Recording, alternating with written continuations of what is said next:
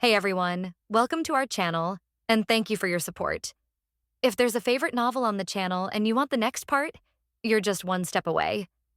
Become a Patreon member and I can make it depending on your tier. Thank you for your attention. The United States Massa, in a private estate covering an area of 500 square meters. Li Feng was sitting on the sofa, holding a cigar in his hand, looking at the snow scene outside the French window, the corners of his mouth curled up. This is the 42nd day he has been the owner of this manor, and everything is as usual, and he is in a happy mood. He thinks he is very lucky. Because of an accident in his previous life, he came to this world called the Marvel Universe. Unlike the novels he read on the internet, on his first day in the Marvel world he had nothing and encountered nothing. Whether it is a system, some kind of high technology, or a unique ability. But the only thing that makes him feel lucky is that he has a wife named Emma, nicknamed White Queen. Yes, it was the White Queen who nearly wiped out the X-Men, but at this stage White Queen does not fully awakening all variant abilities. She is still a plump, protruding, charming, withdrawn, and indifferent woman. Definitely, in the city of Massa, White Queen's family background is also very good, because she has a father who is known as the richest man in Massa. And this 500 square meter manor was given to Li Feng by her father as a wedding foil. Time to eat, sir. A young nanny in a maid skirt came and bowed to Li Feng. Good. Li Feng nodded slightly, put out his cigar, and walked to another living room. In front of the dining table, the White Queen in sexy pajamas is curling up her tender legs, tasting fresh steak. After Li Feng sat down, she raised her willow eyebrows, smiled charmingly, and asked, "How did you sleep last night?" "Everything is fine." Li Feng chuckled, not hiding his greedy eyes at all. "Definitely, it would be better if I had you by my side." Hearing this, White Queen couldn't help rolling her eyes and glared at Li Feng coquettishly. "Eat your meal." That being said, the White Queen thoughtfully picked up a piece of steak and gently placed it on Li Feng's plate. "Are you still going to the recording site today? Do you need me to ask my father to arrange some bodyguards to accompany you?" Although his tone was cold, Li Feng could clearly hear the warmth in it. He raised the corners of his mouth, walked up to White Queen, put his arms around her waist, and said with a smile, "You look down on your husband and me so much. Isn't it just to declare post the trailer for Die Hard, nothing to be nervous about? Then when will you come back? I want you to go to the board of directors with me." The White Queen stared at Li Feng with those beautiful dark blue eyes and asked lightly, About 9 o'clock tonight." Li Feng estimated and responded with a smile, as for the Die Hard trailer he mentioned. "Since you are a time traveler, you can't accomplish nothing and become a waste who only eats soft food, right? Therefore, he can only be a second-rate director in the Marvel world to make some movies that have never appeared in this world." In addition to Die Hard, he even made several films such as The Expendables, which made him famous overnight. After all, these movies all existed in Li Feng's memory in his previous life, and he was able to shoot them with ease. "I'll go to the hospital first to see my mother." Because White Queen's mother often takes psychotropic drugs, her physical condition is very poor and she often needs to stay in the hospital for treatment. So White Queen usually goes to the hospital to take care of her mother after eating with Li Feng every day. Etc. Li Feng suddenly put White Queen's waist into his arms and then looked at her affectionately. "What are you doing?" The White Queen was taken aback. 2 seconds later, the four lips met. "Okay, let's go." Li Feng licked the corner of his mouth with a smile and let go of the White Queen's limp body. On the latter's face there was a rare blush, making it even more charming. She gave Li Feng a hard look, then turned around, changed her clothes, and left. For Li Feng's domineering behavior and actions, the White Queen has experienced countless times. If it were someone else, she would use her unskilled ability to kill the opponent without any hesitation. But in front of Li Feng, she found that she couldn't afford that kind of thought. But the more domineering a person is, the easier it is to be conquered by the domineering. In the city of Massa, what does the identity of the White Queen represent? The daughter of Massa's richest man, the heir in line to the largest trade group in the United States. Because of the mutant, White Queen was abandoned by the elders of the family when she was very young, and was even locked up in a ward controlled by her adoptive mother for a long time. Her first variant ability was telepathy, which got her a lot of strange eyes. Until the day when Li Feng traveled to this world, she escaped from that ward with the first awakening of her diamond ability, but was exhausted on the way of being hunted down, and fainted in an alley and was rescued by Li Feng. From then on, the White Queen's cold personality was gradually changed by Li Feng's shamelessness. Thinking of Li Feng's hooligan actions towards her in the morning, White Queen's heart beat a little faster. From birth to now, she has never been molested like this. In the past, as long as other men looked at her more, they would either be killed by the bodyguards sent by their father, or be strangled by her with a mutant ability of telepathy. But for this man, Li Feng, she has nothing to do. However, she didn't resist in her heart. Instead, she became more and more dependent on Li Feng after getting along these days. After his wife left, Li Feng also changed into a suit and drove a Maserati to the city center. As a second-rate director, it is naturally impossible for Li Feng to only make the film Die Hard. Which movie in the previous life has he not seen?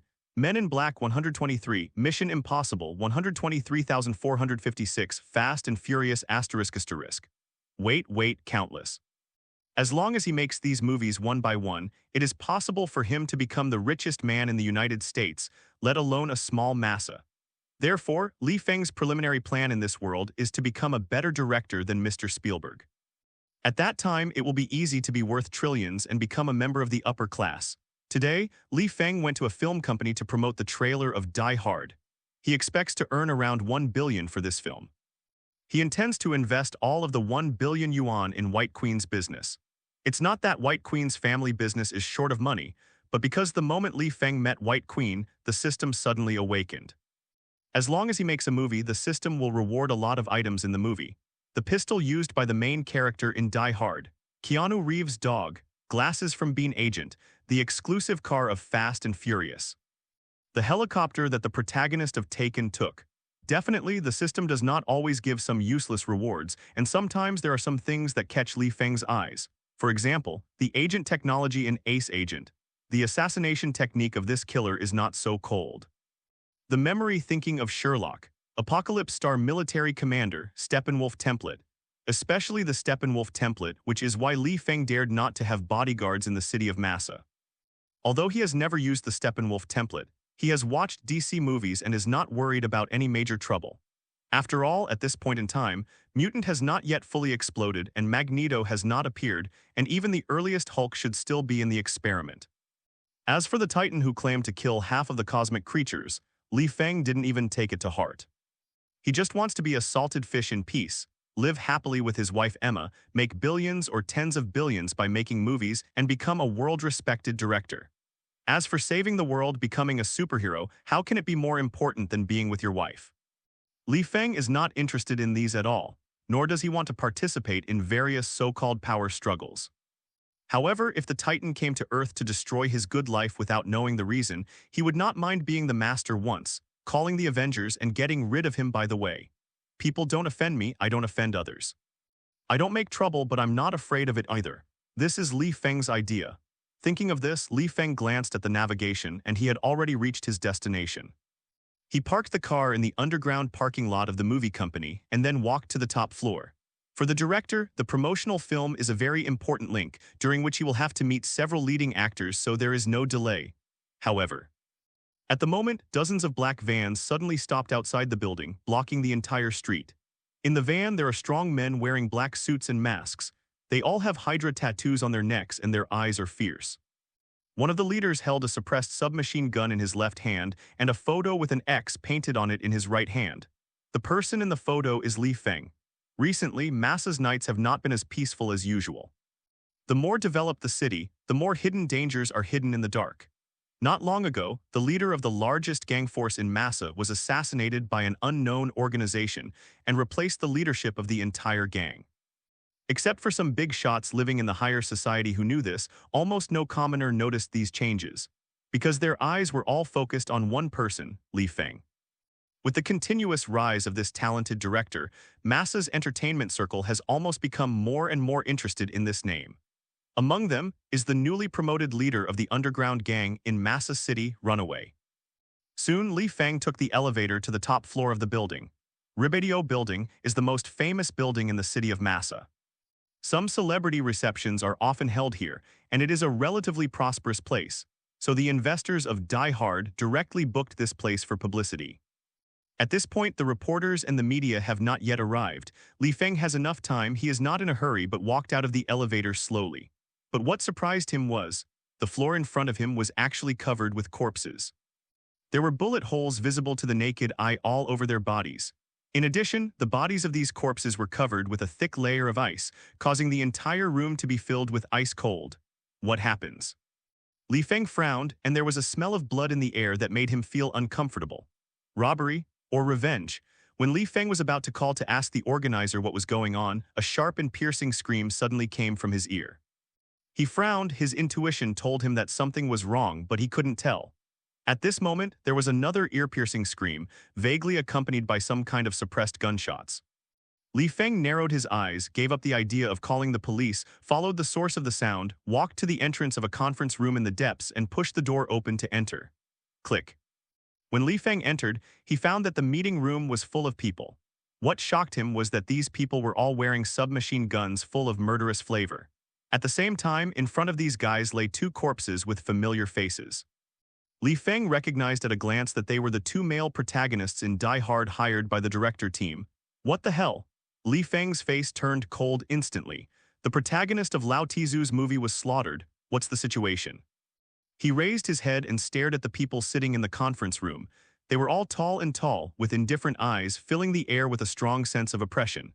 You Li Feng, the director of Die Hard. Suddenly, a burly bald man sitting at the top spoke indifferently to Li Feng. There was a strong bandit air about him, his eyes were extremely cold, and there was a looming cold air on his body, which made the surrounding temperature drop by a few points. Li Feng didn't know the purpose of this group of guys, so he nodded coldly without opening his mouth. Our boss said that he wants you to make movies for him for free for the rest of his life. Otherwise, we will kill anyone who dares to accept your movies. Do you have any objections? Hearing this, Li Feng finally realized suddenly, isn't this just a threat, still making movies for free for life when I do good deeds?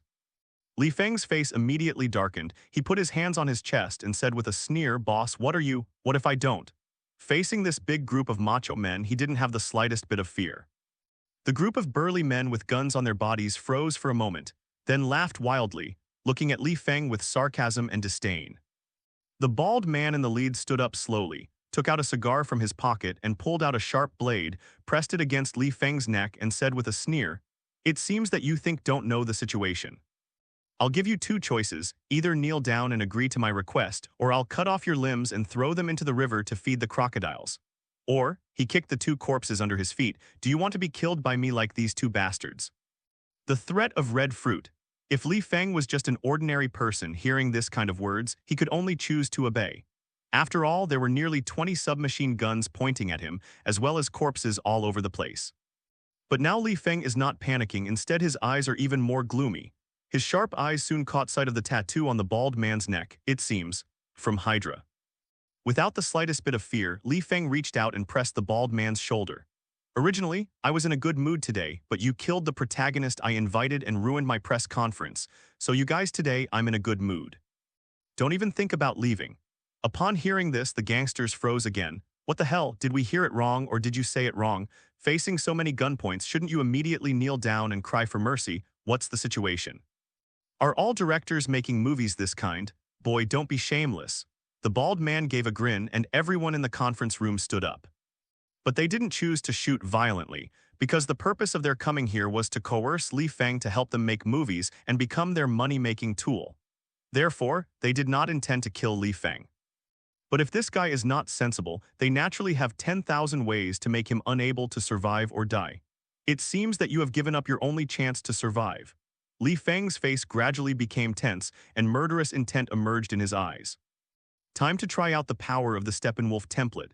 However, just as he was about to try it out, the elevator was suddenly opened, and a figure wearing tights and a shield on his back rushed out. Captain America? Li Feng was stunned when he saw this man's appearance. When the burly men in front of them saw this figure, fear flashed across their faces, and the bald man raised his gun without any hesitation and said, Shoot, and beat these two bastards into a sieve for me. Obviously, these guys didn't expect Captain America to break in at this time. Captain America in this period should have just woken up and has not yet created Avengers. As a man of S.H.I.E.L.D, Captain America is definitely a headache for some Hydra elements. Facing Li Feng, an unarmed, second-rate director, the bald men had plenty of ways to torture them. But facing the frozen man Captain America, they must cheer up. As for Li Feng, they didn't care at all, just a second-rate director. Like this kind of thing, they can find more than a dozen a day. What is it compared to killing Captain America? But what they didn't expect was that Li Feng was the most threatening person in this office. He was already impatient. These guys with Hydra tattoos on their necks ruined his day. Not only did he kill the protagonist he invited, but he even planned to arrest him to make a free movie for the rest of his life. What are you kidding? Stand back, leave this to me. Captain America glanced at Li Feng and gave him a warning wink, but Li Feng ignored him at all, the moment the bullet popped out of the chamber. Li Feng and Captain America turned into a black shadow at the same time, often rushing to both sides with a tacit understanding. However, Li Feng's speed surpassed that of Captain America in an instant. He passed through the densely packed bullets like a ghost, and in an instant came to a strong man and punched lightly. Die, click, the skull of this Hydra member was directly shattered. Shit. Seeing this scene, other Hydra members cursed directly and aimed their guns at Li Feng. Only then did they realize that this guy was the biggest problem, but it was too late. Li Feng has the Steppenwolf template. Although he has never used it, he always has a feeling of endless energy when he is doing certain things. In other words, Li Feng has all the attributes of Steppenwolf's body. Even if he meets the Hulk in his heyday, Li Feng can easily deal with it. What are these ordinary people with guns? At such a close distance, it is simply a dream to injure Li Feng only by these bullets with kinetic energy. Boom, boom, boom. After several piercing, tearing air sounds, the meeting room was covered with blood and corpses. Except for the bald man who was covered in cold air, no one survived. Li Feng stood on the table, wiped his fists, and looked at the bald man with indifferent eyes. Next second. The bald man's body was covered with a layer of ice picks which dropped the temperature in the entire meeting room.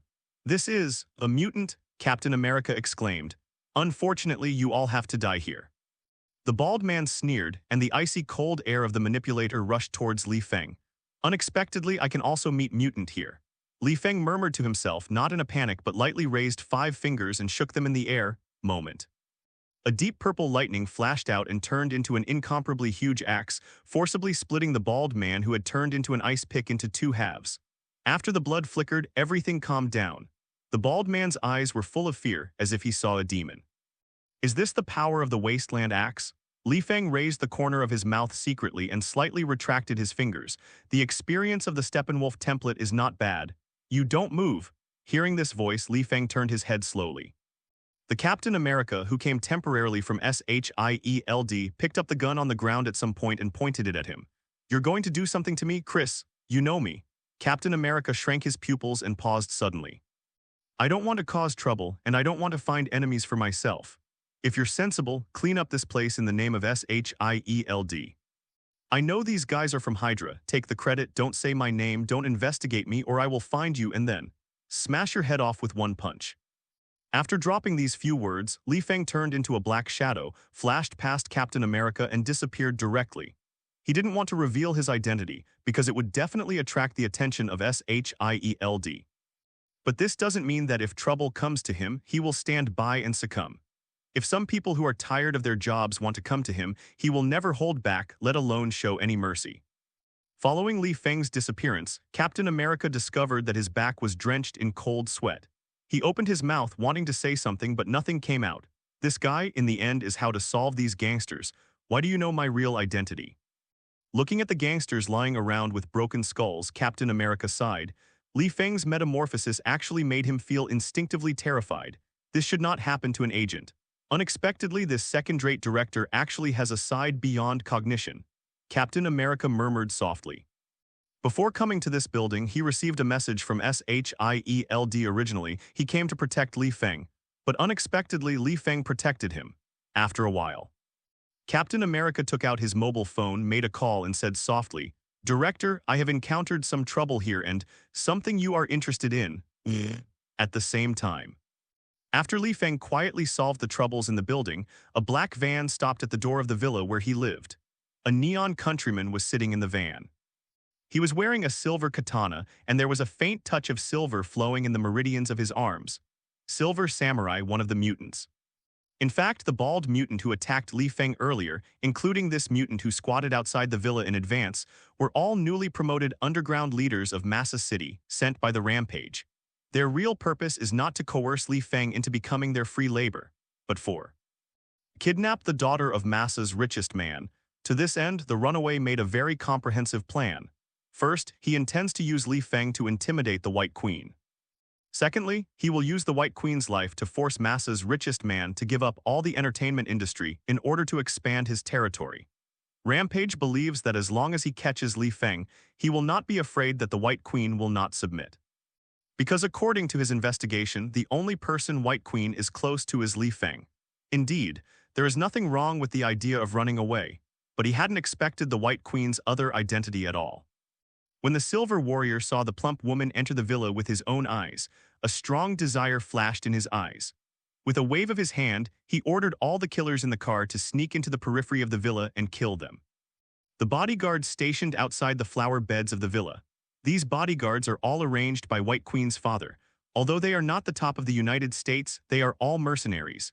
It's just that these bodyguards are still too immature compared to the mutant Silver Warriors. After the battle was easily resolved, the Silver Warrior broke into the living room with 5 killers with cold eyes. However, the White Queen changed into her tight pajamas as expected, sat on the sofa, and looked at these cold-blooded guys indifferently. "Hello, Emma." The leading Silver Warrior put away katana and smiled at the White Queen. "You are welcome, my friends. Would you like a drink?" The White Queen greeted these killers with a charming smile. She had already discovered the existence of these people through telepathy and learned that Li Feng was in trouble. But she is not worried. This is the city of Masa, her father's territory. If there is anything wrong with Li Feng, she will find everyone and kill them. "I'd love to have a drink with you if you'd take your shirt off."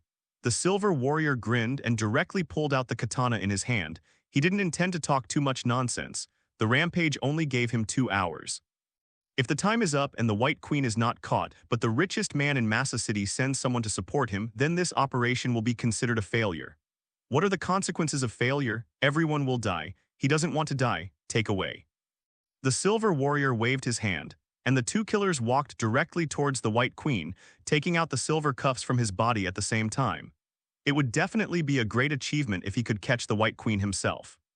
When the time comes to satisfy the runaway boss, they will all have rewards. Seeing that these killers were about to touch him, White Queen's eyes were full of indifference. She gently raised her tender white hand and suddenly pinched it in front of her. Whoosh. In the palm of his hand, he shot a sharp diamond arrow, instantly piercing through the heads of the 2 killers. The 2 killers were still immersed in the rewards after completing the mission, and they were instantly killed by this diamond-shaped sharp arrow. The sudden change made the remaining killers dumbfounded. The White Queen crossed her arms, stood up slowly under the sluggish gazes of the killers, and said solemnly, "I haven't used this ability to kill people for a long time. You should feel honored." Finished. Her whole body turned into a crystal-clear diamond body which looked especially beautiful and dazzling under the bright sun. No matter how stupid these killers were, they still reacted and fear burst out of their eyes. You are a mutant. Telepathy diamond form, yes. This is White Queen." After remembering the power of mutants, several killers panicked. Next second, they directly raised the assault rifles on their bodies, no longer caring about capturing the White Queen's order alive, and directly pulled the trigger. If they don't do this, they will die themselves. No one spared their lives. What about mutants? Under the 5.56 caliber bullet, no matter how powerful the mutant is, it will be smashed into a sieve, right? However, what they didn't expect was that the White Queen simply dismissed these almost toy-like firearms. The bullets from the tearing air sounds hit her body, but they all turned into dust. How powerful is the diamond form White Queen? Not only is her body invulnerable, but she can also withstand the blows of huge forces without even feeling tired, and she doesn't need water and food supplements. She can even be immune to the mental attacks of the most powerful telepaths among the mutants. 2 seconds later. Countless densely packed sharp drill blades floated out of thin air from beside the White Queen. The killing intent exploded. These killers could no longer control the fear in their hearts, screamed and pulled the trigger. However, nothing works. Die, the White Queen waved lightly. The drill blade shot out like Death God's sickle, piercing the heads of several killers without stopping. Only the Silver Samurai remained. "Are you a mutant too?" White Queen propped up her chin gracefully and said coldly, "I feel it." "You guessed it right." The Silver Warrior grinned, his arms instantly turned into silver metal, and the katana in his hand merged with his 5 fingers. He made a gesture commonly used by warriors and said, "Pray be ***ch, I swear it will make you happy next time." As soon as the voice fell, the Silver Warrior exploded and shot towards the White Queen. However, the moment he approached the White Queen, her diamond form slowly disappeared. She just stretched out a finger and pressed the Silver Warrior's forehead. Next second. The Silver Warrior was startled suddenly, his face became extremely dull, and he lost his combat power in an instant. What do I ask you, what do you answer? White Queen said coldly, who sent you here? The Silver Samurai replied blankly, Rampage, the underground emperor of the gangsters in Massa City. White Queen asked again, how is my husband Li Feng now? Silver Warrior replied, I don't know, we will act in 2 groups. White Queen nodded lightly and flicked her slender fingers again. The Silver Warrior fell to the ground, brain dead. White Queen's telepathy is just as powerful as the diamond form. Not only can she use this ability to read other people's thoughts and memories, but she can also forcibly modify the other person's memory, control their thinking, perform mental shielding, and even connect the minds of multiple people, using telepathy to put the victim in an unconscious state of sleep. Overall, among all mutants, White Queen's telepathy ability is second only to Professor X. In the end, all the killers who broke into the villa died in the hands of White Queen. She stretched, and then used the diamond ability to clean up the corpses. For now, she doesn't want Li Feng to be exposed to the fact that she is a mutant so early. After all, in her eyes, Li Feng is just an ordinary person now. Definitely, Li Feng didn't know that his wife had been attacked by another group of killers. At the moment, he had just walked out of a high-end clothing store on the street, holding brand new clothes that had cost hundreds of thousands of yuan in his hand. This is Li Feng's habit. Every time he goes home, he will bring a gift to the White Queen. In his eyes, this is called freshness. Although given the White Queen's family background, any clothes you want can be tailored by a well-known tailor with just a few words. But every time Li Feng buys clothes, she will take them seriously and wear them to go out. The new European-style dresses on the shelves this time look pretty good, and my wife will be very happy to receive them. While humming, Li Feng stuffed the clothes into the back seat of his Maserati. In his eyes, White Queen tends to be perfect both in facial features and figure. She is absolutely plump, and there is a rare vixen in every gesture. Therefore, the more clothes that can highlight the figure, the more suitable for her. Before Li Feng chose clothes for her, she basically wore some simple casual clothes, completely covering up her figure. Li Feng, who was about to drive home, didn't know that he had attracted the attention of countless people. In response to Li Feng's arrogance in the building, all of Li Feng's private information has been displayed on the big screen at the S.H.I.E.L.D headquarters in New York City. And in front of the big screen, Director Nick Fury, Detective Phil Coulson, and Captain America, who just came back, look brooding. It seems that there is nothing special about it. A second-rate director who makes movies, is he really that fierce? Captain America said, when I first met him, I thought so too, but after he killed those Hydra elements in the conference room, I was completely dumbfounded. Nick Fury nodded and asked, have any of you met this person in real life?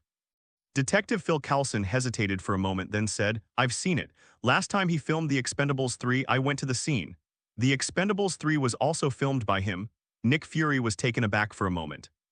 As agents, they are particularly sensitive to this kind of subject matter. After all, who wouldn't want their career to be made into a movie?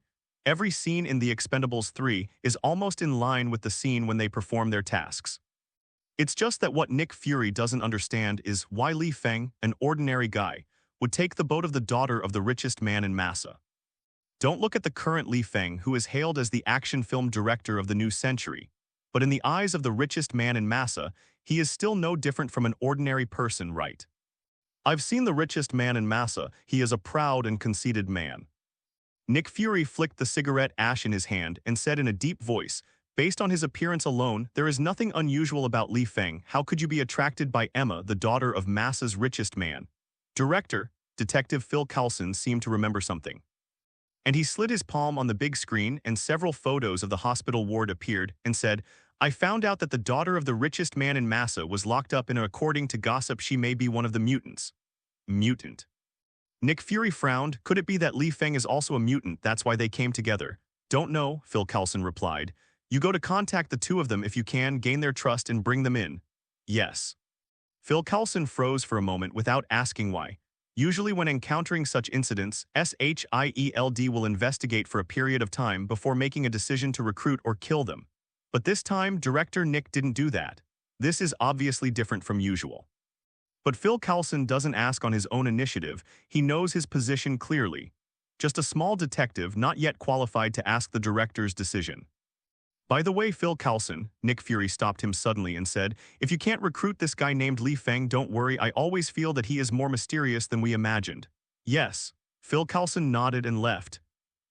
At the same time, the United States Kentucky Fried Chicken, the newly established mutant school, the Brainwave Augmentation Laboratory. Professor X took off the Brainwave Augmentation helmet and whispered to the X-Men member Beast behind him, "I found it in Massa City." Did she use her ability again? Beast took a deep breath and said, "Are we going to stop it, Professor?" "No, the time hasn't come yet." Professor X shook his head slightly and said, "There are many mutants hidden in Massa City. Just now I saw 2 new mutants, but they all died after 10 minutes. The brainwave signal disappeared and I couldn't see anything." "Someone's killing mutant," Beast said tensely. "Is that the Magneto guy?" "No, it's not him." Professor X still shook his head and said, "Hancock, I suspect that a new mutant has appeared, but my brain waves cannot detect his existence." "What?" Beast said with a face full of shock. "There is an existence that you can't perceive. That man is very powerful." Professor X murmured with a serious face, "I'm worried that he will become an uncontrollable existence like Magneto, and mutant will be in danger by then. Maybe we can try to contact him." Beast stroked his chin and said, "Let Wolverine go." "Don't worry, I'll try to monitor his brainwaves. If he is a mutant, maybe I can talk to him directly." Professor X took a deep breath and put on the brainwave amplifier again. The light in the entire laboratory dimmed. Starlike lights flickered one by one, and countless pictures flickered in Professor X's mind. Massa City. As soon as he parked the Maserati, Li Feng felt a flash of pain in his head. He frowned slightly, but soon saw the pretty figure of the White Queen not far away, so he didn't care and ran towards her. "Honey, I'm back." Massa City private villa. As usual, Li Feng hugged White Queen's face and kissed her, then handed her the clothes he bought and said with a smile, "My lord, I promise you will like the clothes I bought this time. Quickly open them and have a look." "Which one of the clothes you bought didn't I like?" White Queen glanced at him, but when she took out some clothes and saw a few low-cut dresses, she couldn't help but shamefully said, This is too revealing. Put it on and have a look." Li Feng urged with a chuckle. The White Queen glared at him but did not refuse, took off her pajamas in front of Li Feng and put on a new dress, making her charming temperament even more charming. "Look, the perfect proportion." Li Feng looked up and down recklessly, hugged the White Queen's waist into his arms, and gently stroked the slender waist with his fingers. "Husband chose well, right?" White Queen hummed softly. Her legs felt a little weak, but she didn't break free. For some reason, she always felt that she was very conservative in front of Li Feng. "By the way, the announcement of Die Hard has encountered some troubles. I have to tell the investors that 2 protagonists have been murdered." Li Feng suddenly remembered something and said. He didn't intend to tell the White Queen what happened just now. If he let her know that he had someone who overthrew the abilities of a dozen Hydra members, things would be difficult. "Didn't you promise me to go shopping with me?" White Queen broke free from his arm and snorted coldly. Li Feng paused, looked around the villa and said, "Then I'll ask the bodyguard outside to inform." "Wait," White Queen shook her head and said, "I don't want to go shopping anymore. You should make a phone call first." The bodyguards in the villa were all killed by the killer brought by the Silver Warrior. She didn't want Li Feng to be suspicious for no reason. "Good," Li Feng nodded, took out his mobile phone and called the investor. Soon the other party responded, claiming that S.H.I.E.L.D will take full responsibility for this matter, and the announcement of Die Hard was changed to 2 days later. Li Feng has no objection to this. Presumably Captain America must have come forward to solve this trouble, so he doesn't need to worry too much. After hanging up the phone, Li Feng turned around and took a look at the White Queen in the living room. The white and tender skin flashed through the gap in the collar and her 2 straight long legs, and she matched it with the clothes she picked out by herself. All of a sudden, I felt my nose was dry and hot. "Why are you staring at me like that?" The White Queen glanced at Li Feng with her tear-marked glasses, but instead of avoiding it, she put her straight legs on the table to see everything in sight. Li Feng chuckled, rushed towards the White Queen and said with a smile, "My lord, since you don't want to go shopping, let's find something else to do. What's up?" The White Queen blushed, glared at him, and tried to push away, but her whole body was powerless. Hey. As soon as the words fell, Li Feng picked up the White Queen and rushed into the bedroom with both feet. 2 days later, early in the morning, while eating the breakfast that White Queen made herself, Li Feng admired her flushed cheeks. During these 2 days, the 2 of them could be said to have never even stepped out of the door. They just stayed in the bedroom for 2 full days. As for what to do, I understand everything. With a gentle smile on his face, Li Feng rubbed White Queen's unconsciously weak legs, causing the latter to stare coquettishly. Although this wife with a knife mouth and a bean-curd heart said no, her body was honest and terrifying. After 2 days of tossing, I still have the energy to make breakfast for him by myself. If the system hadn't made Li Feng's body much stronger, he probably wouldn't even have the strength to walk. After finishing breakfast, the White Queen stood up, straightened Li Feng's collar, and said softly, "Come back early tonight. I have learned some good dishes recently. If you come back late, you won't be able to eat them. Don't worry, my wife." Li Feng kissed her forehead and said with a smile, "Tonight, I promise you won't be able to get out of bed. That's what you said last time."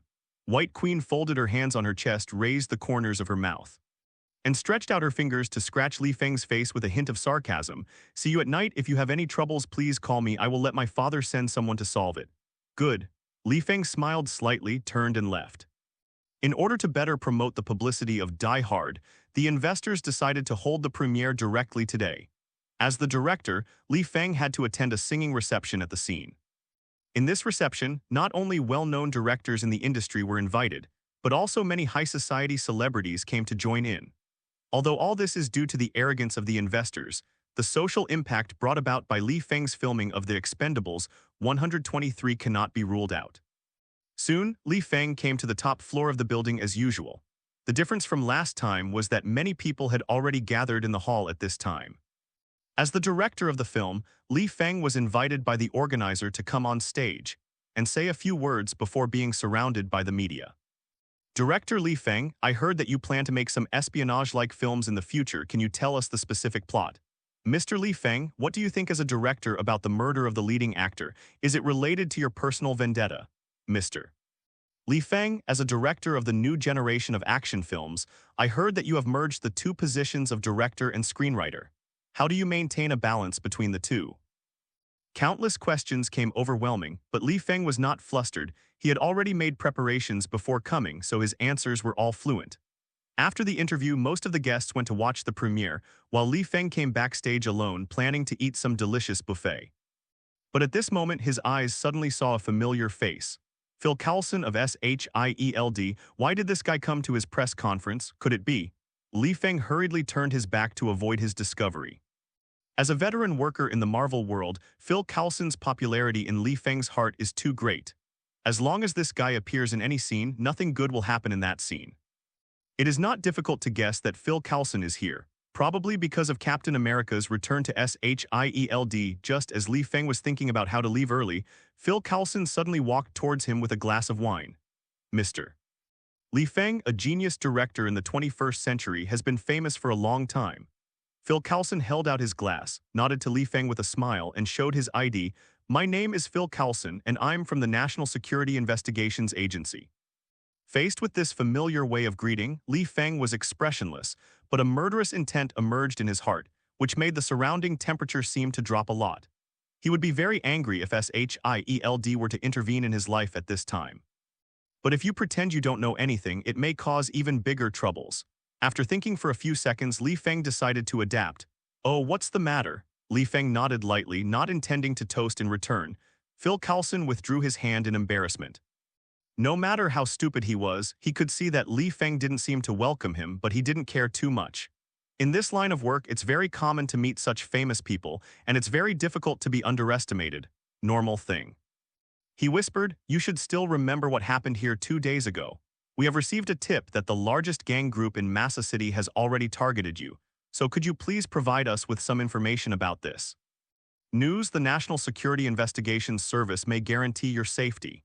Hearing this, Li Feng knew it was not easy to get away today. He took a deep breath and tried his best to calmly say, "I have already warned Captain America, but he still didn't listen to me." Phil Coulson froze immediately and asked tentatively, "Chris told me you seem to know him. Does it matter if you know him or not?" Li Feng sneered and said, "Phil Coulson, as a small agent of S.H.I.E.L.D. You should be a smart person. I don't like talking nonsense to smart people. What's the matter? You just say it." Phil Coulson was speechless for a moment. He didn't expect that Li Feng even knew that he was a member of S.H.I.E.L.D. It seems that this guy in front of him is definitely not an ordinary person. He thought for a few seconds before seriously saying, "Mr. Li Feng, as you think, I am indeed a member of S.H.I.E.L.D. The purpose of my coming here is to find out why you have some powers that normal people cannot control. Definitely, maybe you'll be offended by my rude question, but that's okay. Because throughout the United States, S.H.I.E.L.D. has absolute control over the territory, and we are independent of other governments, even the White House. We are committed to finding and protecting every strong person who is different from ordinary people, and you are one of them. If you are willing to cooperate with me, we'd better find a quiet place to talk. Maybe you will be interested in joining S.H.I.E.L.D. After speaking, Coulson habitually shook his shoulders, waiting for Li Feng's response. Oh, I'm not interested. Li Feng refused without any thought. What are you kidding? Lao Tzu is living a happy life now, his wife is caring, and he has no worries about eating and drinking. In just a few years, he will become a top director, be famous and worth trillions. Why join S.H.I.E.L.D? Too busy. Mr. Li Feng, you'd better think about it before giving me an answer. The smile on Coulson's face gradually faded and he said, as you can see, S.H.I.E.L.D has strongholds all over the world. People like you more or less have some rebellious mentality, and we have many ways to solve such troubles. After all, no civilian in any country wants to be threatened by some uncontrollable factors. What do you think? What do you mean? Li Feng's face turned cold, killing intent emerged. You're threatening me. No, I'm just stating some facts. Coulson shook his head slightly and said, I just want to tell you that there are actually quite a few people like you. As he spoke, Coulson took out a mobile phone, pulled out videos and photos, put them in front of Li Feng and said, look, this is a physicist from the state next door to Massa, and after being exposed to gamma rays for a while, he mutated into a green monster. And this guy in a red bodysuit with a spider tattoo on his chest, gliding between the buildings in Newcomb, amazing, isn't it? And this one, the guy who can summon thunder and lightning with a hammer in his hand. When I saw the video for the first time, I almost peed my pants. There's even this guy with steel all over his body. Their kind call him Colossus, and he can't be harmed by any projectile type of thermal weapon, not even grenades. Here, the guy who can stretch out a few iron claws from his hand. Have you noticed that he looks like a wolf? The longing eyes are very charming. Look, Coulson smiled, put away his phone and said, Mr. Li Feng, as I said just now, there are actually quite a few people like you. If one day you can work with them, isn't that a good temptation? Li Feng's eyes were indifferent, and he still had no intention of speaking. But he knew that from the moment Coulson took out these photos and videos, it meant that the Marvel world was officially on the right track. If it were someone else who traveled through time, he might join S.H.I.E.L.D immediately and then pretend to be aggressive with Avengers and fight monsters. But at this time, he only wanted to make movies and become a world-renowned director. There is no risk and no life is required. Seeing that Li Feng didn't answer himself, Coulson took out a business card from his pocket and handed it over, saying, Mr. Li Feng, this is my phone number. If you think it over, you can call me. No need. Li Feng put his hands in his pockets, turned around lightly and left a few words. Coulson, I don't want to get in trouble or have anything to do with S.H.I.E.L.D. Saving the world, saving humanity is not for me. I just want to be a big director. If these people in the video want to be the protagonist of my movie, I can let them contact me. I guarantee the pay will satisfy them. But if you and the S.H.I.E.L.D. behind you want to control me or destroy my life, I promise you will regret it. The threat in the tone was extremely strong. Watching Li Feng's gradually disappearing figure, Coulson took a deep breath, pressed the communicator behind his ear, and said in a low voice, Director, did you hear what he said just now? After a long time. Only then did Nick Fury's thick voice come back from the headset. Well, I heard that this is a strong guy. Coulson sighed and said helplessly, it's not easy. I have to say that in Coulson's impression, Li Feng is definitely an extremely difficult person. In fact, in the conversation just now, he has already used both soft and hard, whether it is a request or a threat. But Li Feng, just don't eat oil and salt. Make it clear that you don't want to be part of S.H.I.E.L.D. So there are only two options, or erase this uncontrollable factor, or think of another way to force Li Feng to join. Coulson pondered suddenly, Director. We have found out that the father of Li Feng's wife, who is also the richest man in Massa City, has been very restless in recent years. Maybe we can start with him. You mean, knock on the richest man in Massa City to make Li Feng obey? Nick Fury squinted his eyes and said in a deep voice, I hope it works. Let's leave this matter for now. You arrange people to watch Li Feng. Don't let him cause any trouble and leave the rest to me. Yes. Coulson hung up the phone. S.H.I.E.L.D. headquarters. Fury stared at Li Feng's photo with his falcon-like eyes, and at the same time he swiped a surveillance video. In the video, the corners of Li Feng's mouth curled up, turning into a black shadow, approaching a gangster in an instant, and smashing his skull with his bare hands. At the same time, the picture freezes at the scene where Li Feng raises one hand and uses air to kill the ice-covered mutant. This level of lethality is comparable to Captain America. Fury took a deep breath, a look of shock in his eyes. He actually doesn't care about Li Feng's indifferent personality. What he cares more about is this person's ability.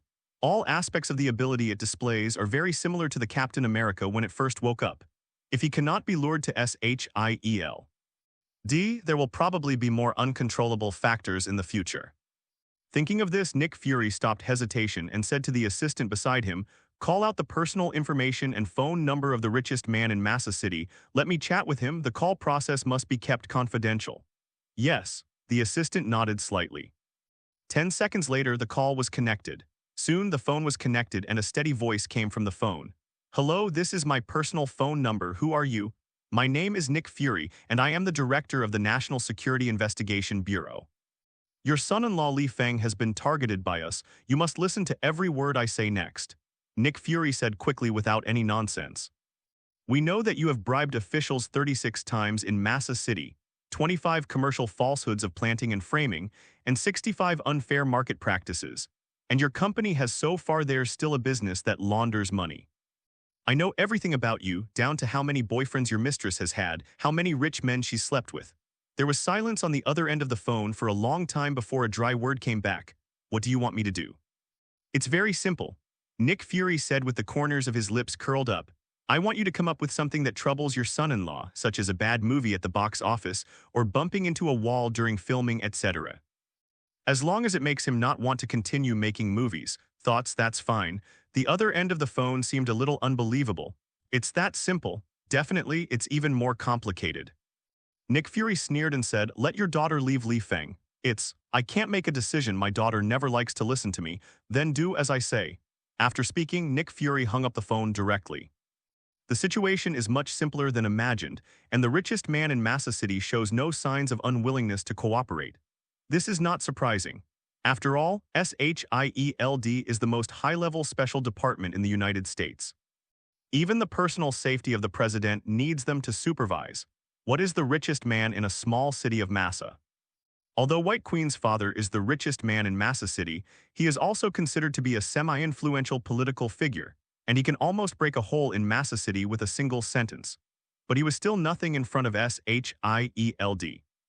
That's why Nick Fury dared to be so direct and bold. The person on the other end of the phone obviously knew this fact, so after being silent, he still gave in. At the same time, Li Feng was sitting in the seat of the premier, sipping wine lightly, recalling the previous conversation with Coulson. A large part of the reason why his attitude is so decisive is because he doesn't want to be ruined by S.H.I.E.L.D. his happy life. If the S.H.I.E.L.D. guy wants to force his way in, he doesn't mind getting everything sorted out. With the ability of the Steppenwolf template, trying to deal with S.H.I.E.L.D. that has not yet formed Avengers is like eating and drinking water. However, it is worth mentioning the few clips that Coulson showed himself just now. The recovery of the Marvel world heralds the coming disaster of the whole Earth. There is a saying that troubled times make heroes. This is also Li Feng's idea, but this hero is not the hero who saves the world, but Li Feng raised the corner of his mouth. If in the next time he recreates most of the important events that happened in the Marvel world through filming, then his worth will soar wildly in a short period of time. Enough to soar to what extent? The whole of the United States, and indeed the world, will be proud to have seen his films. At that time, the profit he will get will not be just tens of billions, trillions. It's as simple as that. Even he can set up another Marvel movie universe in the Marvel world. As long as he succeeds, he can make money while lying down and even lead his wife to live a shameless life. Thinking of this, Li Feng took out his mobile phone from his pocket and called Feynman, the manager of the director team. For the Expendables 123, he put together a studio team, and Feynman was the first agent he hired, and ability was great. "Hey old man, I have something to trouble you. Is it convenient?" "Go ahead, boss. I'm going to start a new movie company called Marvel Studios Inc. "Marvel? What a unique name. How much do you need to invest?" "Put all the funds in the account into it, and after the release of Die Hard, all the people in the studio will be merged into the company." "All funds, boss. What do you want to do? In the future, you will understand." Li Feng hung up the phone and immersed himself in his grand plans. In Massa City, an underground boxing arena is holding a fiery match with odds of 1-5. But at the scene, there was only one person sitting in the largest seat of the auditorium. He was thin, with blonde hair, wearing a black tights with a faint smell of cigars on his body, and he was staring greedily at the two fighters on the boxing ring. He called Runaway. The new underground emperor of Massa City is also the host of this black boxing arena. Before he officially ascended the throne, the old underground emperor of Massa City had controlled Massa City for decades. But with the appearance of Rampage, the city of Massa has completely changed. At this time, Rage suddenly stood up, walked to the center of the boxing ring, waved his hand impatiently, causing the two boxers to roll aside, and then said indifferently, "Bring it up." In a minute. Two gangsters came up carrying a blonde man covered in blood and threw him to the ground. "It's been a long time since I've done anything to my subordinates." Rampage smiled grimly and pressed the blonde man's head with 5 fingers. "You know I'm afraid of trouble and I don't like dealing with government people. But I like money, I like lots of money, so I take your advice. But the consequence of doing this is that I was targeted by people from S.H.I.E.L.D. just after I arrived in Massa City. Do you know how much trouble this will cause me?" The voice fell, there was a click. One arm of the blonde man was pinched off by the violent one-handed man, and he let out a horrible cry, his body trembling, and kept begging for mercy. "Boss, no, don't, I was wrong. I shouldn't have given you money. This bad idea. No, you're right, it's me who's wrong, I've listened to your advice stupidly." Said violently in a cold tone, anyone can hear the anger contained in his tone. As for the poor guy kneeling on the ground, he was the mastermind who proposed to kidnap Li Feng and White Queen to threaten the richest man in Massa City. Originally, this plan was considered to be foolproof, and even in order to achieve the goal, Rampage sent his 2 capable generals, Iceman and Silver Warrior. But no one could have imagined that Li Feng and White Queen would kill them immediately. That's not what made Rampage so angry. The death of the 2 mutants meant nothing to him. The real trouble is that S.H.I.E.L.D. took over the latter. This means that Rampage can no longer continue to do what he wants to do as he pleases. No gangster wants to be targeted by S.H.I.E.L.D., and neither does mutant. Just at the moment, at the entrance of the underground black boxing arena, 2 figures suddenly appeared. One of them has a human face with a wolf beard, sharp eyes, and a strong figure. The other one was sitting in a wheelchair with a calm face like a pool of stagnant water. When Rampage saw these 2 faces, his eyes shrank suddenly, his whole body tensed up, and he squinted and said, "X-Men, what are you doing here? Give you a warning." Professor X took out a photo of Li Feng and White Queen from his pocket and threw it in front of the Rampage. "From now on, don't make trouble with these 2 people, otherwise the X-Men will regard you as an enemy and tear you into pieces." Wolverine took over the right to speak, her tone extremely indifferent. "What if I say no?" Runaway's face twitched and he responded sternly. This isn't the first time he's had issues with the X-Men. As a mutant, he definitely knows what the existence of the X-Men represents. "You have no choice," Professor X said lightly. "It seems that you must think that I am easy to provoke." Rampage grinned grimly and snapped his fingers. Around the black boxing arena, nearly 30 or 40 half-naked strong men slowly walked out, full of oppressive aura. Whoosh. Wolverine raised her hands violently, 6 claws cut through the space and let out a whine. Just when he was about to rush forward, Professor X reached out his hand to stop him, raised his head and said calmly, "Rampage, you mean you're going to fight against the X-Men?" "No boss likes to be threatened," Runaway said viciously, especially in his own field. "Threat." Professor X raised the corner of his mouth in a rare way and said sharply, "No, we are not threatening, but warning." The voice fell. He suddenly raised 5 fingers and pinched out of thin air. Buzz buzz. Immediately, everyone in the black boxing arena held their heads and screamed in pain. A terrifying telepathy spread in the brains of these people, tearing their brain cells. But the scream, which lasted only a dozen seconds, stopped. Professor X and Wolverine turned and left without stopping. Foo *K, Foo *K, Foo *K. With a pale and angry face, violently cursed at the surroundings a few times, but he didn't send anyone to chase after him. This is the city of Massa. If he wanted to, he could immediately call hundreds of brothers with submachine guns and beat these 2 guys into a sieve. But there was no Rampage. He chose to swallow his breath, because he doesn't want to be enemies with S.H.I.E.L.D. and X-Men at the same time, but that doesn't mean he won't be angry. Fuzu turned around, looked at the trembling body, stretched out 5 withered fingers and crushed his neck directly. "Throw his body in a septic tank. Garbage deserves to be with garbage." Yes. The body of the blonde man was carried down. With a gloomy face, Lu Zhu took out his handkerchief, wiped the blood off his fingers, took out his mobile phone, made a call, and ordered, "Investigate for me, what is the origin of that guy named Li Feng, and why are there so many people here?" Come to protect him and don't do those business recently. I don't want to get into trouble with S.H.I.E.L.D. Silver Warrior and Iceman are killed. Let the Griffin and Angel come to me, and when things calm down, I'm going to make a big one. On the other end of the phone, he hung up without saying anything. Fuzu took a deep breath, the anger in his eyes gradually disappeared, and he gradually calmed down. The White Queen is one of the mutants. He has heard about it, but he still can't believe it. Now it seems that even the X-Men have come forward, and this matter is almost inseparable. But what is the origin of that guy named Li Feng? After the premiere of Die Hard, Li Feng drove back to the villa. At the moment, it was 8 o'clock in the evening, the lights in the living room were still on, and meals were already prepared on the table. The White Queen, who was wearing a sexy dress, was sitting on the sofa, leaning on her white and tender legs, like a pure relief, watching TV with relish, which was pleasing to the eye. Honey, how do you know that I'm coming back and you have specially prepared meals? Li Feng stepped forward directly and hugged him roughly into his arms. Don't underestimate my connections. White Queen glanced at him and said, it's 30 minutes later than I expected. Isn't there something troublesome? Li Feng put his finger on the soft body restlessly and said with a smile, let's go, let's have dinner together. He wasn't going to tell White Queen S.H.I.E.L.D. about his troubles, it would make her suspicious. But I have to say that White Queen's cooking skills are really good. Not only did they prepare a lot of expensive ingredients, they even made a big bowl of caviar, which is very fragrant with the king crab's crab paste. Before meeting Li Feng, White Queen was a novice in the kitchen who knew nothing and couldn't even wash the dishes. But after living with Li Feng, she can come up with some new tricks almost every day. This is one of the reasons why Li Feng loves his wife so much. Correct, during the meal, White Queen suddenly raised her beautiful eyes and said, Father called me just now and asked you not to continue making movies for the next 2 years. What?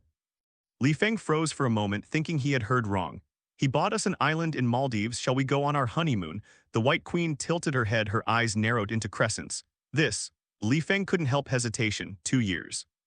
In 2 years, I am afraid that even the Battle of New York has passed, right? At that time, it would be too late to make a movie, and it might even lose a lot of fame. But he couldn't refuse his father-in-law's kindness.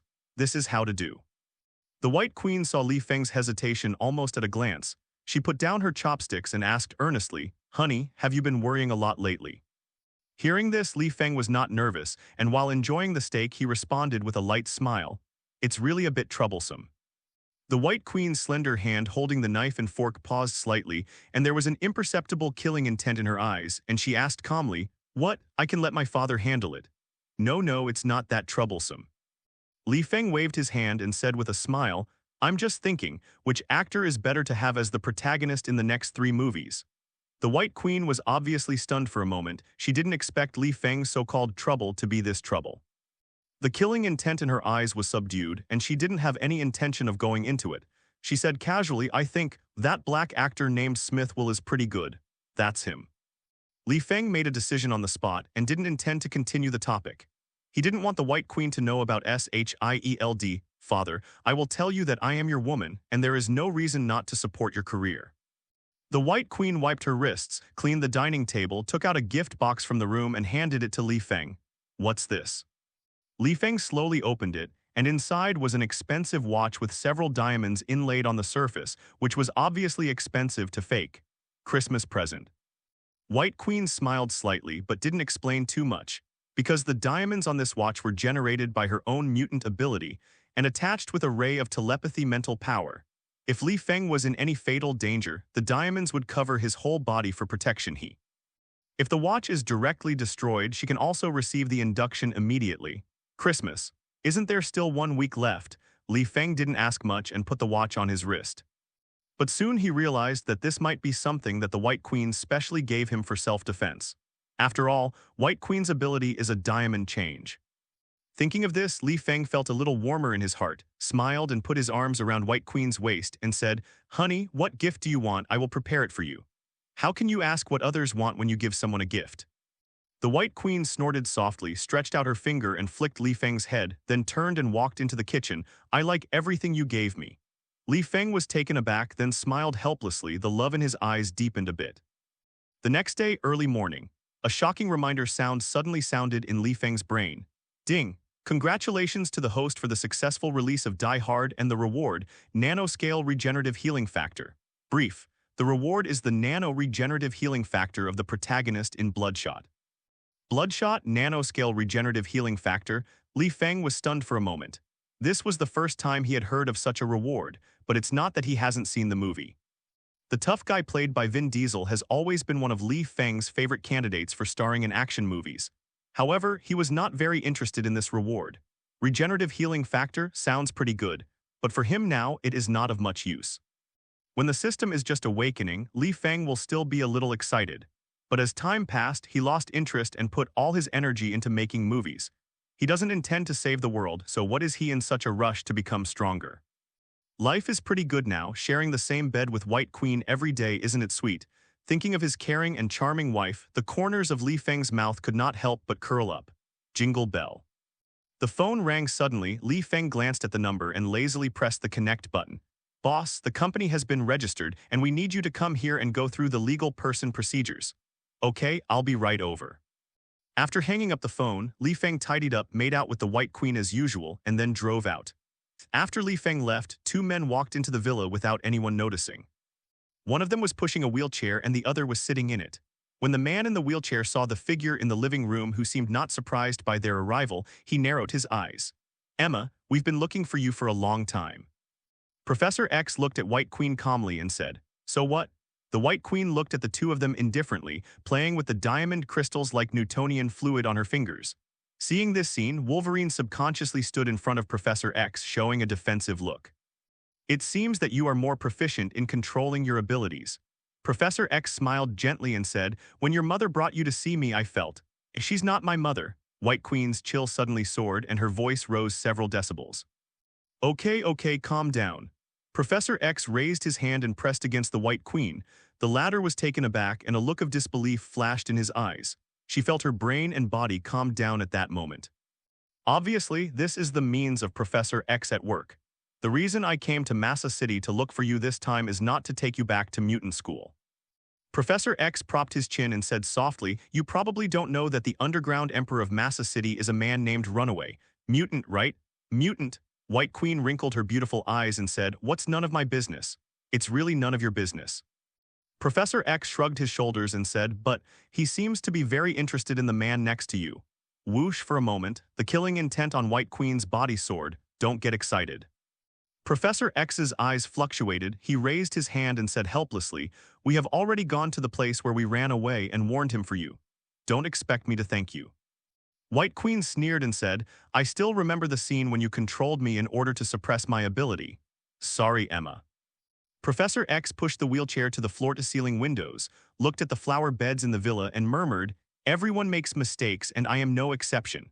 I am not here to claim credit for you, just to remind you that the world seems to be starting to recover. The White Queen didn't speak. My brain is very messy recently. Professor X rubbed his temples and said with a serious tone, The plan that Magneto and I proposed at the beginning has completely failed. We can't control the continuous gushing of mutants. The uncontrolled guy is likely to mess up the world. Even, they will attack the same kind as you and me. Then let them come. White Queen said lightly with a flash of disdain in her beautiful eyes. Professor X smiled wryly and asked, What if the one named Li Feng is also one of them? Click. An icicle-like diamond blade was instantly suspended above Professor X's head. At the same time, Wolverine, who was standing aside, had already pierced the bone seam with her claws, aiming at the White Queen's neck. No one dares to threaten him in front of me. The White Queen's eyes were full of murderous intent, and the surrounding temperature dropped a little because of this. Professor X was silent for a few seconds, then said softly, You have changed, Emma. The White Queen didn't speak, but the sharp blade suspended above Professor X's head sank another point. Let's go. Professor X turned the wheelchair around and dropped a few words. Emma, stay away from him, that's all I can tell you. He is not a mutant, but possesses the ability of a mutant, which is dangerous, very dangerous. If you need help with the X-Men, feel free to contact me. We are friends forever. The moment the sharp blade disappeared, the steel claw retracted. Wolverine stared at the White Queen for a few seconds before following Professor X after the two left. The indifferent White Queen took out her cell phone and made a call. Send me the information about the underground emperor in Massa City. I want to know where he is now, immediately. A few minutes later, White Queen looked at the photos and address in her phone and changed into clean clothes. Rampage, isn't it? I'm here to find you. The White Queen murmured softly, her cold eyes made one's heart chill. This is the original face of White Queen. During Mutant Ability's first awakening, she slaughtered an entire gang of traffickers she came across. At that time, countless corpses stood in front of her and her whole body was stained red with blood. And she has no mercy. The dragon has reverse scales and those who touch them will be angry. The phoenix also has reverse feathers. If you pull them out, you will surely burn yourself.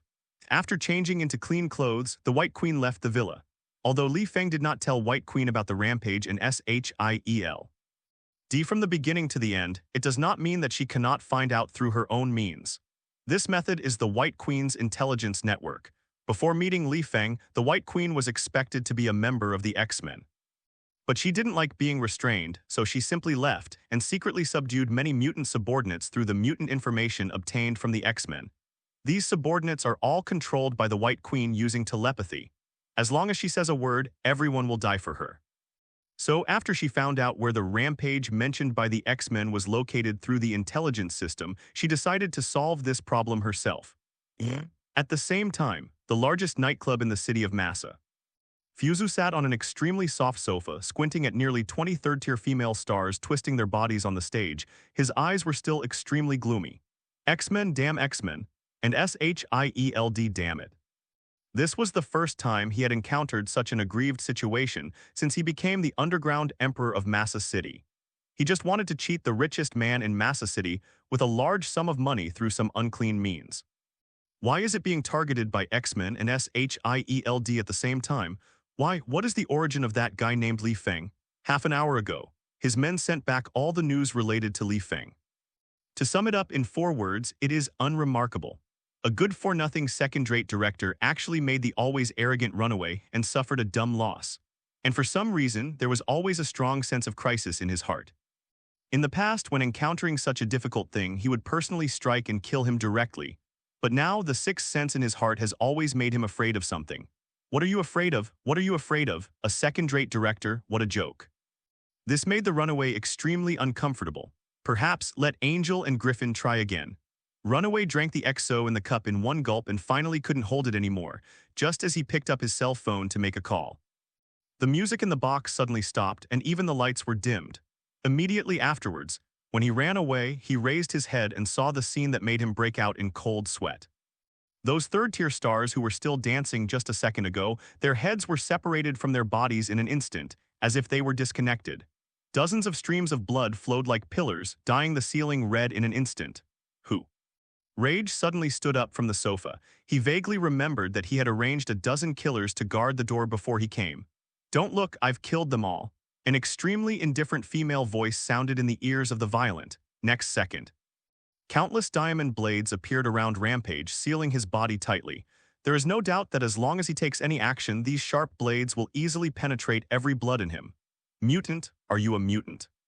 Cold sweat broke out on the forehead of the violent. Because the light in the box was too dim, he only saw a tall black figure vaguely in front of him, but he couldn't see his face clearly.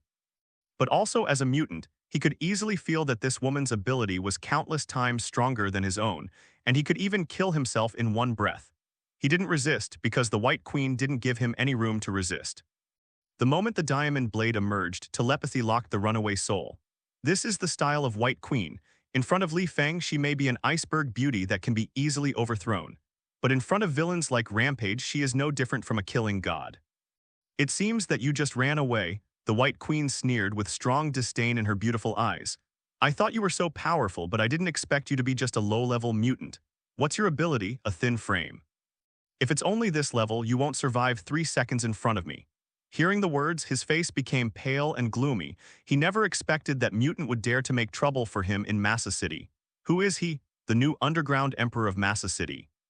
If it were any other time, as long as he said a word, there would be nearly hundreds of people with submachine guns blocking the entrance and exit of the entire nightclub. But now he seems to have no chance. Then come and try. Runaway gritted his teeth, almost oozing these words from between his teeth. Pitiful. The White Queen sneered, raised her finger, which was as tender as suet white jade, and slid it out of thin air. Whoosh whoosh, all diamond blades disappear in an instant. Next second, Rampage let out a sinister grin, and a layer of black armor instantly appeared all over his body, shining with a blinding black light. This is the rampant mutant ability, the outer armor formed by a total of 206 bones. White Queen saw this scene, her eyes were still cold and she ignored it. ****ch, I'm going to tear you to pieces. Rampage released all the anger like a tiger preying on prey, propped up his body and rushed towards the White Queen. However, whoosh. A diamond blade as thick as an arm pierced Rampage's chest with ease. Puff. Rage suddenly vomited a mouthful of blood, his eyes widened, his face full of disbelief, and he slowly lowered his head to look at his chest. There is a blood hole visible to the naked eye, and the diamond blade has disappeared. It's only 2 seconds. White Queen walked out of the shadows with a blank face and a voice like ice. It's you. Rampage clearly saw the face of the White Queen and his whole face was terrified.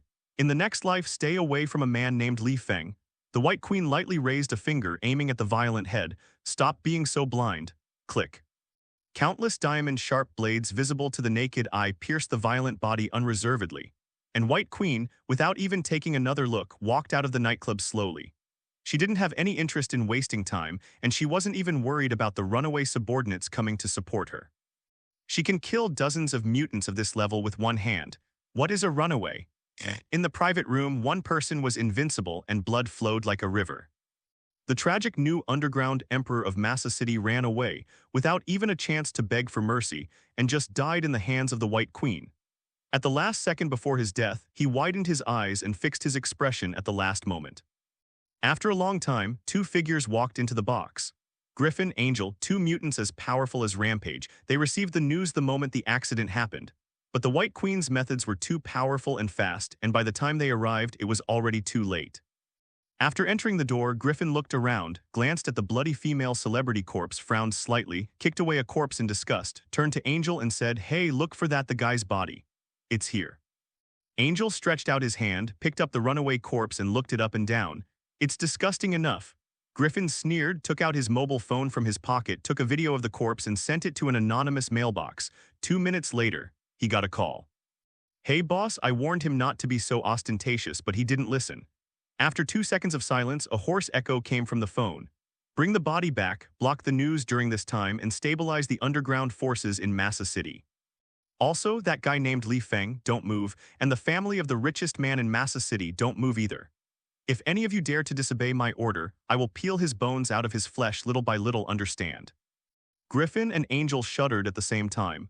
Yes, at the same time. After registering the company with his agent, Li Feng rushed to the next party, a fan interview session dedicated to the investors of Die Hard. As a new dark horse in the director circle, Li Feng gained a large number of young fans who love action movies through The Expendables. A large part of this depends on the outstanding performance of a dozen tough guys in The Expendables and Li Feng's narrative techniques. Even though Li Feng's international reputation is not high, in Massa City, his reputation can be said to surpass all local directors.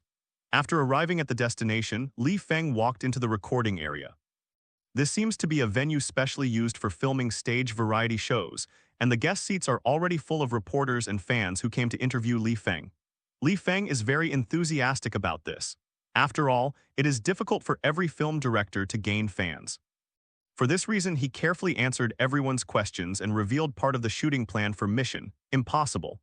The atmosphere of the whole interview scene was very enthusiastic, but after the end, Li Feng suddenly received a call from his agent. "Boss, I have found a new agent assistant.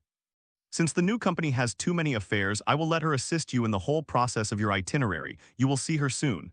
"Okay, I get it."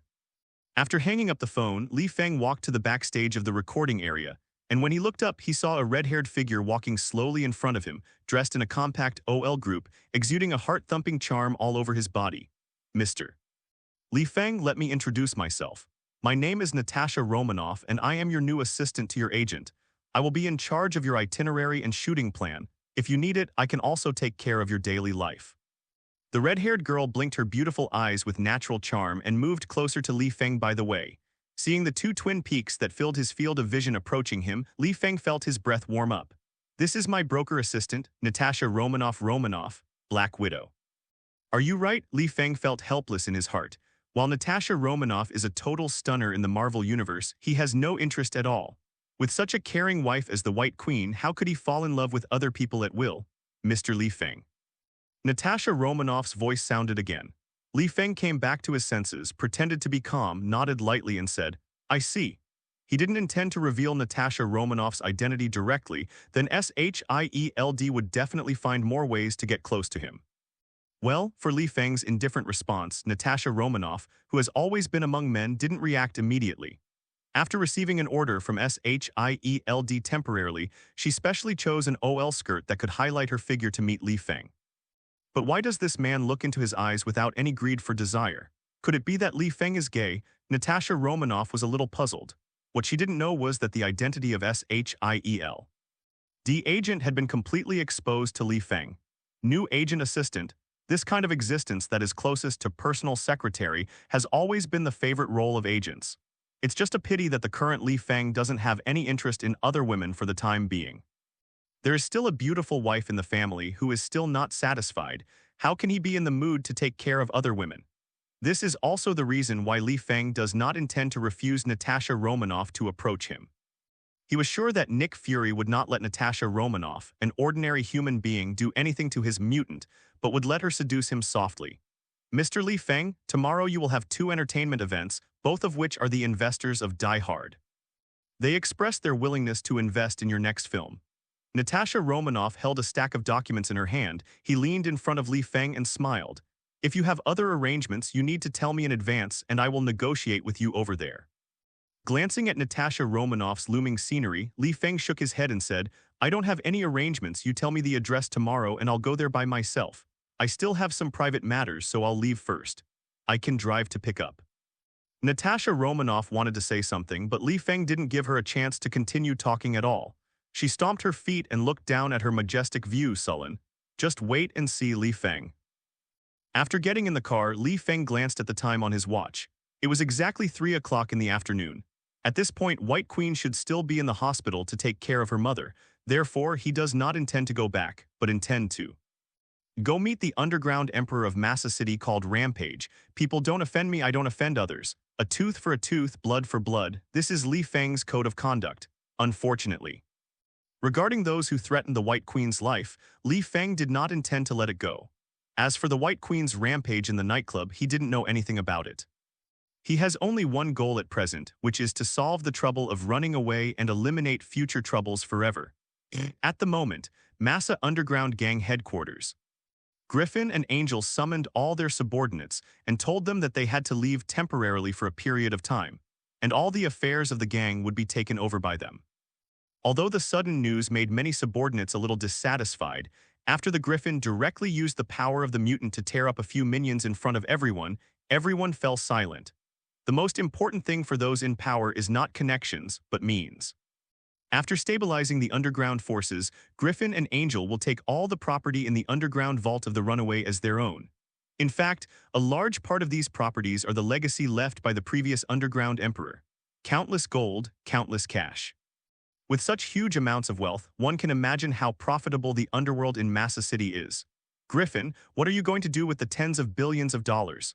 Looking at the empty headquarters, Angel lit a cigar and asked greedily. Before getting to know Rampage, both of them were professional killers who specialized in hunting down mutant to get rewards, so there was no reason not to be tempted by this pile of cash and gold. How to deal with it? Definitely swallowed it into our own stomachs. Griffin sneered, lit a cigar for himself and sneered. That trash who ran away is not worthy to be the underground emperor of Massa City. Now that you are slaughtered, you and I will have a chance. You mean? Angel's eyes lit up. He licked his lips and said, to do that business we've always wanted to do. No, no, no. Griffin shook his shoulders and said a little madly, hey, that thing is outdated, we have to do something we dare not do. What's the matter? Angel was a little confused. The richest man in Massa City. Griffin narrowed his eyes, played with his cigar and said with a sneer, if we just let him go like this, wouldn't he die in vain if he ran away? Are you kidding me? Angel grabbed his collar, his face twitched and said, the boss said that if we dare to mess around, he will peel our bones out of our flesh. What are you afraid of? Griffin's face became crazy. The boss only said not to touch that guy named Li Feng and the family of the richest man in Massa City. But he didn't say that we won't let us touch the richest man in Massa City. Okay, what are you going to do? Angel also reacted and asked, blackmail or blackmail, kidnapping directly. The Griffin sneered and said, but we don't need to show up in person. I plan to spend money to find some wandering mutants and let them do it. But Angel suddenly frowned. What if the person named Li Feng is in the same group as the person who killed the Rampage? Then kill them all together. Griffin grinned, his eyes full of arrogance. Don't be so cautious, Angel. Remember how we slaughtered those mutants who are as useless as runaways. Then get ready to act. Angel licked his lips greedily, obviously moved. I haven't slaughtered a mutant for a long time. It's been a long time. Boom. While Griffin and Angel were planning. A loud noise suddenly came over, as if it sounded from the depths of the soul. The two of them trembled. What's going on? What happened? The Griffin stood up from the sofa with a thump, because his sensitive nose sensed the strong smell of blood in the air. Problem occurs. Angel obviously sensed something was wrong. As mutants, the two had been killers for a while at the same time, so they were extremely sensitive to this bloody smell. Come on, someone. Where the hell are you going? The Griffin tried to call his men, however, no one responded. In the empty headquarters, only echoes remain. At this time, a thin figure slowly walked into the huge headquarters. Surprisingly, with every step he took, cobweb-like cracks would appear on the surrounding walls and the floor under his feet. A huge amount of oppressive force permeated the surrounding air, making Griffin and Angel instantly put on the defensive. Who are you? The Griffin cursed coldly. If you dare to take another step forward, I promise I will tear you to pieces. Obviously, the Griffin was a little restless. However, this figure did not obey his words, and even every step became heavier. Boom, boom, boom, until the figure completely came to 5 meters in front of the Griffin and Angel. The walls of the entire headquarters are already covered with cracks. Even the marble tables placed around them collapsed into pieces. Terrifying momentum. Fake, who are you? Do you know whose territory this is? The Griffin fell into rage, its eyes turned into golden balls like hawks and its fingers turned into claws like griffins. When animals are threatened, they will unconsciously spread their wings. But soon he froze, because he saw the figure clearly through the light, covered in blood. Like a demon who came out of hell. There is no doubt that it was Li Feng who came. The reason why he became like this is because before he entered the headquarters, he easily dealt with more than 30 gangsters guarding the door. These 30 or so gangsters didn't last 2 seconds in front of him. It all depends on the Steppenwolf template's void channeling ability, which can easily crush any human. It's just a pity that he is not that familiar with the application of templates, so he can't control the direction in which the blood is sprayed. Hello, who of you is called Berserk? Li Feng grinned at them and waved kindly. Angel and the Griffin looked at each other, then suddenly arched a pair of silver wings from behind and directly fired nearly hundreds of scale-like sharp blades. Whoosh! Feather thorns pierced through the void and came straight with a pungent, bloody smell. That's it for now.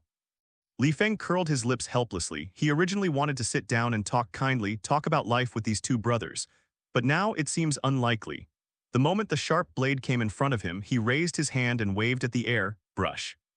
A strange black light flashed, and all the feather scales turned into nothingness.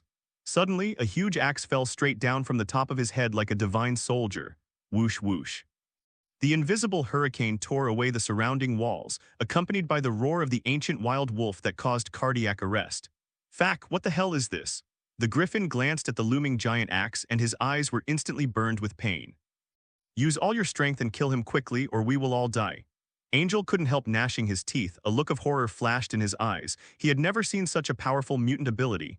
Yes, in their eyes, Li Feng is a powerful mutant, but in fact, his ability is much more terrifying than mutant. I'm going to kill you, B********D. The Griffin roared suddenly, and the clothes on its upper body were instantly shattered, revealing its strong muscles, and its back became curved. Impressively, a humanoid goshawk. Angel on the side naturally did not lose the wind. When his wings spread out, there was a thin crack on his forehead, from which a dazzling light shot out, illuminating his whole body. Just like a fallen angel, however. Seeing this, Li Feng lightly raised his finger and pressed it down. Next second, Angel and Griffin, who were trying to fly into the air, hit the ground straight as if they had been hit hard in the back. Their entire spine bent, and a mouthful of thick blood vomited out of their mouths. After less than 3 seconds, the two of them lost their fighting power in an instant. The translucent giant axe that was originally suspended in midair escaped into the void, and all the oppressive feeling disappeared completely, and it calmed down. Li Feng patted the dust on his trouser legs, walked in front of the two, lowered his head and looked at them expressionlessly. He asked, "Who is it, a runaway?" The Griffin kept panting, and it took a long time for him to choke out a sentence with blood in his mouth. He said intermittently, Rampage, dead, died yesterday, was, by a mutant, killed. Died, Li Feng frowned, runaway was slaughtered, killed by whom, peer or the enemy, or a pretty figure appeared in Li Feng's head. He shook his head, muttered impossible in a low voice, and said to Griffin and Angel, since he's dead, are you here to take his place? Yes, it is. Griffin struggled to endure the pain in his body. Then, it's useless to keep you guys. Li Feng raised his hand, intending to avoid future troubles forever, lest these blind things disturb his life again. Wait, can we talk? Angel's pupils shrank suddenly, and there was a strong desire to survive in his tone. It is impossible to resist, and the two have completely lost their fighting ability. And such a humanoid monster, who can resist? But that doesn't mean they have no chance of surviving. As bestial mutants, their self-healing ability is powerful. If this guy could have a good talk with them, he might have a chance of surviving. Talk? How do you want to talk? Buy me with money, or buy me with a woman? Li Feng squatted in front of the two with great interest, with a playful expression on his face. In the face of the absolute difference in strength, he is not afraid of these two guys playing tricks. As long as he wanted to, he could crush the two of them into pieces in an instant. You are Mr. Li Feng, aren't you? I've seen your photo. The Griffin said with a trembling tone. Rage once sent his killer to kidnap you and your wife, but failed. I'm here instead of violence. I apologize to you, we have nothing to do with that matter. It was a stupid decision made by violence. He is already dead, so there is a wrong and a debt. Can you let us go? I swear, as long as you let us go, we promise not to provoke you. Facing the deterrent force of absolute terror, the Griffin no longer had the kind of fearless attitude it used to have. Instead, it looked like a thief caught by the police trying to find a reason to clear himself of the crime. And then, go on. Li Feng was still expressionless, but he was unmoved in his heart. He actually didn't intend to save the lives of these two guys, let alone take them seriously. Li Feng still understands the truth that if the grass is cut but the roots are not removed, it will regenerate when the spring breeze blows. Moreover, after the death of Rampage, it must be these two mutants who took over the position of Underground Emperor in Massa City. At that time, when they regained their senses and came to seek revenge on themselves, what should they do? Angel took a deep breath, forced himself to calm down, and then prayed. Sir, I can feel your strength. The two of us are nothing in front of you. Even if you kill us, what will you get? You can only get a chaotic city of Massa, and if there is no new underground emperor on the throne, the gangsters here will be in chaos. Countless robberies, crimes, thugs, even mutants come here to run wild. As long as you are willing to let us go, you will be our master in the future, and we promise that similar things will not happen before. We can even help you kill all the troubles that bother you and your wife. Do you think it's okay? Seeing that Li Feng was unmoved, the Griffin quickly took over the conversation and said, Mr. Li Feng, we know that you are a great director, and we can provide you with a filming fund of $100 million. We guarantee that the benefits obtained after you let us go will reach your film and television company in the form of an anonymous account after you let us go. Obviously, both Griffin and Angel understand that if they want to live at this time, they don't want to pretend to be pitiful, just pray to Li Feng, and Li Feng will let him go. It's about bringing out enough interests that make Li Feng's heart beat and a clear boundary. In this world, no one will resist wealth, let alone power. Facts have proved that Griffin and Angel are still smart and their choices are not wrong. Li Feng tried to imagine the scene of killing these two guys and found that what they said was not wrong. Massa City can be said to be the most rampant gangster place in the entire United States. If there is no powerful underground emperor to govern and formulate rules, then this place will definitely be in chaos. When the lunatics in the underground world are not bound by the rules, they will inevitably show their dirty fangs unscrupulously, gnawing on the flesh and blood of those innocent people.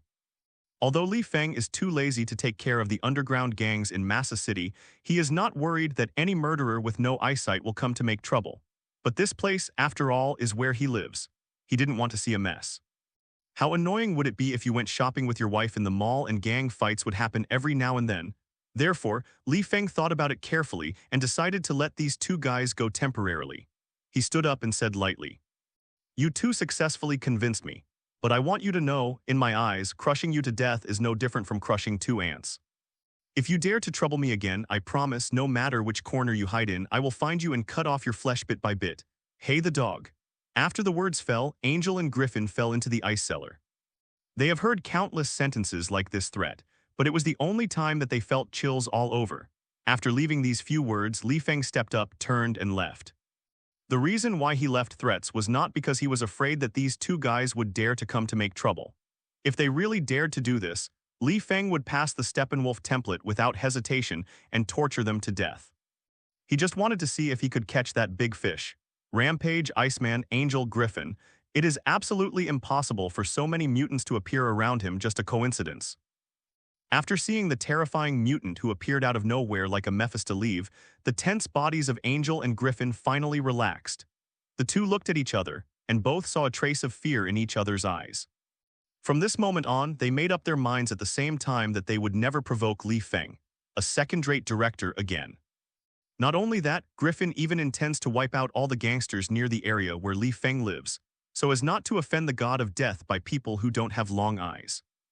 Only by clearing the boundaries in this way can he rest assured that he can secure his position as the underground emperor of Massa City. So from another perspective, it may not be a bad thing for Li Feng to keep Angel and Griffin. At the very least, for a long time to come, he won't need to have friction with some low-level gangsters anymore. After all, in the Marvel Universe, things like gangsters have always been experienced monsters. As for the plan that Griffin and Angel came up with just now, it was obliterated in their minds before it was fully born. What are you kidding? With such a level of killing God beside the daughter of the richest man in Massa City, even if they had 100 courage, they wouldn't dare to kidnap her. Tired of living. After lying on the ground for more than half an hour, Angel and Griffin's backbones gradually recovered a little. The two got up from the ground, cleaned up the blood on their bodies, and then lay pale on the sofa, gasping for breath. "Do you want to tell the boss?" Angel asked in a low voice with his face trembling. "Are you crazy?" Griffin glared at him angrily. "Don't think you're hurt enough. If the boss knows we screwed up, he'll be even more angry. Then. How do you explain the $100 million and those brothers?" "Explanation? No need to explain, man. What we have is $100 million US, and we can earn it back in less than half a year." Cold sweat broke out on the forehead of Griffin, and his tone became a little weaker. He murmured, "The key is, next, how should I avoid this killing god? Too strong. A mutant of this level is too powerful." Even if it was the boss standing behind the Griffin, he wasn't as terrifying. Griffin and Angel had killed dozens of Delta-level mutants, but they still had no power to fight back against Li Feng. If they weren't mutants, they were ordinary gangsters. I'm afraid it won't last even a second. It took a long time before Griffin and Angel calmed down. The two paced out of the headquarters, then called all the remaining men and announced a message. From now on, all gang members in Massa City will not be able to provoke that killer named Li Feng, not to mention offending. After returning to the villa, Li Feng glanced at his watch. Exactly 6 o'clock. The dusk overhead reflects the flower scene of the manor, and everything looks peaceful and beautiful. Is the matter over? A pretty figure in pajamas, like a solitary branch among flowers, came out of the living room, smiled at Li Feng, stepped forward and hugged his arm intimately. "Meet some difficult people."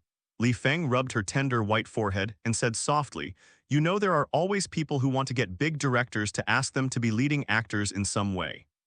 But they don't. I don't know how much courage and background it takes to do this business." Psst. The White Queen was rarely amused by Li Feng's words. She didn't show any blame on her expression, but instead had a sense of satisfaction waiting for her husband to come home. As for Li Feng's safety outside, she wasn't worried at all. After all, Li Feng still has the diamond watch she gave her in his hand, and if there is any fatal trouble, she will know it immediately. Then, the two walked into the living room and sat at the dining table. "Today I simmered black chicken soup for 3 hours, and a top-quality lobster that my father entrusted someone to bring from Australia. The whole process was delivered fresh. Try it." After finishing speaking, the White Queen thoughtfully served Li Feng a bowl of pasta and poured the chicken soup with a strong fragrance. Li Feng tasted it without even thinking about it and exclaimed, "It tastes really good." White Queen smiled slightly. It seemed that only Li Feng's compliment could make her happy. "Honey, how's your father's business doing recently?" Li Feng asked while drinking the soup. "Is there anything I can do for you?" "That's not necessary." The White Queen shook her head and said, "You know, my father is a strong person, and he is responsible for all his work arrangements." "Then let me ask you a question. If you are free, will you come to be the heroine in my movie?" Li Feng suddenly changed the subject and asked with a smile, "Definitely. I definitely won't have any passionate scenes with the male lead. I am very possessive. As long as it's you, I'm willing." White Queen pursed her lips and replied, "What do you plan to do next movie?" "How about gang drama?" Li Feng casually mentioned. White Queen froze for a moment and asked, "A gangster drama? Is it the same as The Expendables?" "No, it's not the same." Li Feng shook his head and said, "Maybe, some sci-fi elements will be added." Oh, White Queen nodded half understanding and said, "Do you think my acting skills are good? Acting skills." Li Feng obviously paused. This was the first time White Queen asked such endless questions. But when he looked at the expectant eyes of the White Queen, Li Feng hesitated and said, "It's not bad." "Then do you think the audience will like it if I play the villain? Playing the bad guy?" Li Feng was dumbfounded again and didn't answer right away. He vaguely felt that there was something wrong with the White Queen today. "Li Feng, if one day I hurt you, will you lose your temper with me?" The White Queen suddenly raised her beautiful eyes and looked directly at Li Feng with those blue pupils. Li Feng was silent for 2 seconds, stood up and walked to the White Queen, hugged her into his arms, stroked her hair and said, "Idiot, no matter what you do, I will never say anything to you. Temper, let alone resistance to you, because from the day we got married, I swore that we would walk through every step of life together, every step." After speaking, he didn't give White Queen a chance to continue asking questions and directly blocked her with his lips. This intimate gesture made the White Queen's face turn red with embarrassment. She tried to struggle, but to no avail. Li Feng stretched out his hands, embracing the soft waist of the White Queen. "You are my wife, my closest person, and always will be. No matter what you become, I will never lose you." After saying that, Li Feng directly picked up the White Queen and walked towards the bedroom. Knowing that she couldn't refuse, the White Queen quickly closed her eyes and let Li Feng handle it. At the same time, after dealing with all of Li Feng's schedules, Natasha Romanoff finally pulled back, her soul immersed in her new role. She walked into a sealed office, her eyes became extremely cold, and she took out a small crystal panel and placed it on the table. Buzz buzz. A burst of blue light flickered, and the image of S.H.I.E.L.D headquarters was projected. On the other side is the deadpan S.H.I.E.L.D Director Nick Fury. "How's it going?" asked the other party. "According to the deployment, the trust of the target has been gained, but he is very cold to me, which is different from those targets I have met before." Natasha Romanoff's debriefing was cold and quick. The target he was referring to was the Li Feng he met today. "The reason why I became Li Feng's manager's assistant was mainly to find out Li Feng's details, so as to get close to him and gain trust. Before this task was given, she had no idea who Li Feng was. But when she heard Captain America tell Li Feng's horror, her curiosity exploded in an instant." "I told you," Nick Fury responded. "Don't be too impatient. This is not a problem to provoke. The purpose of my handover to you is to gain trust, not to make him more defensive against you." "I understand what you mean." Natasha Romanoff said softly. "According to the information, Li Feng has a wife in the Golden House, who is the daughter of the richest man in Massa City.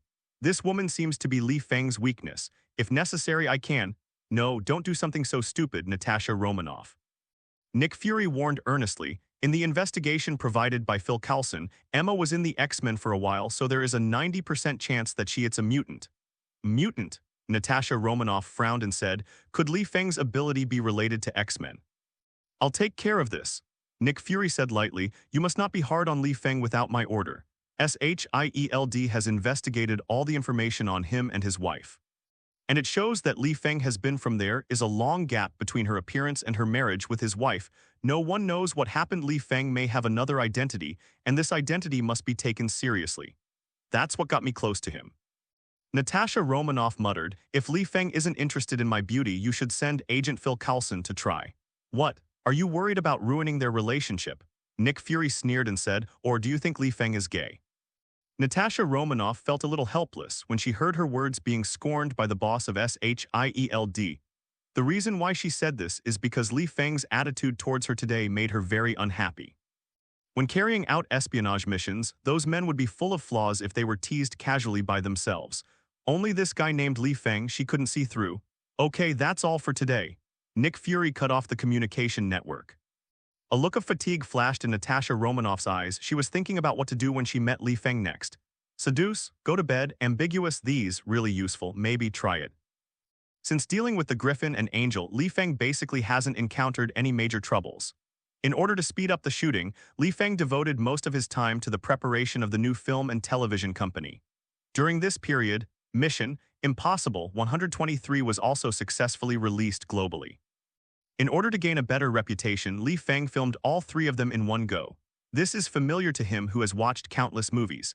Therefore, the system also gave more rewards, the actor's self-cultivation in The King of Comedy, the slashing skills in Young and Dangerous People in the Jianghu, 100% standard swearing quotations in Carmen in Mongkok, Avada Kedavra from Harry Potter and the Deathly Hallows. These rewards are not useless to Li Feng. At least the last Avada Kedavra is a very useful self-defense technique. But the most critical problem is that Li Feng is not needed at all. As soon as Massa's Rampage died and as soon as Griffin and Angel came to power, no one dared to think of him at all. What? You said it's okay to use it as a pretense? Brother, that's Avada Kedavra. For whom is it not a death? However, it is worth mentioning that during Li Feng's busy filming time, the plots of Invincible Hulk, Iron Man 1 and Deadpool have basically taken place and are in rapid progress. Hulk, the Hulk who escaped from the laboratory, disappeared into the city with the help of the military after a battle with the mutant Abomination. The famous playboy Tony Stark has also escaped from the hands of the terrorists and began to use Stark Industries funds to research steel armor. During this period, just like the original plot, he held a press conference and announced his identity. This has caused a great sensation all over the world. After all, Tony does not like Loki personality and is different from all superheroes. This is also the core reason why he became the Avengers Alliance. He is a proud and conceited person, but also a person who is not willing to remain anonymous. This kind of personality is very similar to Li Feng, so the only person in the Avengers Alliance who makes him appreciate his real identity is Tony Stark. At least this guy is always at the forefront, no matter the odds, right? By the way, taking advantage of the opportunity of founding Marvel Pictures Co. Limited, Li Feng directly invested the $100 million sent by the Griffin and made great efforts to publicize it, which attracted many investment companies' attention. It is estimated that in a short time, as long as Li Feng releases 456 films of Mission Impossible, the company will be officially listed. At that time, Li Feng will have a bolder idea. Invite Tony Stark to make a documentary. The content is Battle of New York. At that time, his worth will soar exponentially. Every year, the dividends from the theater box office alone are enough for Li Feng to live a peaceful life without worrying about money at all. Li Feng naturally shared this news with White Queen, but the latter didn't feel anything about it at all. If Li Feng also has a father who is the richest man, he will do the same. Do you have time to go shopping with me today? At the dining table, the White Queen, wearing a faint nightgown, poured a cup of hot milk for Li Feng and asked softly, "Today?" Li Feng shook his head helplessly and said, "I'm afraid not today." "Why?" The White Queen frowned slightly, with a hint of arrogant dissatisfaction on her face. "2 days ago, my agent told me that there are several investors interested in my film and television company." Li Feng apologized. "Honey, I have to meet and chat with these investors so that my film and television companies can go public faster, and then there will be more money to support you. Who wants you to raise it?" White Queen glared at him, pretending to ask casually, "Who are the investors? Are they local in Massa City?" "Most of them." Li Feng didn't hide anything. "After all, it really happened. There is one more. Stark Paniu Investment Company. Stark." The White Queen asked after a slight pause, "That the rich man's company on TV?" "Yes." Li Feng nodded and explained, "Mission Impossible contains a lot of weapons for spies, and Stark Industries is also an expert in this field, so they are very interested in the movie I will make next. Talk to them. Will you meet that Tony Stark?" The White Queen asked, "This, I don't know." Li Feng shrugged his shoulders. "Probably not. After all, he is very busy. Why don't you come with me, my wife?" White Queen hesitated for a while, shook his head and refused, and said, "You know, I don't like crowded places. I just want to stay with you." "All right." Li Feng drank the hot milk in the cup and said, "Then I'll go there by myself first. Be careful when you go to the hospital to visit your mother. Take bodyguards with you when you go out. If there is any emergency, call me and I will be there as soon as possible." Since getting married, White Queen's life has basically only 2 places, either taking care of her biological mother in the hospital or waiting for Li Feng to come back at home. Apart from going out shopping with him occasionally, there is basically no extra entertainment. White Queen seems to cherish such a life of asceticism. "You don't need to worry about it, hum." The White Queen snorted softly, turned around and walked into the kitchen to pack her things. Li Feng was already used to the arrogance of his little wife, so he smiled helplessly, put on his suit and turned to go out. After Li Feng left, the White Queen walked to the window of the bedroom with bare feet, looked at the scenery in the manor, looked back and said calmly, "Come out, aren't you tired of staying like this, Mystique?" As the voice fell, a blue light flickered slightly in front of the wardrobe in the bedroom, and then a figure with purple hair and dark blue dots all over his body slowly emerged from the air. "Long time no see, Emma." Mystique walked up to the White Queen and greeted her. "Magneto escaped?" White Queen glanced at her lightly and asked, "Yes, you are as smart as ever." Mystique shrugged. She asked you to come to me, White Queen asked again. You can say that. Mystique leaned on the windowsill and said, we need your ability to fight against Professor X. Oh, White Queen sneered. As former X-Men members, White Queen and Magneto are also old acquaintances and even had an experience of fighting side by side. Mystique has been following Magneto, and her appearance also means that Magneto has returned to the human world again, which makes White Queen have to pay attention. The reason why she withdrew from X-Men at the beginning was all because she hated the world in her heart, so she chose to join forces with Magneto. Because in some cases, she is the only one who can control or influence Professor X's mind through telepathy. With Magneto captured, she also escaped. After that, she met Li Feng and lived a normal life. Thinking of Magneto, a guy who only wants to destroy the human world, the White Queen's good mood in the morning disappeared. She likes her current life very much and likes being carefree with Li Feng. Every day, I only need to wait for Li Feng to come home, and then have S*X with him without worrying about anything, let alone using my mutant ability to kill people anytime, anywhere. Such a life was never imagined by White Queen. She cherishes it very much. Even in White Queen's opinion, the so-called destruction of the world is nothing compared to the happy days with Li Feng. At that time, she had just entered X-Men, rebellious and arrogant, facing the temptation of Magneto, she joined without any hesitation. But now she clearly recognizes what she wants. Let's talk about the business. Mystique saw that the White Queen didn't take the initiative to talk and said, Magneto is recruiting some new followers. We found an ancient ruin in Egypt, and there is a mutant that lived for nearly 1,000 years. According to ancient records, that guy already existed during the first dynasty of ancient Egypt, and we plan to revive him, a mutant who has lived for 1,000 years. White Queen narrowed her beautiful eyes slightly and asked, you. What big trouble do you want to make? I don't know much. Mystique shrugged his shoulders and said, but you should be interested in another thing. Your old opponent Dark Phoenix was also rescued from the darkness. Jean Grey. The White Queen frowned and said after biting her tender lips she also followed Magneto. Yes, Mystique said with a touch of excitement on his face, have you seen her strength? It's too powerful, so powerful that Wolverine has no room to fight back in front of her. The White Queen took a deep breath and said, I won't go back, you tell Magneto. If he wants to come and ruin my life, if he wants to ruin me, I promise to make him pay 100% of the price. He knew you would say that. Mystique covered her mouth with a chuckle and said, so, he decided to recruit your husband into the group. The voice just fell, whoosh whoosh, countless diamond blades hovered around Mystique, but the latter's body hardly stayed there, it directly merged with the air and disappeared. White Queen gritted her teeth with a murderous look on her face, but soon it became soft again. If Magneto really dared to attack Li Feng, she would not hesitate to release the demon in her heart, that the god who coexisted with her. At the same time, the land of Egypt, thousands of kilometers away from the United States. Beyond one of the ancient pyramids, Magneto, wearing a helmet, and two of his men walked slowly in the desert. According to the ancient records, Vibe Woman raised her slender finger, pointed to the top of the pyramid submerged in yellow sand not far away and said, that guy is sealed inside this pyramids. Magneto raised his head, glanced at the camp outside the pyramids and asked calmly, what do these people do? The night walker standing next to her flickered back and forth a few times, raised a piece of yellow sand and said, it should be the archaeological team who came here to investigate from the surrounding government. If they are here, we won't be able to get in. Magneto paused for a moment, then raised his hand expressionlessly, aimed at the figures surrounding the pyramids and gently pinched. Boom, an invisible magnetic force burst out suddenly. The lives of dozens of innocent people exploded in an instant. Now you can go in. Magneto sneered and quickened his pace. Behind them, the Vibe Girl and the Night Girl looked at each other, and they both saw a hint of fear in each other's eyes. North of the United States, a certain state. Let me in, this hammer is mine.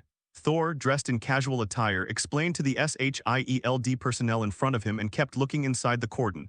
Is your name written on it? Just say it's yours. The S.H.I.E.L.D worker sneered and ruthlessly blocked him out. If you don't believe me, let me. And before Thor could finish his sentence, a black pistol was pressed against his head. Go away, get away from me. Okay. Thor looked aggrieved and had no choice but to turn and leave. For a prince of Asgard, losing his powers meant losing everything. If he can't awaken Mjolnir again, he may never be able to return to Asgard in this life. What to do? Thor just cursed into the air, and suddenly there was a figure in front of him with some mocking words. Look, what you look like now is really desolate. Are you, Loki? Thor recognized it instantly. The guy in the suit was his damn brother. The god of mischief, Loki, why did you come to Earth? Thor rushed up and grabbed him by the collar, growling, let Heimdall send me back quick, now, immediately, don't mess around, my dear brother. Loki pressed his hand and said with a half-smile, what? Don't you like the environment here? This world is infinitely better than Asgard's. Shut up, Thor gritted his teeth, can't you hear my order? Oh, come on, I really hate it when you talk to me like this. Loki's face gradually became cold and he pushed Thor away, saying, you are no longer qualified to talk to me now, I am the only heir of Asgard, and you are just an ordinary person who was demoted to the lower world. Thor took a deep breath, suppressing his temper. In terms of force, the current him is no match for Loki at all. If he really fights here, he will only lose in a mess. Stop talking nonsense. Loki sneered, my dear brother, I'm here to tell you that you can't go back. I'm about to sit on the throne of Asgard and you must stay here forever. What do you mean? Thor heard the killing intent in his words and his whole body tensed up. Next second, Loki grabbed at the side suddenly and a dark green scepter appeared in his palm. He closed his eyes tightly and muttered a spell softly. Destroyer appear. I, the noble prince of Asgard, order you to slay Thor. The last word falls, boom, a huge amount of steel monster fell from the sky. The destroyer in Thor 1 has officially descended on the earth. Enjoy yourself, Thor. Loki laughed and disappeared in an instant. This time. It's over. Looking at this Asgard metal monster, which Asgard calls the ultimate weapon, Thor turned around and ran away without the slightest hesitation. Asgard, the court of God. Loki stood in the middle of the main hall, raised the scepter in his hand, and waved lightly at the ceiling made of fairy stone. Immediately, pictures of Odin's battles against the 9 realms in ancient times appeared in front of his eyes. In the painting, there is a beautiful figure like a goddess of death, with a broken halberd sinking into the sand, brave as a warrior. My dear sister, where on earth are you hiding? If you let your father know that you have escaped from the cage, he will be very angry, right? He muttered to himself but sneered, I don't believe you can bear such a good opportunity for revenge. Kill Thor and you'll be back in Asgard, won't you? Come on, I can't wait. You kill Thor, I kill you, the throne is mine now. With Mjolnir entering the Nether, the plot of Thor 1 is also rapidly developing. It's just that what Li Feng didn't expect was that while these plots were progressing, some changes that should not belong to the original plot were quietly going on. At the moment, he was driving his Maserati across the long highway to the first floor of the Stark building in downtown New York. At the same time, mutant school. What? Professor X's complexion suddenly sank. You said Rampage was killed by someone? Yes, Professor. Beast reluctantly took off his glasses and said, I went to Massa City with Cyclops to inquire and it was indeed slaughtered. Have you found out who it is? Professor X's tone became a little cold. Every time a mutant dies, there will be some reactions in his brain, but the violent death made him have no warning. This means that either the person who killed the Rampage was not a mutant at all, or this mutant is too powerful, even. So that his spiritual thinking can't feel its existence at all. There is one more troublesome thing, Professor. Cyclops said in a serious tone, after Rampage died, 2 new mutants came to take over his position, Griffin and Angel, who are also like Rampage. They are members of that gang, but I heard some gossip. It is said that they were beaten into maims in less than 3 hours after taking over, and they were wiped out, along with more than 30 gangsters. So, we guess the 2 should be the same person. Professor X fell silent after hearing this. Kill Rampage first and then cripple Griffin and Angel. Except for an alpha-level mutant like him, he couldn't think of anyone who could do this. Emma, is that you? Professor X lowered his head and muttered to himself. There is a festival with the Rampage, and he is as powerful as him and stays in the mutant of Massa City, only the White Queen. Or, a figure suddenly appeared in Professor X's mind. It's you. Cyclops and Beast looked at each other, not understanding what Professor X was muttering to himself. After a while, Professor X took a deep breath and said, let's go to Massa City and meet someone. Who? Li Feng. After the vehicle came to a complete stop, Li Feng walked into the first floor with the invitation from Stark Company. Since the joint premiere of Mission Impossible 123, Li Feng's fame can be said to have resounded throughout the United States overnight. After all, in the Marvel Universe, movies like this kind of spy agent are very popular. But to Li Feng's surprise, even a branch of Stark Industries was interested in becoming his investor. This is actually not surprising in the eyes of the public. After all, a so-called largest heavy industry group in the United States must have some companies investing in other industries. You can't put all your eggs in one basket, can you? But in Li Feng's eyes, there is something intriguing. The relationship between Tony Stark and S.H.I.E.L.D is definitely second only to Captain America in the entire Marvel universe. It is true that Stark Group investing in its own film company is definitely a good thing. After all, people are not short of money. But what if S.H.I.E.L.D made Tony do it on purpose? Li rationalized his thinking and decided not to think about it for the time being. Li Feng is used to this kind of meetings with investors. Except for some celebrities who will participate, there are not many serious business talks. In other words, participating in this kind of meeting is nothing more than talking and drinking a few glasses of red wine together. If the investor is interested, the follow-up matters will be left to the broker and the company to discuss. Fortunately, Li Feng is now considered a successful person, not to mention that he has entered the circle of celebrities. At least he has also entered the ranks of first-line directors, so here, he has a lot of power to speak. As soon as he walked in the door, a burst of discussions came into his ears. Hey, did you hear? There's been a lot of mutants messing around in the city lately. It's really lingering. I even sent my daughter abroad. I'm really afraid they will hurt us.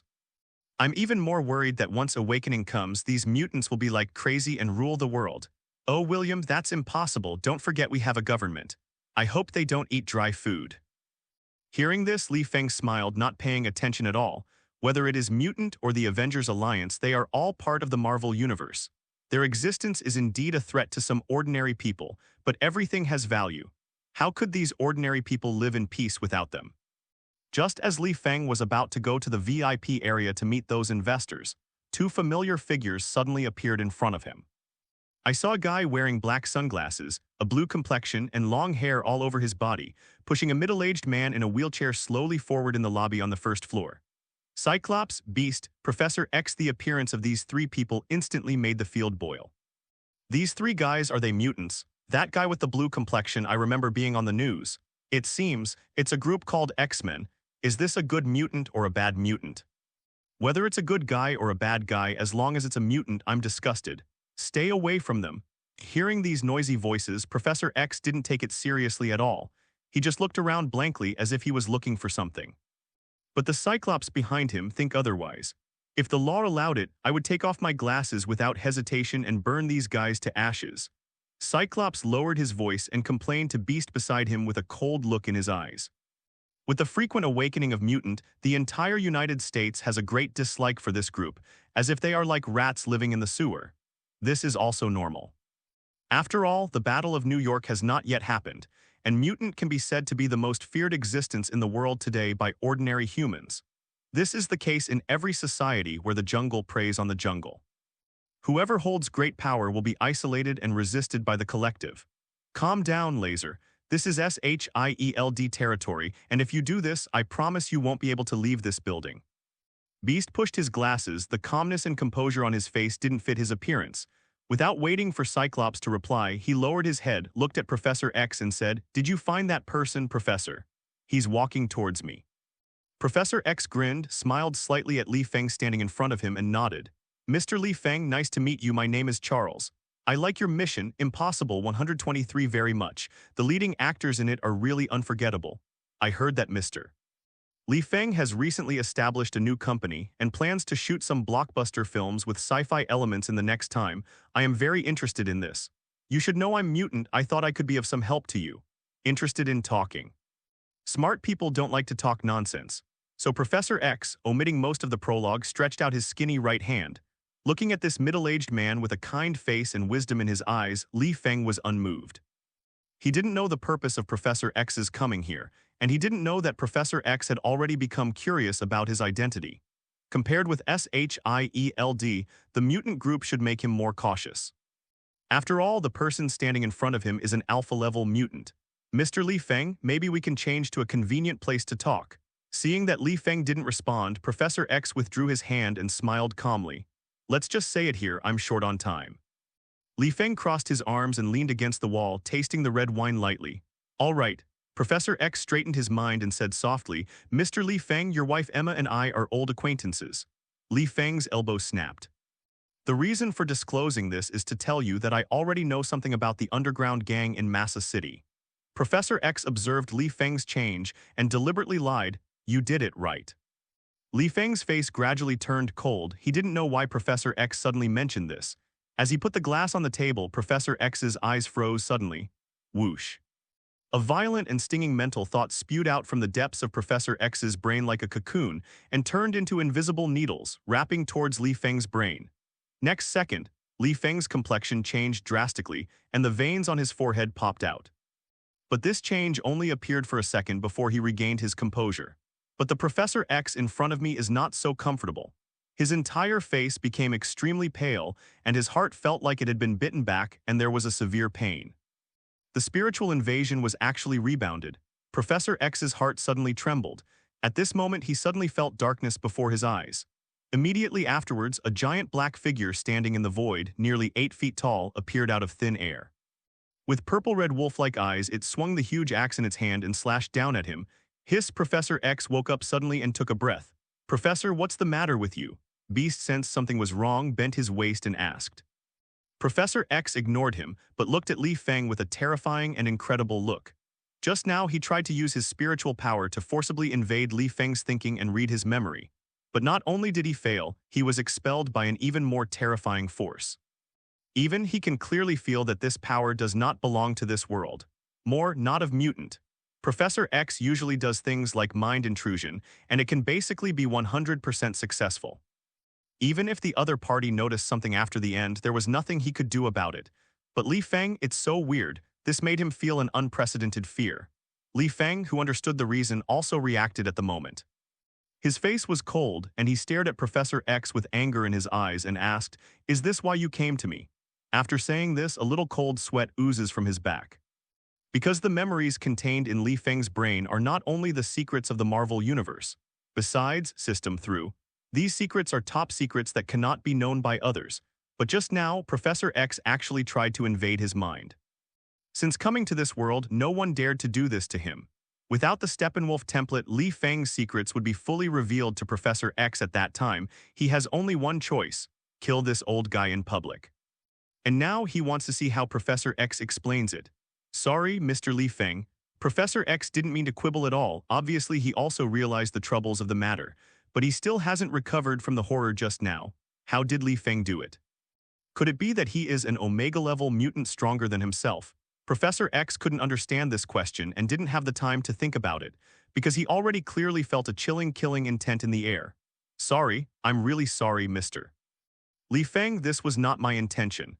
I guess I should tell you that one of my mutant abilities is telepathy. Sometimes, it gets out of control, you know what I mean.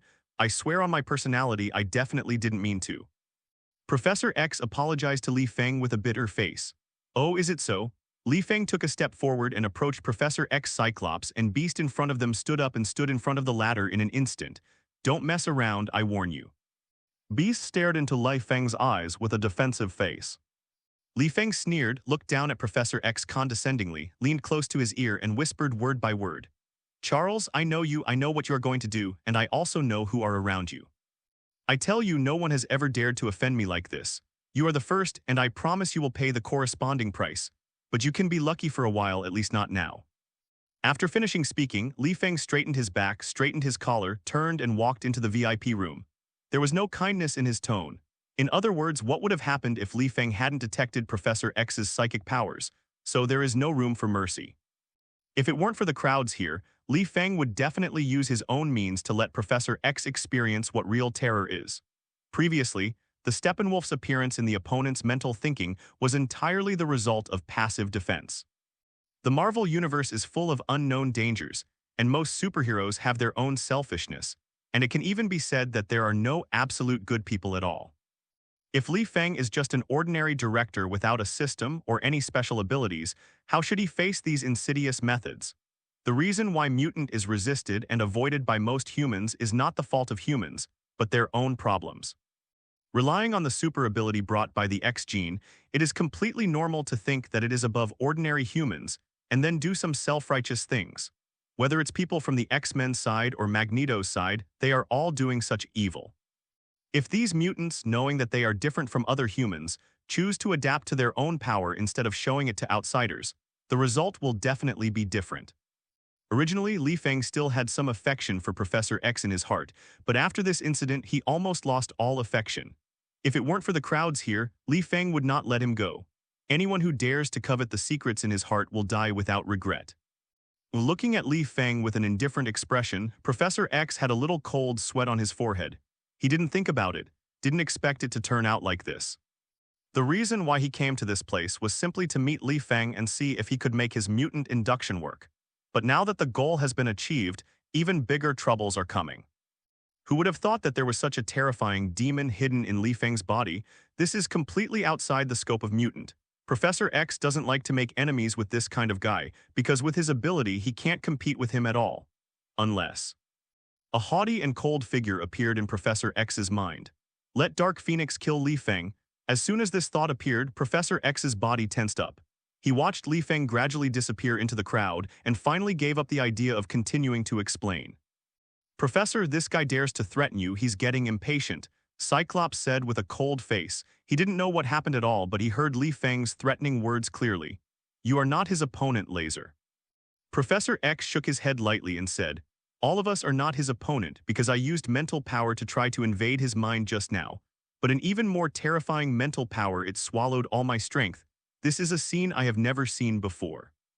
I'm afraid he's not a mutant. Hearing this, the expressions of Cyclops and Beast became weird. Not a mutant, where did he get his strength? You can't provoke him without my order.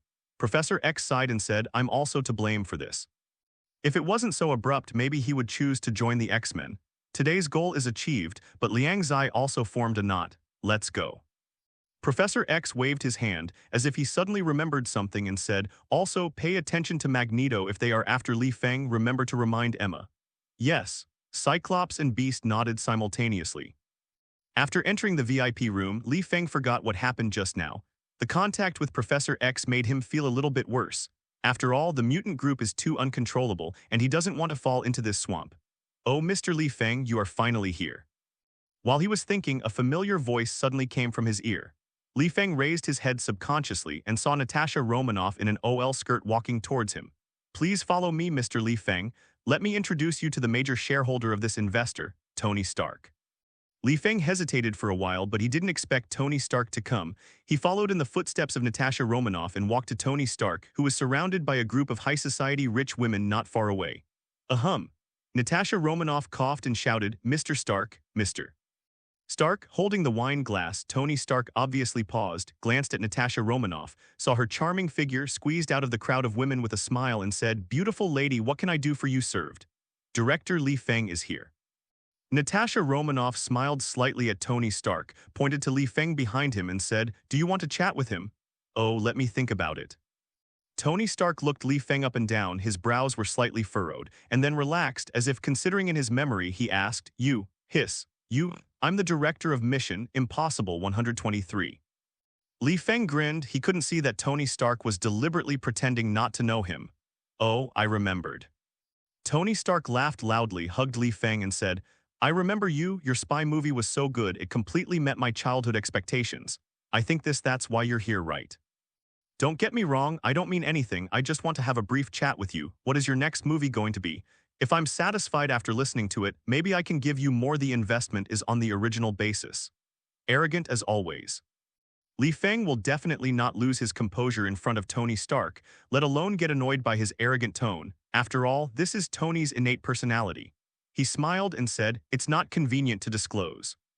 Hearing this, Tony Stark's expression obviously turned cold, but he quickly returned to his smile, put his arm around Li Feng's shoulders and said, hey buddy, I have an employee who likes your movie very much. Can I asking you for an autograph for her? If I don't, she'll probably get mad at me because her nickname is Pepper. Yes, no problem, Li Feng readily agreed. The two clinked glasses at the wine table and talked for a while, and soon Tony Stark was infected by the charm of Li Feng's language, and the two became acquainted inadvertently. After Tony learned that his life might be preserved by Li Feng in the form of a documentary, his tone was obviously much happier. As a superhero, being respected or admired is a great thing. Obviously, Tony didn't know that the reason why Li Feng didn't resist courting him was purely to use him to make money. Stark Industries, Iron Man himself. Once these two titles are shown in film and television, Li Feng can create a particularly terrifying income. No one likes to have trouble with money, right? After talking for a few more words, Li Feng and Tony exchanged contact information and confirmed the investment. The initial amount was 50 million. The money is not much, but it is also not little enough for Li Feng to do many things. After Tony left, Li Feng chatted with several local investors, and the results were very satisfactory. He glanced at the time, and when he was about to go back, Natasha Romanoff suddenly wrapped his shoulders with her tender white arms. "I'm in a bit of trouble, boss." "Trouble?" Li Feng frowned, not knowing what tricks she was up to, so he asked, "What trouble?" Natasha Romanoff's face was obviously a little nervous, and she stretched out her hand to deliberately press the corner of her slit skirt, leaned close to Li Feng's ear, and whispered warmly, "When I entered the door just now, there were some hooligans in the alley outside. Staring at me. Can you send me home? I'm afraid they, to me." She didn't finish the sentence, but Li Feng understood the meaning instantly. He sneered, "What are you kidding? S.H.I.E.L.D 10th level agent, how many hooligans would he be afraid of? Help me, will you?" Natasha Romanoff said in a low voice with a blush on her face, "Boss, I'm scared." Seeing such a mature beauty showing weakness like this, an ordinary person would probably not be able to stand it long ago. But Li Feng turned a deaf ear to it and instead said calmly, "I'll take you out and I'll take a taxi home by myself." "Okay." "Okay?" Another look of disappointment flashed in Natasha Romanoff's eyes. It seems that this man is really soft and hard, but the words have been said and she does not intend to take them back. The two walked out of the Stark building together and came to the side of the road. There are office workers busy going to and from get off work everywhere, and there are no hooligans at all. Just as Li Feng hesitated whether to expose this woman's tricks, a cold wind suddenly came from the alley behind him. "Ah!" Natasha Romanoff's scream is heard. Li Feng turned around subconsciously and saw a few guys wearing hats covering Natasha Romanoff's mouth with a black cloth and dragging her enchanting body into the shadows. Help, help." A faint cry for help came from the darkness. Li Feng stood still for 2 seconds, then put his hands in his pockets, slowly hummed, and turned to leave. "Hero to save beauty, draw your sword to help. This kind of trick is simply too old-fashioned." He dismissed them all. But he had only taken 2 steps when he stopped suddenly and looked at the intersection not far away. There seemed to be a translucent mummy figure that looked like a skeleton just staring at him. Apocalypse! Li Feng's pupils shrank suddenly. After only a second, that figure disappeared. What's going on? Shouldn't this node Apocalypse still be lying in the pyramids? The plot of X-Men hasn't been fully developed yet and that guy was released. No, something's wrong. This isn't normal Marvel Universe wake-up time. Someone must have disturbed the order. Li Feng's face gradually darkened. Yes, he finally felt some threat. Normally speaking, after the plot of X-Men Apocalypse, it will be Wolverine 3 Desperate War.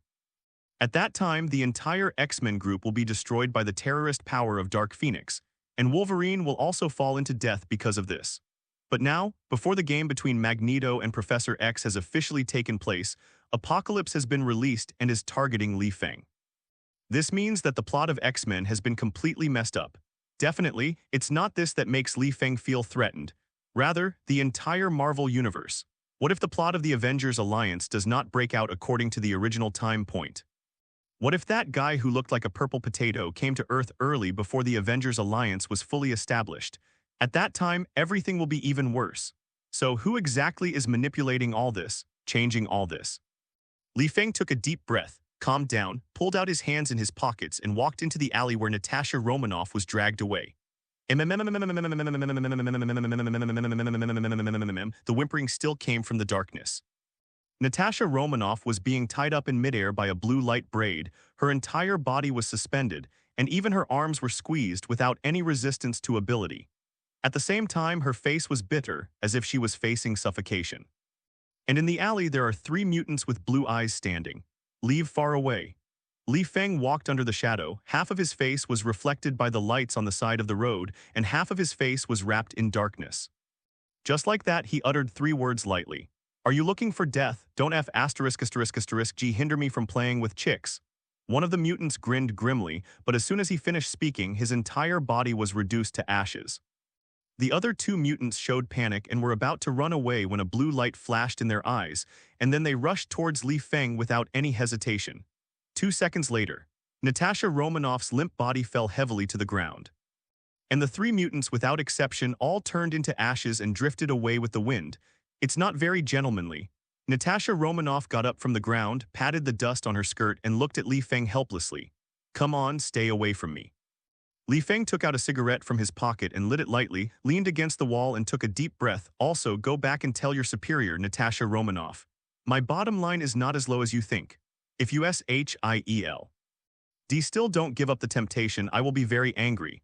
The consequences of being angry, you saw it just now, didn't you? When Natasha Romanoff heard this, the panicked expression gradually returned to calm. In fact, meeting 3 mutants is not a hopeless situation for a level 10 agent, but since Li Feng saw through it, there was no need to continue to pretend to be pitiful. You are much stronger than I thought. Natasha Romanoff tidied up her clothes, looked into Li Feng's eyes and said, I'm very interested in you. Do you think I'm the kind of person who can't walk when I see a woman? Li Feng sneered and asked, go back and tell Nick Fury. I know what he wants to do, but I'm not interested in it. I have a family, a career, and a wife who is more attractive than you, and I should be responsible for this, not joining some S.H.I.E.L.D. Why? Would you know this? Natasha Romanoff asked, puzzled. S.H.I.E.L.D. and Captain America or something. Li Feng smiled, threw the half-remained cigarette on the ground and stamped it out, left after saying a word. Be smart, the world is changing. Watching Li Feng gradually disappearing into the street, Natasha Romanoff fell into deep thought. The world is going to change? This sentence. What means playing tricks? Natasha Romanoff took a deep breath. Although she had some appreciation for Li Feng, years of agent training allowed him to easily control his emotions, so Li Feng's previous heroic rescue did not leave her much. Deep impression. All of this is just her task. After the meeting with investors came to an end, Li Feng also returned to a normal life. S.H.I.E.L.D. didn't continue to send people to bother him, so he put more energy into making movies. This state made him famous in the upper class of Massa City very quickly, and even vaguely had a momentum of surpassing the reputation of the richest man in Massa City. For the old man who claims to be self-made, this is not something that can be easily accepted. Massa City, top floor of the World Trade Center. The White Queen's father, Winston, was looking at the tall black man in a leather jacket with trepidation. He took a deep breath and explained, listen, I didn't know you were from S.H.I.E.L.D, but I did what you said. I made all the Film and Television Association members in Massa reject my son-in-law cooperation, but I can't control the people in New York. The young man named Stark Industry has brought him a lot of contacts. If you want to settle accounts with me because of this matter, it would be too irrational. Is this all you can do? The black man was Nick Fury. With his hands behind his back, he calmly said, is there no other way? Oh God. Winston couldn't help sighing and said, I'm just the richest man in Massa City. There are many people richer than me in this world. My connections are very important to Li Feng. Said, it has no effect.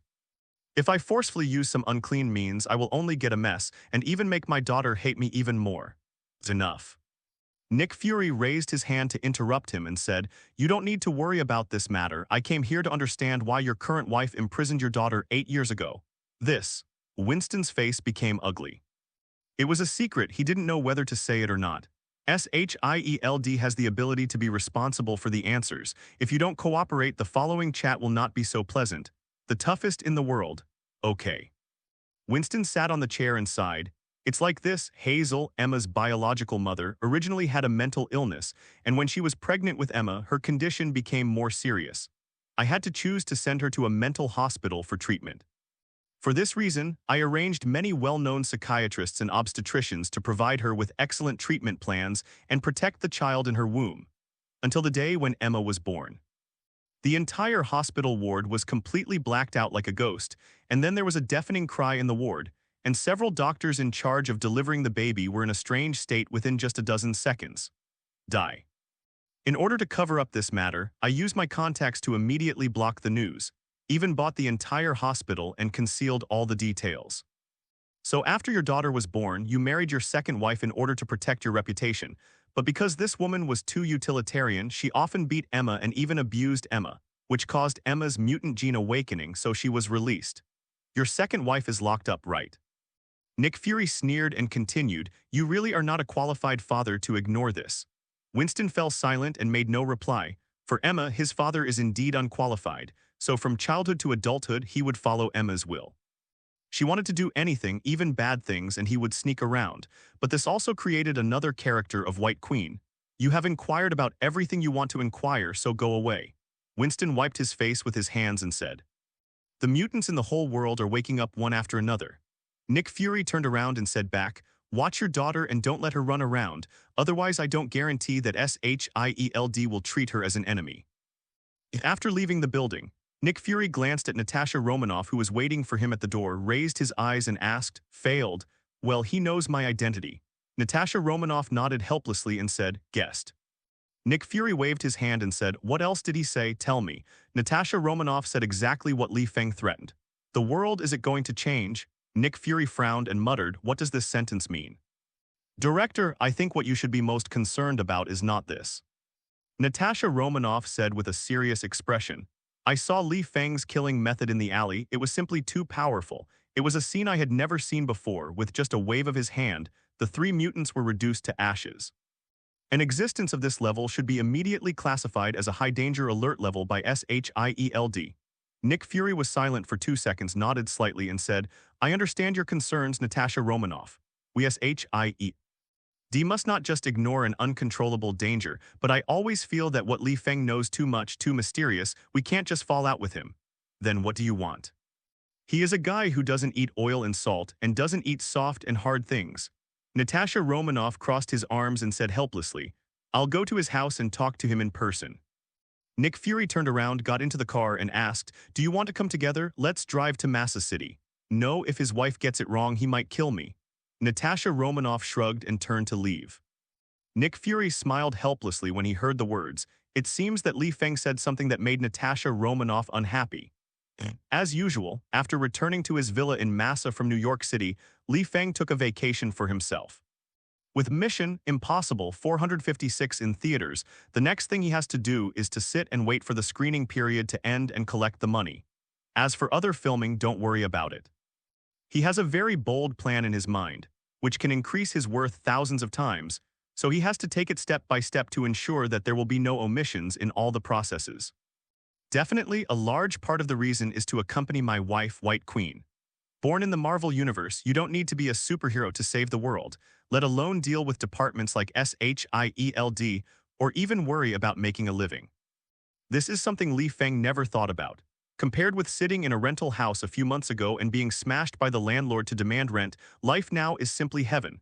Why would he have nothing to do to sacrifice himself for those innocent human beings? No need. Really unnecessary. Some time ago, after Mission Impossible 123 hit the box office, he bought a private jet almost without hesitation, planning to fly around the world with White Queen during his vacation.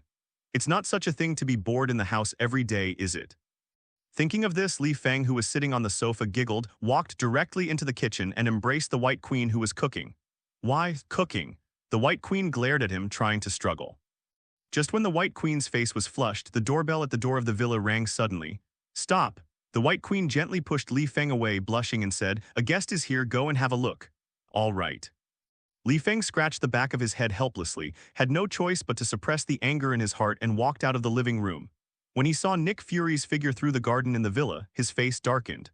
"Someone from S.H.I.E.L.D. again? This time it's still the director. Mr. Li Feng, I'm very glad." Nick Fury was smiling and just about to reach out his hand, he was interrupted directly by Li Feng. "You know, I warned your subordinates."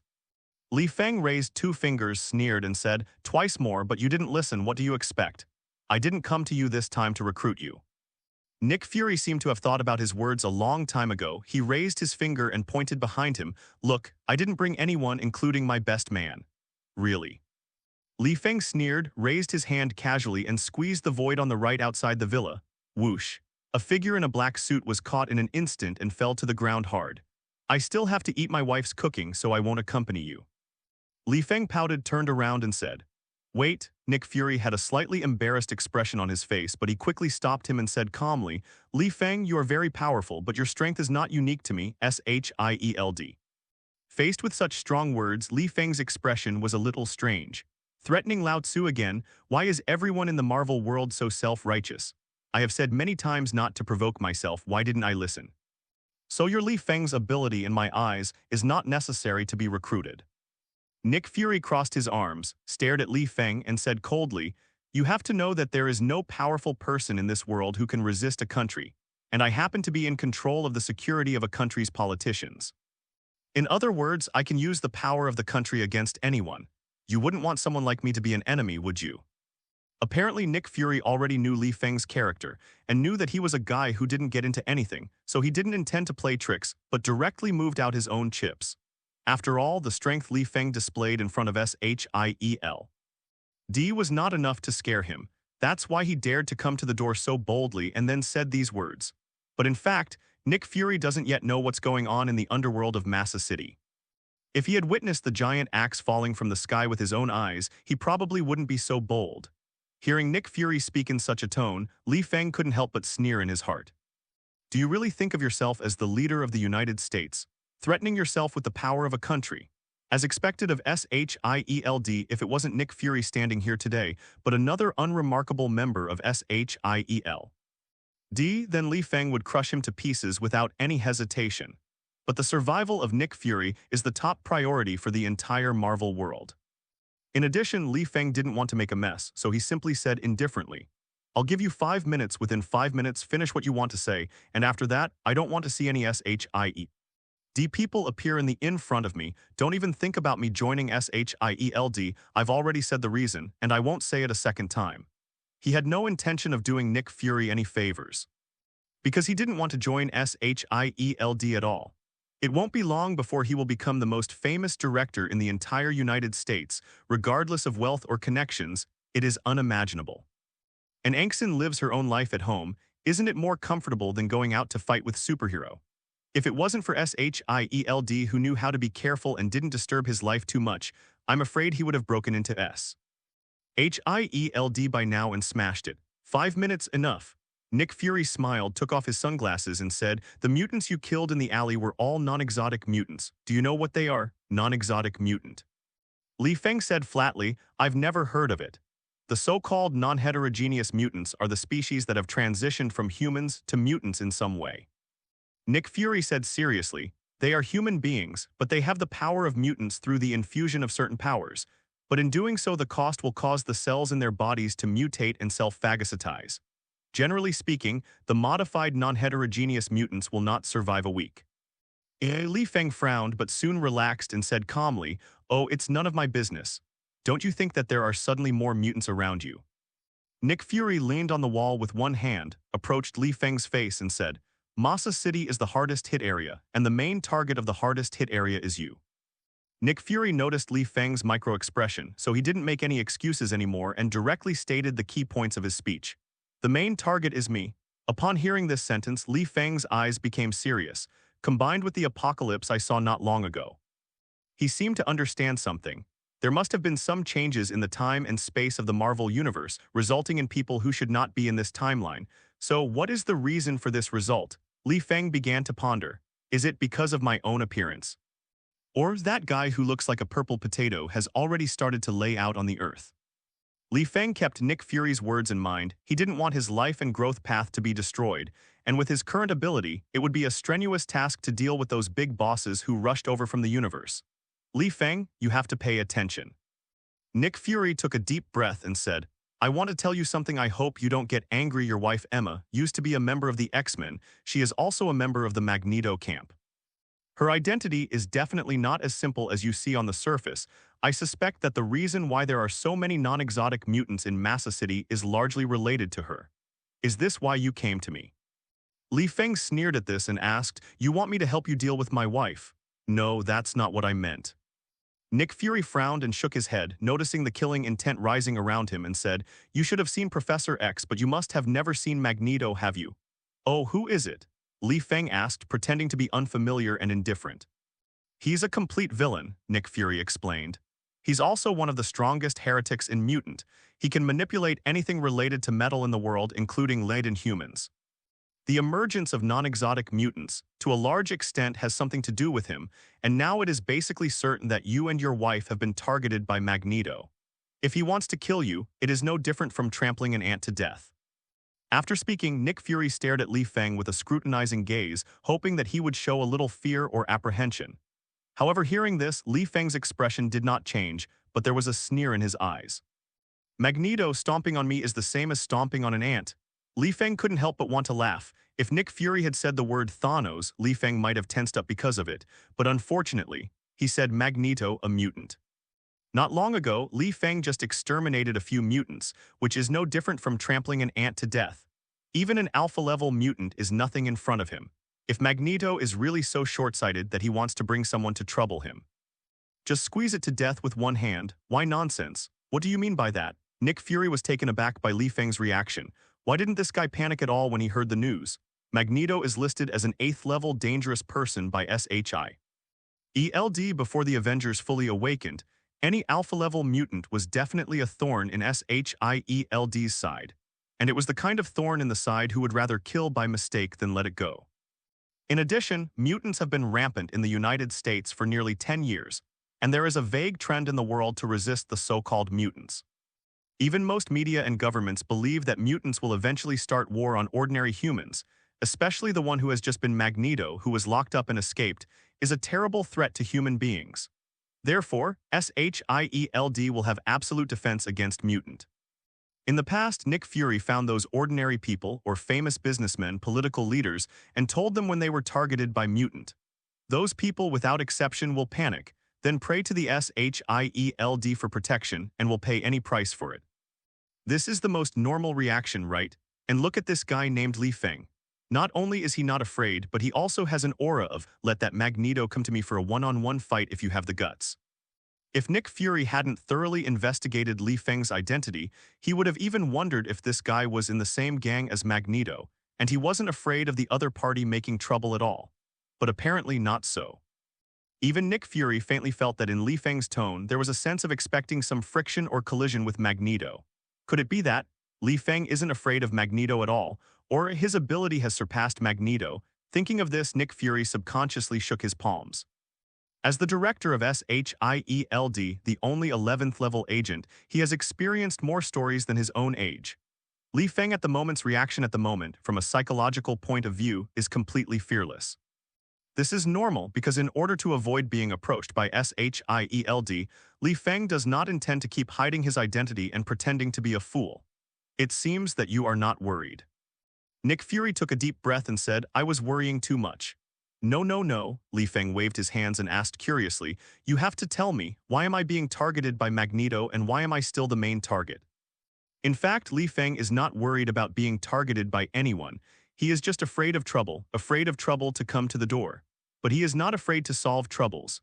As a senior Marvel fan, this mentality must exist. After all, in this universe, there are so many dirty things happening in the corners every day, and some of them will always spread to Li Feng, the Traveler. It's just that he wanted to find out why. Logically speaking, since I have no fame and status, how could I be targeted by the mutant group? What they should do more is not to disturb the world. I don't know about that either. Nick Fury shook his head and said, after all, I'm not the one being targeted, but I can tell you some of my guesses. Li Feng waved his hand, motioning for him to continue talking. I received news from East Africa. Nick Fury took a deep breath and said, Magneto showed up there and killed an entire archaeological team, and there are some followers around him, or they are all mutants that appeared with your wife. You mean Magneto wants to take Emma away from me? Li Feng's expression suddenly turned cold. If anyone dared to take the White Queen away from him, he would never treat him calmly. After all, he has never tried to use the full body of the Steppenwolf template. This is speculation, don't get excited. Nick Fury felt the murderous intent in the air and some cold sweat broke out on his forehead. He calmly said, secondly, it is Emma's father, the richest man in Massa City. Hearing this, Li Feng frowned even deeper. Yes, you must have guessed it. Nick Fury said, the reason why Massa City is the first place to mess up in the United States is because it is the city with the most mutants.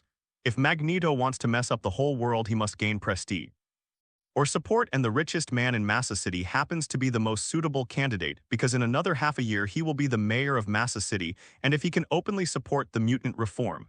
Nick Fury didn't go on. In the S.H.I.E.L.D. profile, Magneto is a very ambitious man. He doesn't want to destroy human beings simply through power, but wants to make mutant status surpass that of ordinary human beings and surpass this world through some way. Therefore, obtaining the support of Big Shot is an important link. The richest man in Massa City is the most suitable candidate. What's more, this guy is rich enough to support all the mutants. As long as Magneto can get the richest man in Massa, this place will completely fall into mutants' hometown. Such a grand goal will inevitably require a huge layout. You mean Magneto wants to control Emma through me and further control the richest man in Massa City? Li Feng frowned, grasping the crux of the problem instantly. That's right. Nick Fury nodded. It's the way Magneto does things best. Even in the Marvel Universe, there is no shortage of villains with both strategy and power.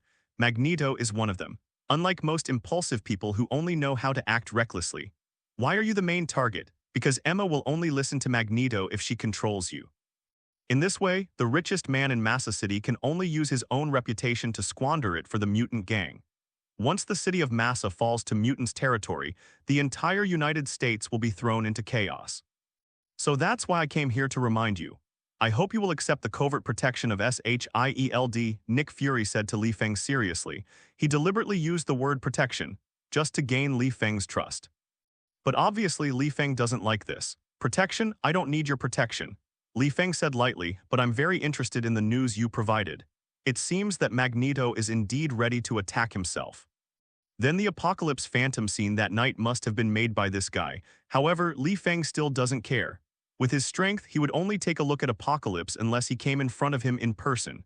You have to think about it. Nick Fury seemed to have expected that Li Feng would refuse, so he calmly said, I know you don't want to expose your strength, let alone let Emma know your identity. S.H.I.E.L.D's agent can protect you without anyone noticing.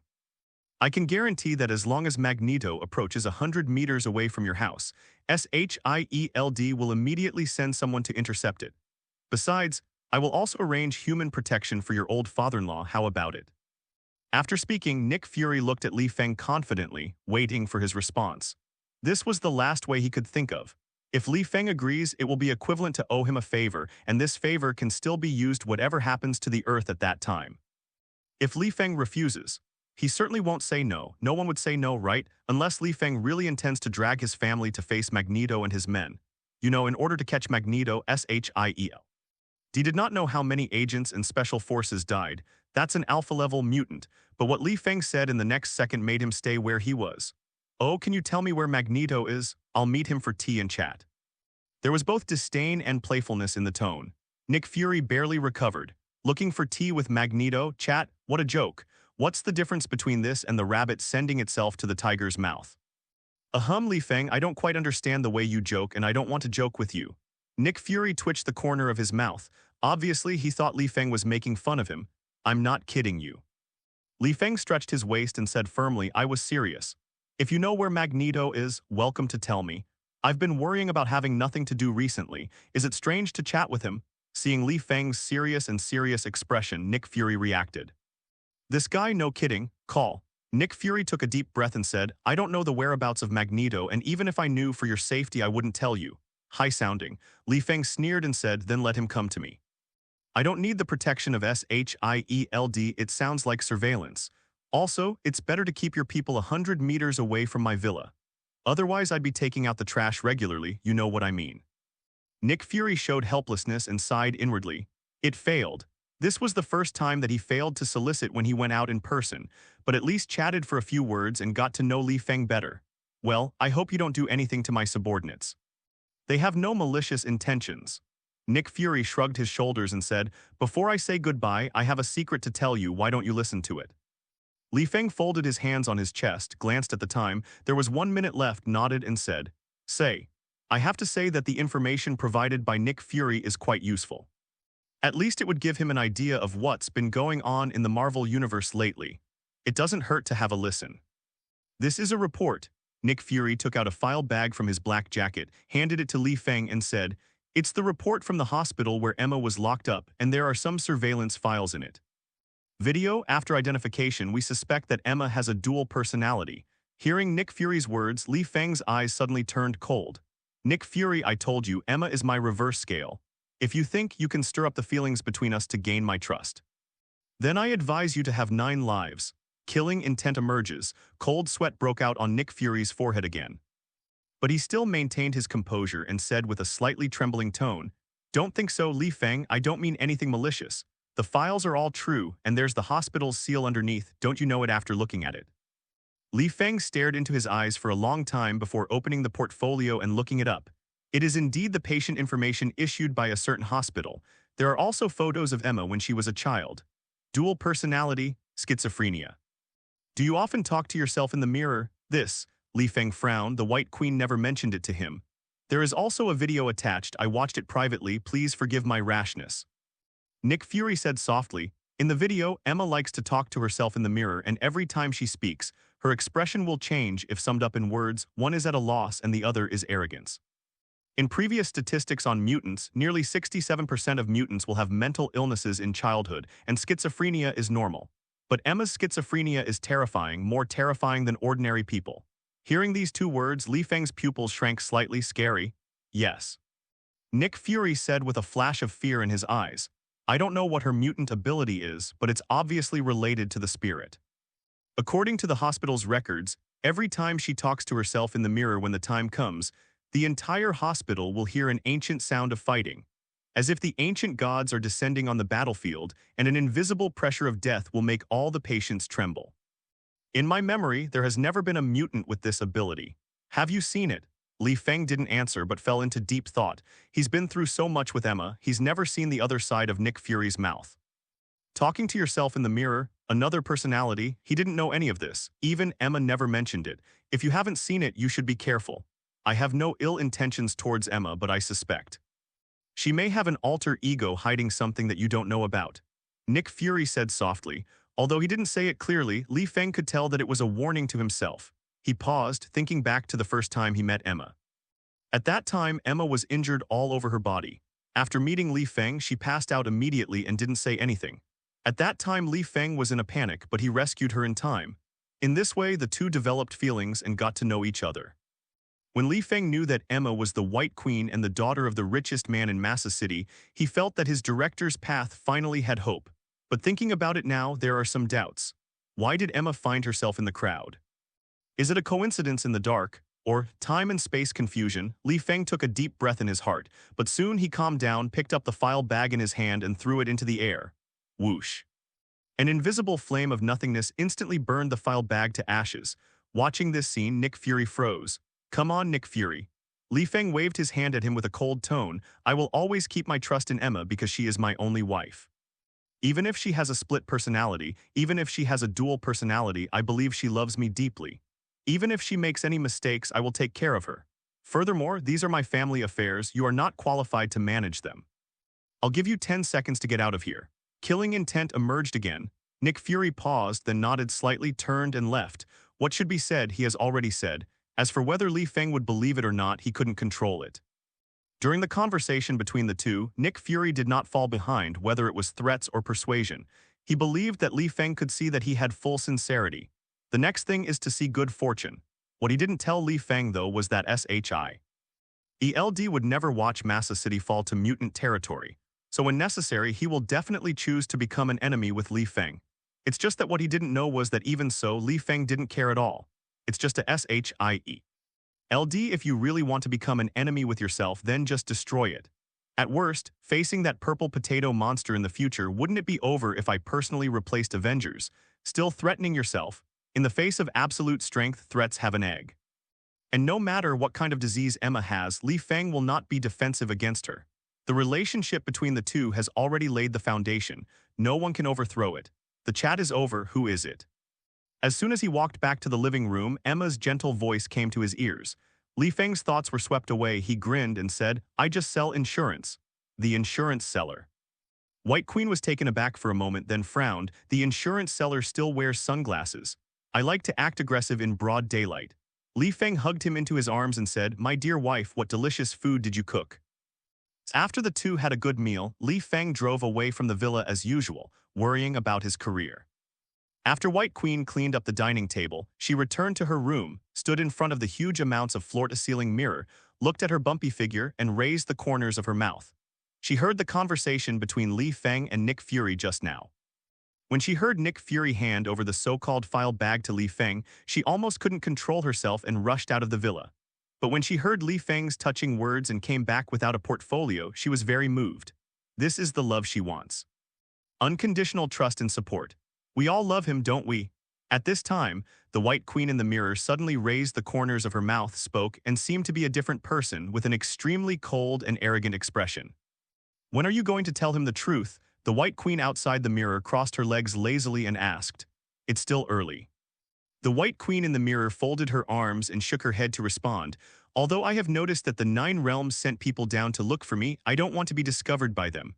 My body is still recovering, so is the power. But I don't want to hide it from him. The White Queen outside the mirror pursed her bright red lips and said, if he knows that I still have you in my body, he will be angry. No, he won't. The White Queen in the mirror smiled and shook his head because he also has something to hide from us. What's the matter? The White Queen outside the mirror was taken aback. Definitely is something that you and I don't know. The White Queen in the mirror walked back and forth, admiring herself and raised the corner of her mouth, but I'm getting more and more interested in him. Then tonight, you will replace me. The White Queen outside the mirror smiled and said, how is it, Sister Hela? The White Queen in the mirror had a blush on her cheeks, and after a few seconds of hesitation, she nodded in agreement. Don't go back on your word. A triumphant smile appeared on the White Queen's face outside the mirror. At the same time, she quietly breathed a sigh of relief. Now that another self is willing to face Li Feng, the next development will not be so difficult. If Li Feng really alienates her because of Nick Fury, she will be very sad. In fact, she also thought about directly telling Li Feng her other identity, but after thinking about it, she still felt that this matter needs to be accepted slowly. After all, that guy named Hela is not from Earth, but White Queen also understands that sooner or later she will leave her body and face Li Feng formally. By that time, what will Li Feng do? Will he still choose to love her unconditionally like now? White Queen doesn't know and she doesn't know what to do, but soon she realized that this was not something she should consider but Li Feng, and what she needs to do now is to protect Li Feng. Magneto, mutant, S.H.I.E.L.D. Those guys who want to destroy my relationship with Li Feng don't even try to escape. My man can only belong to me, no one can take him away. At the same time, Massa City Underground World Headquarters. When Angel and Griffin were planning how to use their men and properties to make money, three figures suddenly walked in from the door. The two were about to get angry, but they saw the face among the three figures clearly through the light. Moment. Angel and Griffin looked terrified, bent slightly, and shouted at the same time, "Boss, why are you here?" Those who came were Magneto, Mystique, and Vibe. Among them, Magneto was dusty and dressed in a long robe, walked to the seat with a calm face and said, "How is the situation?" Griffin and Angel looked at each other, and the former said in horror, "Boss, according to your request, we sent people to keep an eye on Li Feng and Emma, but they were wiped out before they survived an hour. If we want to act forcefully, that guy named Li Feng will definitely not let us go." Magneto frowned upon hearing this. "Boss, you are right, Li Feng is indeed an Omega-level mutant, and his strength is even comparable to yours." The Griffin gritted its teeth and bowed its head to report to Magneto. Magneto propped his chin and said to himself, Emma, why don't you want to come to see me? It turns out that there is such a powerful man by your side, no wonder. Boss, will our plan still be implemented?" The Vibe woman walked to Magneto, leaned over and said, "Omega-level mutants can only be dealt with by you." If Li Feng heard their conversation here, he would understand that from the runaway taking over the underground world of Massa City to the appearance of Griffin and Angel, it was basically Magneto's arrangement behind the scenes. The emergence of Magneto is naturally similar to the plan Nick Fury said. The only difference is that Magneto does not intend to do something to the richest man in Massa City, but recruit Li Feng, Omega-level mutant. There are no more than 10 fingers in all mutants. If the White Queen and Li Feng can be recruited into his subordinates, then mutants' plan to ban humans will be easier to implement. This is Magneto's ambition. I can't make a move. Magneto pondered for a few seconds and said, "If I make a move, the X-Men gang will definitely find me the first time. This is not very beneficial to us now. So, boss, are we going to take a break?" Mystique asked, "Maybe I can talk to Emma again." "No, it's not necessary." Magneto said with deep eyes, playing with a square magnet in his hand, "Bring Emma to me, I want to ask her something." "You mean kidnapping?" Griffin and Angel looked at each other with a flash of fear in their eyes. "But, we can't deal with that guy named Li Feng." Magneto glanced at the two shivering guys, waved to Mystique beside him and said, "Find a way to get rid of that Omega-level mutant named Li Feng, and if possible, create some opportunities for him to follow him." "You sleep?" "Yes." Mystique nodded slightly. With her ability to change at will, it shouldn't be difficult to charm Li Feng. Magneto turned his head to look at Vibe Girl and ordered, "You take Nightwalker to see Emma. Angel and Griffin will support you. Don't do anything unless necessary. If she doesn't want to come, let Apocalypse come forward. Presumably she will. I will not let go of such a good opportunity." "Understood." The Vibe Girl turned and left.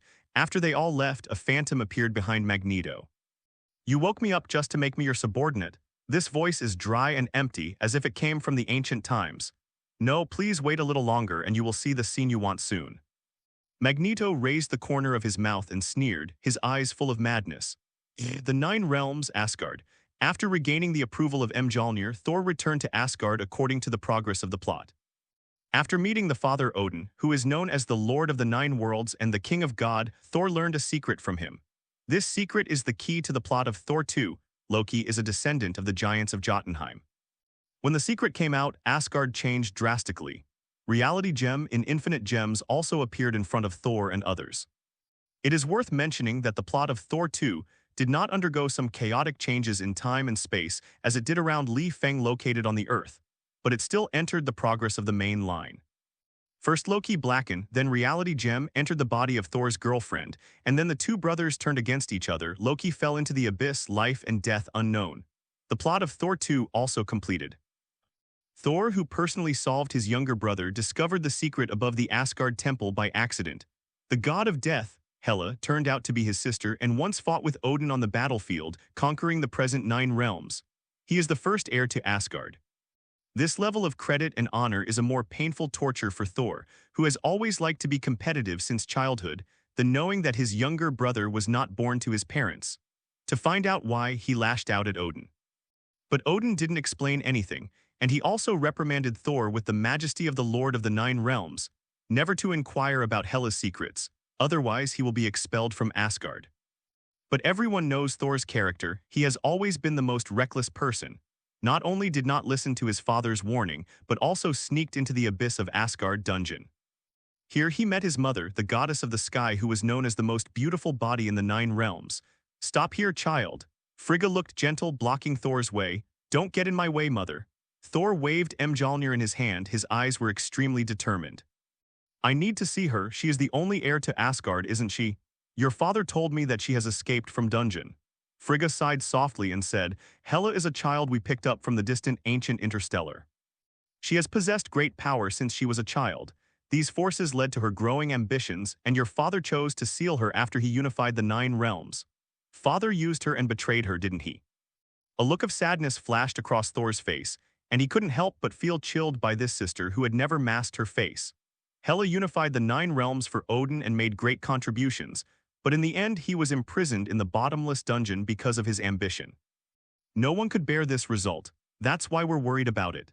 Frigga said softly, turning to look at the paintings on the wall. It's been 8 years since Hela escaped from Asgard, and during these 8 years, Asgard has never found her traces. Once she returns with terrifying power, the Nine Realms will be in turmoil, which is why Odin decided to raise you as Thor. Thor was silent for 2 seconds and asked, "Odin wants me to kill her. Call them by their first names." Frigga turned her head, stared into Thor's eyes, nodded after a while and said, "This is your destiny, child. To deal with one's own sister and kill one's younger brother, is this the so-called destiny?" Thor laughed at himself, glanced at Mjolnir in his hand and looked sad. "My child," Frigga stepped forward, stroked his cheek and said, "if you want to change everything, go back to Earth." "Go back to Earth?" Thor frowned slightly and asked puzzledly, "Why?" "Heimdall told me that the last time Hela used her power was in that small star field on the Earth." Frigga said softly, "If you ever thought about finding her and meeting her without telling your father, then you can only go to Earth and use Mjolnir's divine power as a pull to find out where she is. However, you have to remember that if you don't find Hela before Heimdall, then she will be sealed again by Odin. I don't want you to fight your own father." "Understood." Thor nodded towards the virtuous mother and quickly turned and left. Seeing Thor's figure go further and further away, Frigga stood there and shook her head. At this time, Odin, wearing a long robe, came out of a side chamber. He could clearly hear the conversation between the two of them earlier. "Thor, you've grown up too." With a gentle smile on his face, Odin looked in the direction Thor left. "You asked me to tell him this, why?" Frigga looked puzzled. Odin shook the scepter in his hand, walked slowly towards the wall, stroked the mural on it and said softly, "Frigga, I have a feeling that the Nine Realms are about to fall into chaos. Big chaos." Frigga was slightly pale. She knew that Odin's words were never wrong. "As for me, my time is approaching." Odin closed his eyes, sighed and said, "After living for 1,000,000 years, the Nine Realms will finally come to this day." Hearing this, Frigga's beautiful face became a little haggard. After a few seconds of silence, she walked behind Odin and gently pressed it against his back. "Thor is a very powerful child." Odin held her slender hand and said with a solemn expression, "But this catastrophe cannot be carried by him alone. So you plan to let Hela assist him? Frigga asked. No. Odin shook his head and said, Hela is a great threat to the god realm and she must hate me very much. It would still be a disaster if she returned to Asgard. Even if she appeared in front of me again, I will also choose to seal her. Then, why did you let Thor go to Earth? Frigga asked, puzzled. To survive.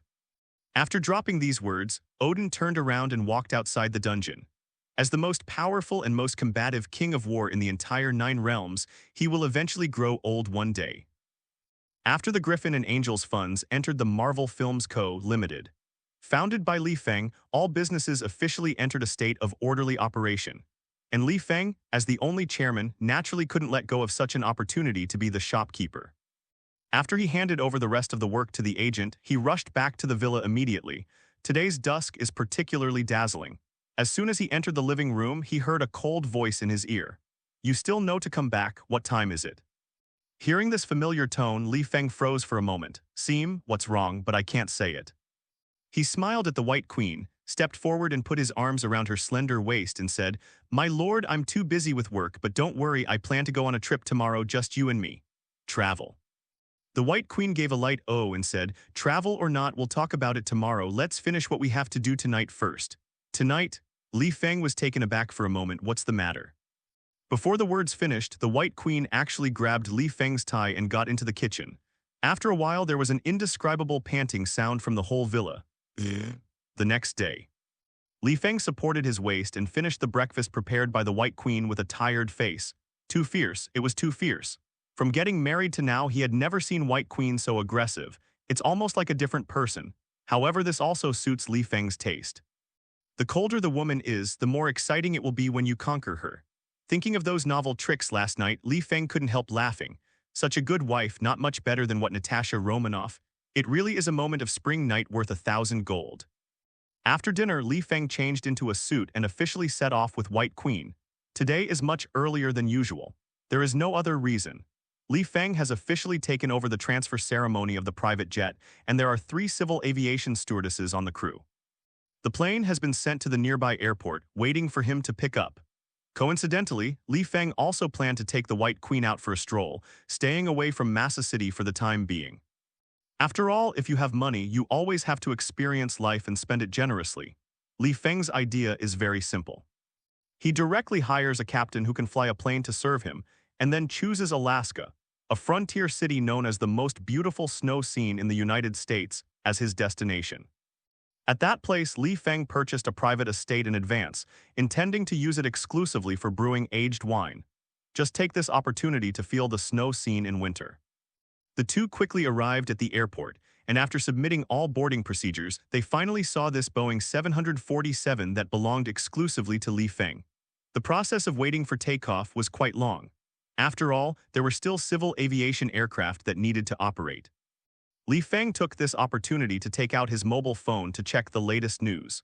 To his slight surprise, the headline video cover of YouTube turned out to be a huge amount of green giant. This giant is full of muscles, wearing a pair of underpants and has a fierce face. Hulk. Li Feng froze for a moment, then clicked in. In the video, Hulk was smashing and beating on the street, and there were many tanks and armored vehicles around him that he directly smashed with his fists. There were dozens of mosaic corpses at the scene. The scene was much bloodier than in the movie. But the strange thing is, in the video, Hulk's face is extremely calm. He doesn't seem to have lost his mind at all, and he can clearly see a trace of calm emotion from his expression. Why is that? In Li Feng's impression, every time Hulk got angry, his face was full of anger. But in the YouTube video, Hulk clearly looks like, have fun, yes, it's fun to smash and it's fun to kill. Could it be that? Professor Banner at this stage can already master the Hulk as he pleases. Li Feng thought about it and finally rejected this idea, and turned off the phone. After all, none of this had anything to do with him. Even if Professor Banner can really control Hulk, the plot will still not change in any way. As for the Hulk causing harm to humans, let S.H.I.E.L.D handle it. What's more, he also saw the shadow of the military in the video. It must not be long before Hulk will collide with the Abomination, and things will definitely subside by then. As the plane took off, Li Feng quickly put the Hulk matter behind him. With that time, it would be better to think about Alaska, how to play with the White Queen. Moreover, it is said that there is also a top-level delicacy in Alaska reindeer meat. This kind of meat not only provides a lot of nutrition, but also has the effect of enriching breasts. If White Queen can eat more, it will definitely be a big deal good thing. Thinking of this, Li Feng chuckled. Although the White Queen's figure has surpassed most of the goddess-level tasks, but how can anyone dislike the lack of money and the beauty of his wife, right? This is also for the sake of everyone's sexual life. In the real world, which man is not an old pervert? As the plane entered the troposphere, White Queen's face became significantly happier. She came to Li Feng's side, opened the window shutter, looked at the dazzling sun and white clouds outside, hummed softly, and asked in a rather expectant tone, "Why do you suddenly think of going to Alaska?" Li Feng thought for a while and smiled. "Because I plan to make a TV series called Breaking Bad, and part of the filming location is here. Definitely, the most important reason is to want to I'll take you around." This pun answer successfully caught White Queen's coquettish stare. "What kind of story is that?" White Queen propped her chin, her eyes gradually blurred. "It's a story with a lot of trivialities." Li Feng hugged her into his arms, but his eyes inadvertently glanced at her neck. There is a mark. It is a triangle with an upright eye embedded in it. This is, Li Feng's pupils shrank slightly. This is not. In the Marvel world, is there a mark only in the God realm? What's wrong? The White Queen turned her head suddenly, her beautiful eyes frowning. Fine. Li Feng chuckled, stretched out his hand and started to move around. Hate.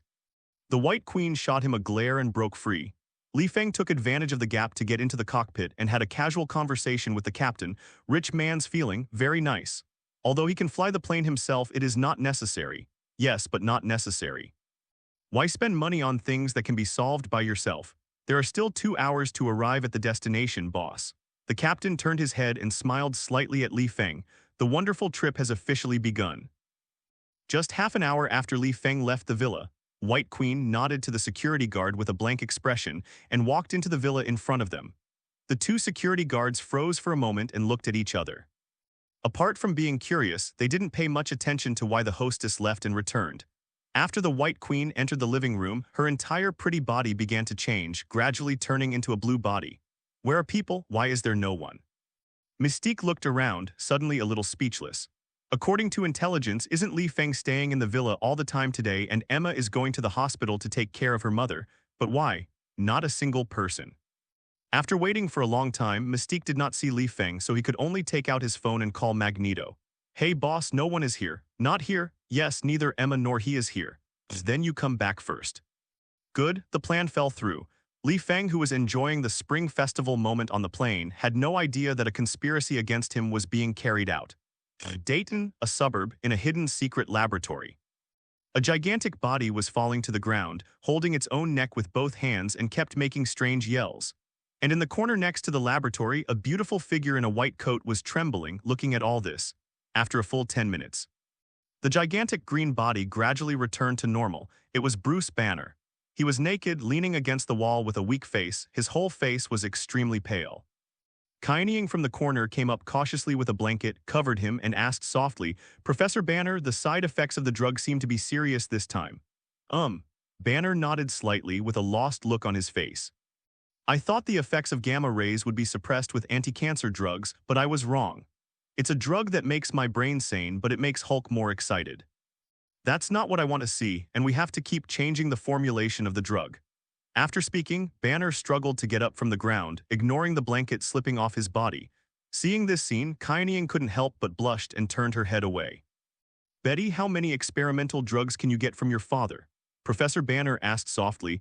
"I have to get out of here. Hulk has caused a lot of noise outside. I plan to go to Massa City. That place is messy, perfect for me to hide." "Professor, are you leaving?" Betty Rose said with a look of reluctance. "The laboratory is safe. You can rest assured that I have been noticed by the experimental drug side, so I can only think about it slowly. Find a way." Banner was silent for 2 seconds, turned around and hugged the woman who had chosen to stand by his side from the beginning, and said softly, "I have to get out of here, Betty. We are not from the same world. Stay with me. I will kill you sooner or later. 6 months ago, I was almost nominated for the Nobel Prize. I thought my life finally had light. But I didn't expect that this was just the beginning of a nightmare. I have to face terrifying psychological pressure every day to suppress him in my body. Just 2 hours ago, I watched myself kill 10 soldiers and even crush a few tanks. I don't want to cause you to become a ghost who is neither human nor ghost and can only hide in the streets and alleys. If I hadn't been exposed to gamma rays, none of this would have happened. but I have no turning back. Speaking of this, Banner actually burst into tears, like an orphan abandoned by the world. The northern border of the United States, Alaska. Li Feng hugged White Queen, sitting in front of the fireplace, looking at the snow scene outside the floor-to-ceiling windows, feeling very comfortable. Little did he know that, at some point in the future, Banner will show up in Massa, even treating him as an enemy. The entire Marvel universe is subtly waking up and changing. At the moments Li Feng, however, slipped his palm into White Queen's clothes. Ice. The White Queen glared at him. It'll be hot in a while.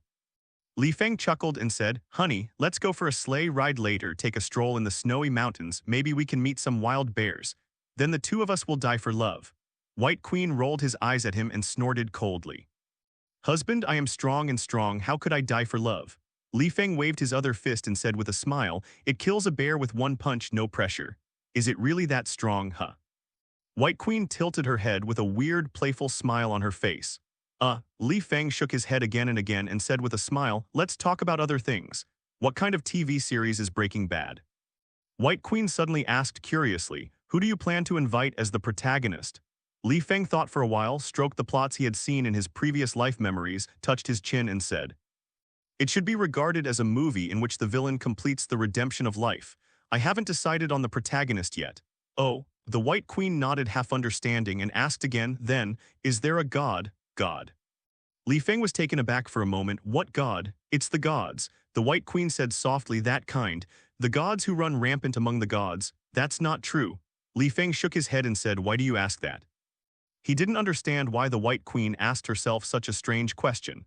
Breaking Bad is a relatively small TV series. In the memory of the previous life, the ratings were not bad. Li Feng intends to use it to expand the business of the film and television company, so he came up with this idea. Then, are you going to make a movie about gods? This, maybe filmed after Mission Impossible 456 is released. Oh. The White Queen nodded and didn't intend to ask any more questions. But she was thinking in her heart, what method should be used to let Li Feng know and accept the existence of her? It seems difficult. Although he didn't know what the White Queen was asking these questions for, Li Feng could tell that the White Queen had something on his mind. He didn't mean to ask, but after looking at each other affectionately for 2 seconds, he blocked White Queen's red lips with his lips. Doing is always more straightforward than saying, and it can better express Li Feng's heart. The White Queen, who was still a little apprehensive at first, also obediently lay in Li Feng's arms, enjoying the beauty of this moment. Canada City Mutant College. As mutants like to show their faces more and more, coupled with the reason why Magneto continues to cause trouble among ordinary humans, the mutant school today can be said to be in jeopardy. Not long ago, the local government sent nearly 10 helicopters to block the skies over Mutant School, claiming that it was to protect the territory. Professor X had to talk for a long time before they were willing to leave. This is the base of the X-Men and the only place for the homeless mutants. If even this place becomes a victim of politics, I'm afraid the entire mutant society will be thrown into chaos.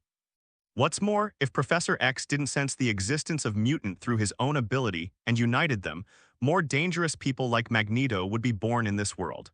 But the trouble is that there have been some uncontrolled emergencies at mutant school these days. The Omega-class mutant known as Jean Grey disappeared. In fact, it's not considered disappearing, it's more like being taken away by some mysterious force. As the only known Omega-level mutant in the X-Men camp, Jean Grey is definitely the subject of key protection, because her ability is too terrifying. At the moment, Professor X is sitting in the brainwave amplification room, searching for the whereabouts of Jean Grey through those densely packed electronic components. This state has lasted for nearly 5 hours. The biggest side effect of brainwave amplifiers is the damage to brain cells. Professor X's face was almost pale. Half an hour later, he struggled to take off the brainwave amplifier. Beast and Cyclops also took advantage of the gap to walk in. "Professor, is there anything new?" Cyclops, with his quartz eyes, asked Professor X anxiously. Professor X's face was dark. He shook his head slightly and said, "Still have not. I expanded all the ranges and I didn't find the strength fluctuation of Chin. In this case, either she is in a coma and cannot establish spiritual communication with me, or she hid on purpose and refused to contact me." Speaking of this, Professor X sighed, "If it's the latter, it's okay to say that Chin is a very sensible girl. But if it's the former, I'm worried that she will be used by someone with a heart." These few words caused Cyclops and Beast to change their colors slightly. Jean Grey has had close relationships with all the X-Men since she was accepted into mutant school. She is a very gentle and kind girl. Even in order not to let the Phoenix Force in his body hurt others, he is willing to bear these pains alone. But such a girl who only thought of her friends when she was in danger disappeared inexplicably. It's unreasonable, very unreasonable. Where did she go? Where will you go? You mean it's possible that Magneto took her away? Cyclops gritted his teeth. This lingering guy is said to have returned to the United States. If he really took Chin away, I must kill him myself. Killed him. It could be Magneto or it could be someone else. Professor X rubbed his eyebrows and said, a person we are all afraid of. Others. Beast is considered a veteran member of the X-Men and he is more careful in handling things. A figure appeared in his mind instantly. You mean, that guy named Li Feng. Hearing this, Cyclops suddenly remembered the collision between Professor X and Li Feng in the Stark building. In this world, the number of mutants who can suppress Professor X's mental ability can be counted on one finger. But that guy named Li Feng probably doesn't know Jean Grey, right? How could you take him away? Don't forget there is another person beside Li Feng. Beast pushed his glasses and said solemnly, Emma once betrayed us. Her relationship with Chin has always been much better than ours. I vaguely remember before Emma left mutant school and followed Magneto, she wanted to persuade Jean Grey to leave here with her. Emma, White Queen. Cyclops, who has the best relationship with Jean Grey, couldn't sit still immediately after hearing that he had a goal and turned around to leave. He said, we have to go to Massa City again and meet that guy. Cyclops, wait. Professor X shook his head to stop him and said, let's go, it's useless. According to my guess, Li Feng is probably also an Omega-level mutant, and his power is still above the piano. If you take the trouble to trouble him like this, you will probably pay the price for it. If Jean is really in his hands, what should we do? Cyclops clenched his fists and said word by word, if Emma really persuades Jean to join Magneto, then X-Men will lose the qualification to be compared with them. I'll go with you. At this moment, Wolverine suddenly came in from the door with an unlit cigar in his mouth and said indifferently, he can't kill me. Professor X and Beast exchanged glances and finally did not choose to stop. This is also a no-brainer. The whereabouts of Chin Grey is a very important matter to them, because they all know that besides the two possibilities mentioned by Professor X, there is a third possibility. That is, Chin is dead. After any mutant dies, it cannot be detected by the brain wave amplifier. As the youngest and most powerful mutants of the X-Men, they had to hold on to every hope possible. After Mjolnir was snatched by a tall man, Phil Coulson first reported the matter to Nick Fury. For S.H.I.E.L.D, this exotic object is definitely one of the treasured items worthy of research. It hardly took long after it fell within the territory of the United States that S.H.I.E.L.D blocked all sources of information. But Mjolnir was still taken. In addition, that huge fire-breathing mechanical monster that came from nowhere even caused disasters in suburban cities, indirectly killing dozens of ordinary humans. This made the S.H.I.E.L.D Director, who had long been dominating the United States territory, very angry. After sealing up all the information related to the destroyer, Nick Fury immediately asked all agents to search for the person who took Mjolnir away. His intuition told him that the mastermind behind these accidents and disasters must have something to do with that guy. But what Nick Fury and Phil Coulson didn't expect was that although all the agents deployed by S.H.I.E.L.D within the territory of the United States were dispatched, no news related to it was found. This guy disappeared suddenly, as if the world had evaporated. This is something that is very damaging to the existence of S.H.I.E.L.D. In order to solve this trouble, Nick Fury decided to send someone to arrest Thor's girlfriend, Jane Foster, for interrogation.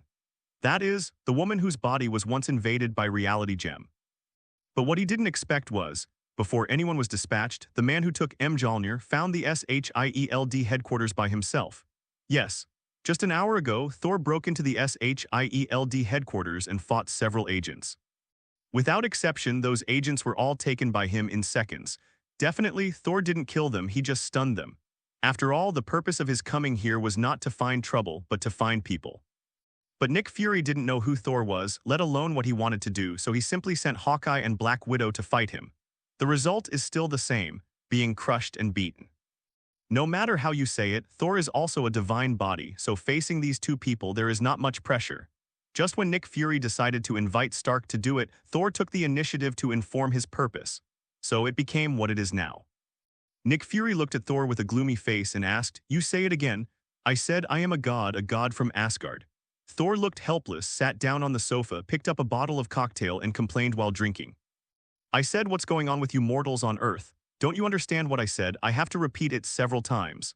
Especially you who wear an eye patch, do you need me to give you electrotherapy? Cheap, too cheap. This appearance is underwhelming and arrogant. Nick Fury took a deep breath and said, this hammer in your hand is called Mjolnir. Yes, does it sound good? Thor shook his hand casually and said with a smile, if you promise me a few requests, I'll let you touch it. However, I have to remind you that generally only those with courage and strong fighting spirit will be recognized. I guess it's not very good. Nick Fury's face twitched violently twice. He took another deep breath, resisting the urge to call Stark to beat this guy up, and asked patiently, you said you came here to find someone who? My sister. Thor shrugged his shoulders and said, to be precise, she is not human. She is a god. Aside hearing this, Coulson couldn't help but rolled his eyes. No way, in this universe do so-called gods really exist. Definitely, besides that, I have also brought you some benefits. Thor stood up with a whoosh, walked up to Nick Fury, stared at him and said, I know that your organization called S.H.I.E.L.D. very powerful, just like Asgard's status in the 9 realms. If you can help me find my sister, Hela, then I will take your people to Asgard to experience life in the god realm. Maybe you can borrow this marriage creates a new union. We're not interested in God. Nick Fury sneered, in my eyes, the so-called gods are just creatures from another universe. Although your power is very powerful, there may not be any existence stronger than you in this world. If you want me to help, you have to show some sincerity. For example, join S.H.I.E.L.D. The tone is simple and the purpose is obvious. This time it was Thor's turn to be upset. Let Asgardians work for S.H.I.E.L.D. What are you kidding? Do these people on Earth realize their status? Don't waste your time one-eyed. Thor waved the hammer in his hand and said bluntly, you people on Earth will not understand what kind of existence a god is. I'm too lazy to explain so much to you. If you guys can help me find my sister, maybe I can join some shitty S.H.I.E.L.D., but I have one request, that is, I will not take orders from anyone. In the language of your Earth, it is human feelings. Understand? Nick Fury and Coulson beside him looked at each other, and after 2 seconds of contemplation they agreed with Thor's idea. Although he doesn't like the word God very much, but the current Avengers is in preparation, and it would not be a wise choice to let go of such a powerful teammate. You told us just now that your sister's name is Hela, didn't you? Nick Fury picked up a tablet from the table and asked. Right. Knowing that he decided to help himself, Thor nodded with satisfaction. Retrieve statistics with the word Hela in the global name.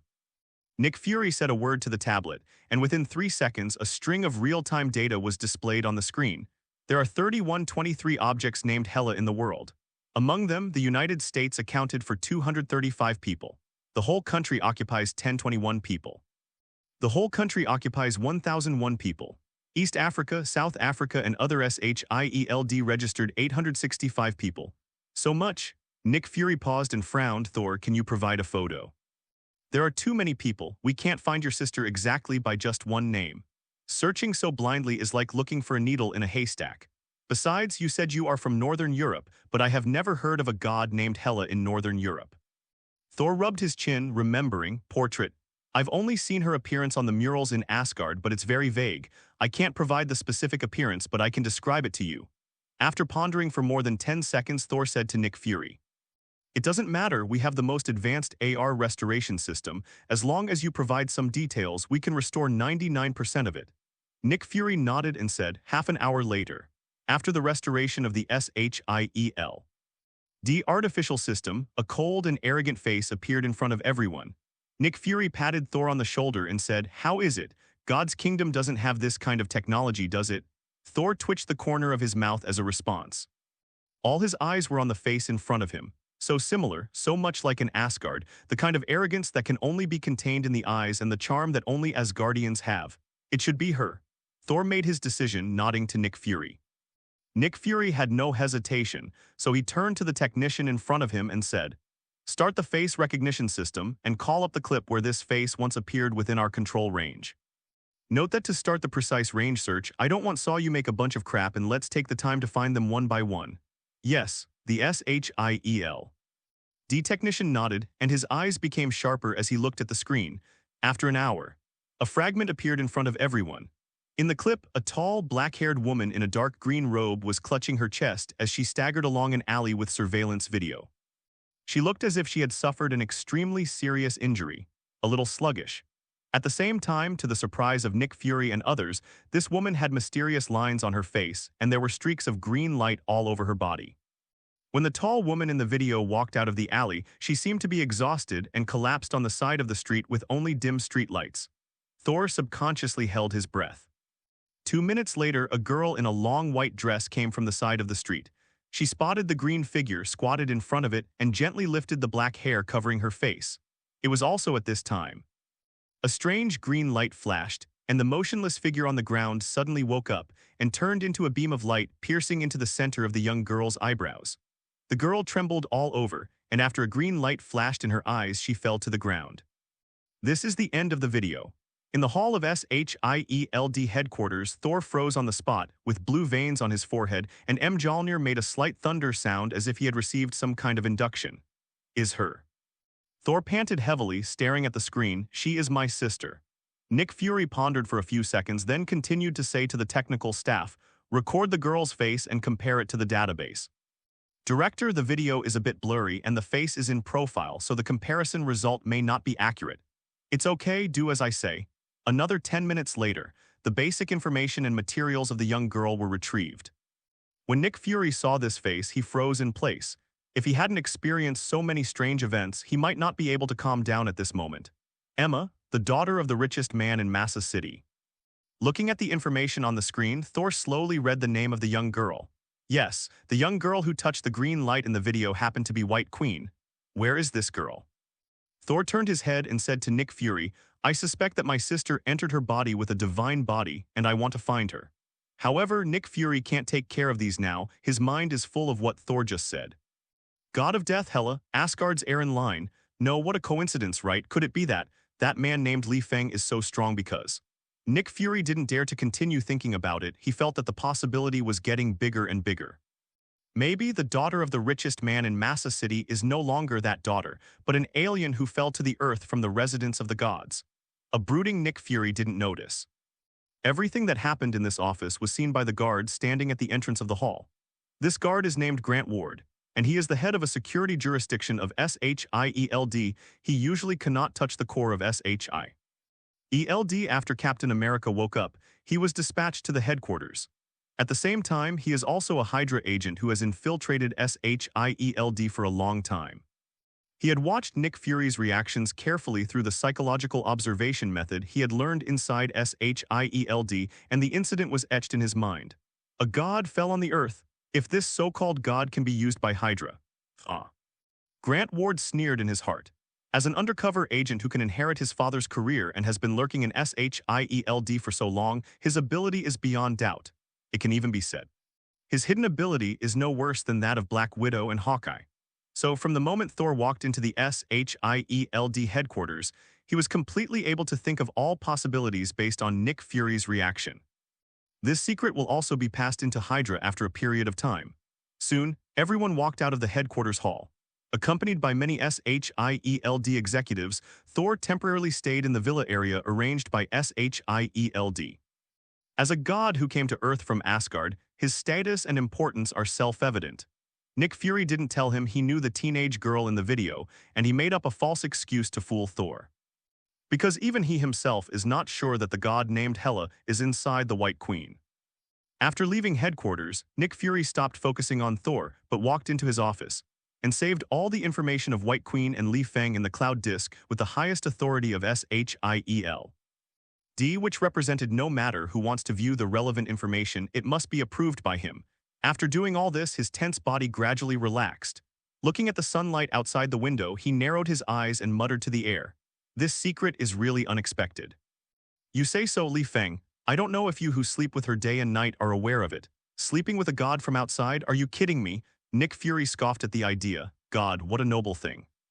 Having a god as a wife is a beautiful fantasy that only appears in movies, right? This guy named Li Feng is really lucky. At the same time. Just after Grant Ward watched Nick Fury leave the headquarters with his own eyes, he quietly stole his colleague's IC card, entered the archives room, opened the door of the inventory, and tried to find all the documents related to Li Feng and White Queen. Data of, however. What he didn't expect was that although the information was found, the file had already been set as the highest authority. This permission only Nick Fury can have. Damn it. Grant Ward gritted his teeth and had to give up his idea. If he forcibly applies for permission with his S.H.I.E.L.D Department IC card, then he will be targeted by Nick Fury immediately. The guy with the black eye patch had a nose as sharp as a hound's. With his current status, he couldn't compete head-on. And while S.H.I.E.L.D and Hydra are conspiring because of Thor's appearance, there are also some unexpected disturbances on the mutant school. Cyclops and Wolverine originally planned to go to Li Feng to ask Chin's whereabouts, and even both of them were ready to fight Li Feng. But when they arrived in Massa City, they found that Li Feng was not at home at all. Also, no one knows where he went. They went to Li Feng's villa but found no sign of anyone. Even if they wanted to fight Li Feng, they didn't have this chance. This kind of result almost made Cyclops run away. If Li Feng is not found, there will be no news of Chin's whereabouts, and they must continue to search aimlessly in the vast crowd. That's too much time wasted. Maybe it's a lifetime to find the old man, but it may not be possible to find the trace of Chin. At this time, Beast, who is more mature in X-Men, came up with a way. The method is very simple. Through the stimulation of sleeping pills, Professor X can fully enter the mental state, so that his sensory ability can cover the entire United States in a short time, and at the same time, all mutants in this area will be marked. Even if they don't use the mutant ability, they can still be sensed. But the consequences of doing so are also obvious. Once Professor X's most powerful spiritual ability is amplified, it means that his brain will bear even more terrifying high pressure. This side effect will accelerate the aging of Professor X, which is what we often call reduced lifespan. In this regard, Cyclops, Wolverine, Storm, and others strongly opposed it. After all, Professor X is already in poor health, and if he does this forcibly, it will cause great damage. But Professor X did not listen to the persuasion, but insisted on getting into the brain wave amplification room, took sleeping pills, and entered a mental state. For this man who can only sit in a wheelchair for the rest of his life, any child who grows up in mutant school is his family, so he had to do it. This plan is indeed feasible. After further expanding the induction ability, although Professor X did not find Chin's whereabouts, he found his old opponent, Magneto. He sensed a mutant breath that he had never seen before beside Magneto, and most likely an Omega-class mutant as well. This discovery made Professor X feel that something was wrong. In order to see the mutant more clearly and enter his mind, Professor X took 1 times the amount of sleeping pills again. But what he didn't expect was that the mutant aura following Magneto directly launched an extremely powerful mental attack as if he had discovered him. This caused Professor X's spiritual world to be hit hard again, and he was forced to wake up. But the trouble was that the side effects of the sleeping pills were too great, and Professor X completely lost consciousness within a minute of waking up. This sudden situation caused Wolverine and others to fall into a burst of anxiety. Extreme Cyclops determined that the reason for Professor X's coma was exactly the same as when he first met Li Feng, and it was caused by the other party. There had never been a moment when Cyclops hated Li Feng so much. He decided to stay in Massa City, waiting for Li Feng to appear, and then asked why he, the mutant, wanted to attack Professor X. Li Feng was naturally unaware of what happened at mutant school. Li Feng didn't even pay much attention to anything related to mutant, not to mention the disappearance of Jean Grey. Not only does he want nothing to do with S.H.I.E.L.D, he doesn't even want to have anything to do with mutant. Both organizations have inexplicable responsibilities. Why should he be unhappy when he has nothing to do? At the moment, Li Feng and White Queen were wearing thick jackets, sitting on a sled pulled by Alaskan sled dogs, galloping on the ice with snow everywhere. This is already the 2nd day of their stay in Alaska. Although looking at the snow all day and all night is really a bit boring, but with such a superb companion as White Queen by his side, Li Feng does not feel lonely. On the contrary, the two also tried many indescribable things in the snow. How can you be in the mood to enjoy the scenery when you are accompanied by your beloved? 5 days later, Li Feng and White Queen returned to Massa City by special plane. At the moment, on the tarmac of the private airport, dozens of bodyguards in suits were already waiting. These people are the bodyguards sent by the richest man in Massa City to protect the White Queen, and some of them are also people Li Feng knows well. Mr. Li, we will take you back to the villa next. The car is ready, please follow me. If you have other arrangements you can tell me, we will change the destination. Li Feng is used to these people's chatter. He waved his hand and said, "Go home first, my wife is a little tired." "Yes. The two sat in an extended version of Lincoln and gradually moved away under the adoring eyes of many civilians at the airport. The car is extremely comfortable, and there is a bartender dedicated to serving Li Feng and White Queen. Although Li Feng received a socialist education before time traveling, he has to admit that capitalism does have its merits. For most wealthy people, capitalism is much more convenient and enjoy life more. You don't need to worry about many things, and there will naturally be a service team to arrange everything for you. This is the benefit of being a rich man. Isn't it more restraint than fighting with aliens every 2 days? After 5 days of rushing in the snow, White Queen felt a little tired at the moment, curled up beside Li Feng and dozed gracefully. Although with the White Queen mutant's physique, she doesn't feel cold in the ice and snow field with tens of degrees minus, but I can't bear it. Li Feng has some unique requirements. Looking at the snow-white mountains every day, Li Feng must have some fun, and the White Queen was naturally unlucky and couldn't even run. 5 days. I can't count how many times. Listening to the peaceful breathing of the beautiful woman next to her ear, Li Feng's heart gradually calmed down. Half an hour later, Lincoln stopped at the door of his villa. The bodyguards stayed outside the villa very sensibly. Li Feng woke up the reddish-white queen, and the two walked into the villa together. However, just when the two of them arrived at the hall, Li Feng stopped suddenly. Since turning on the Steppenwolf template, the god's telekinesis and sixth senses are extremely sharp. He heard a beating heart in the cellar of his villa. Boom, boom, boom, very rhythmic. Someone broke into your villa. Li Feng narrowed his eyes and sent the White Queen into the bedroom. After telling her to take a good rest, he came to the entrance of the cellar, ready to check the situation.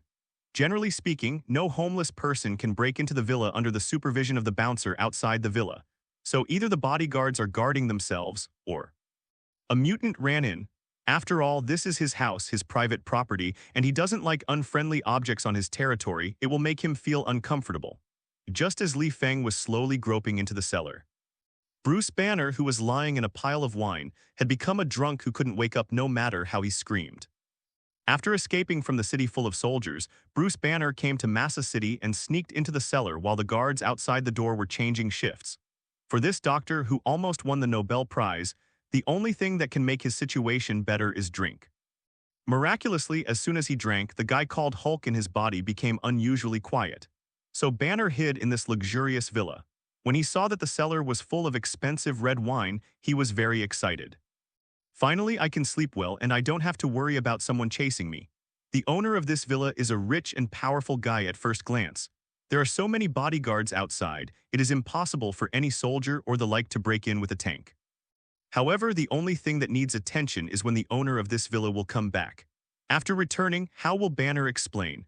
Or rather, one punch to death. Being dominated by Hulk for a long time, Banner's temperament has also undergone some changes.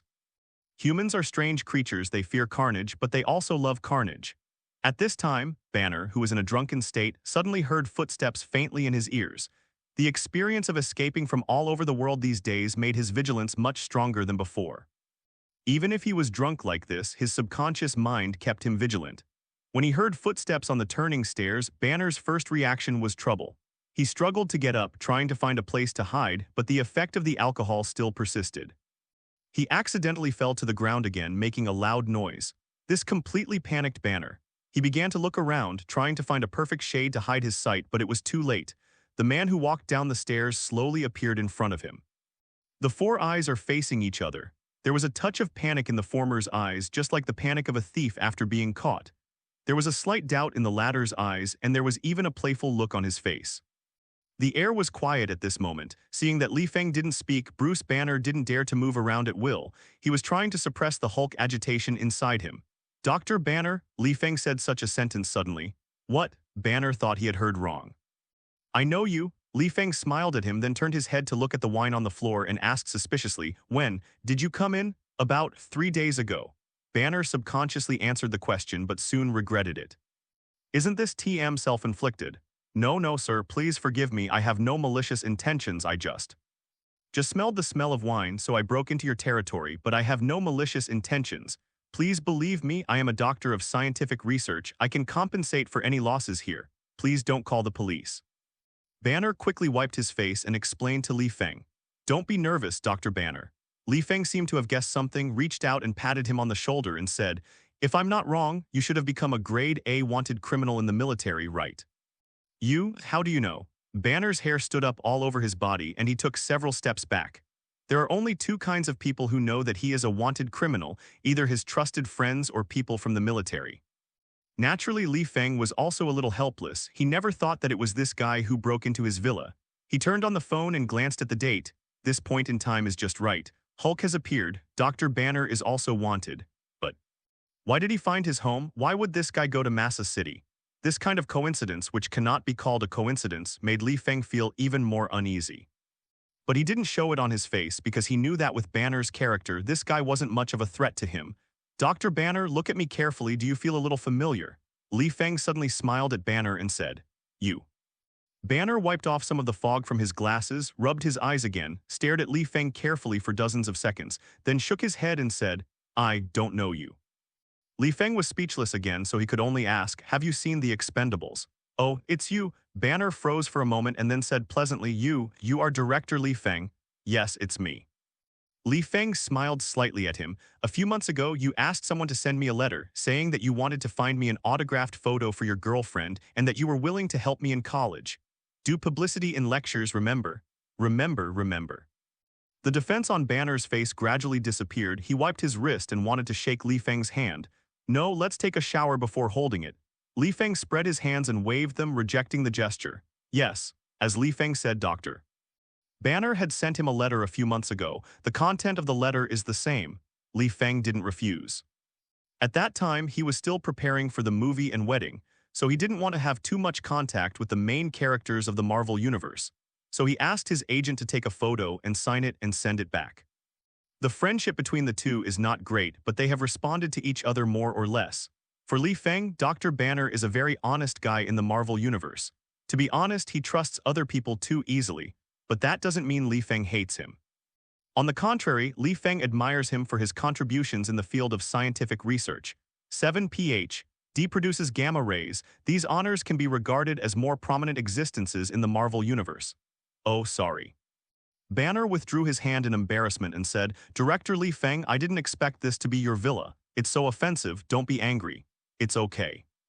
Li Feng waved his hand at him and said, "Go take a shower first. I'll wait for you in the living room. If you have anything to say, we can talk about it later."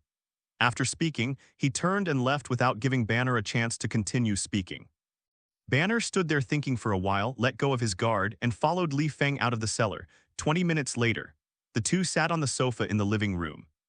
Li Feng poured Banner a glass of whiskey and said, "It's not a wise choice to take refuge with me, Doctor.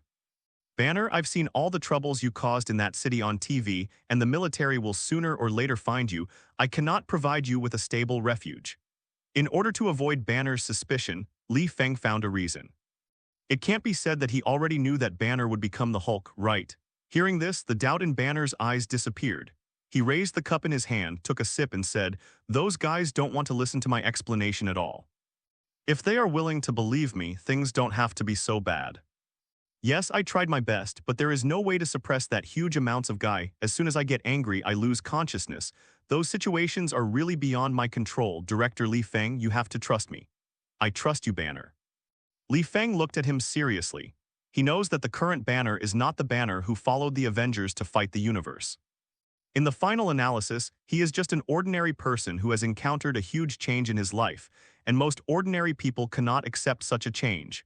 Banner, too. The only difference is that Banner is smart enough to know how to measure his situation.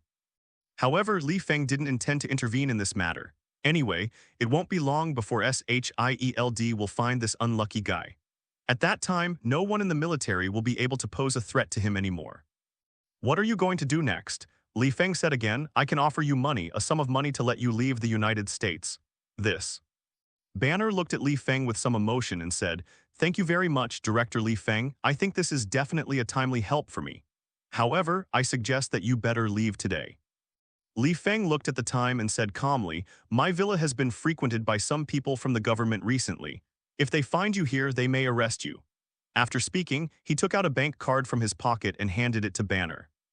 "There's $1 million in it. How to spend it is up to you." One million. Banner's fingers trembled and the bank card fell directly to the ground. "What, too little?" Li Feng was stunned for a moment. 1 million seems to be a little less for a doctor. No, sir, it's too much." Banner smiled bitterly at the corner of his mouth and said in a bitter tone, "I've been doing scientific research all my life and I've never gotten so much money at once." "Accept it, it's easy to do." Li Feng twitched the corner of his mouth and said with a smile, "Dr. Banner, nice to meet you, good luck." Hearing this, Banner also knew that Li Feng did not call the police to arrest him, which was enough to give him face. If the nearby military got the news, then Li Feng would definitely be in big trouble too. Therefore, he didn't intend to bother Li Feng anymore. He nodded, sadly picked up the bank card on the ground and was about to turn around and leave.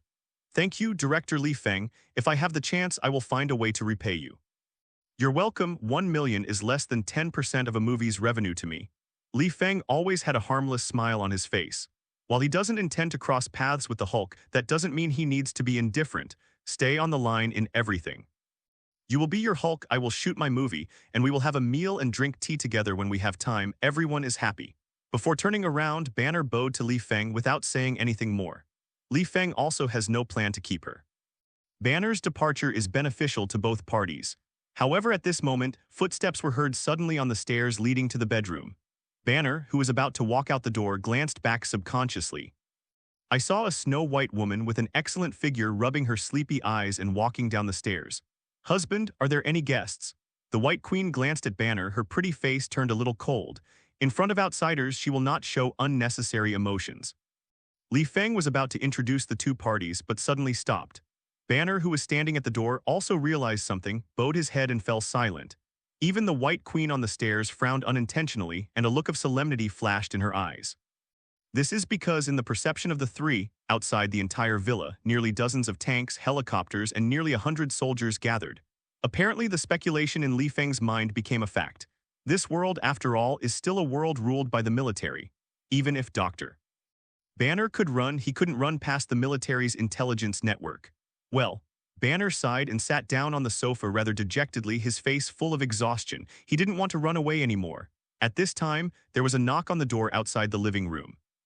Li Feng stood up, shook his head at the White Queen, motioned her to go back to her room first, then walked towards the door by herself and opened it.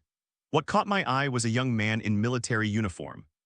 There was a little indifference and arrogance in his eyes, and he said to Li Feng lightly when he opened his mouth, "Boy, this matter has nothing to do with you, let Banner come out."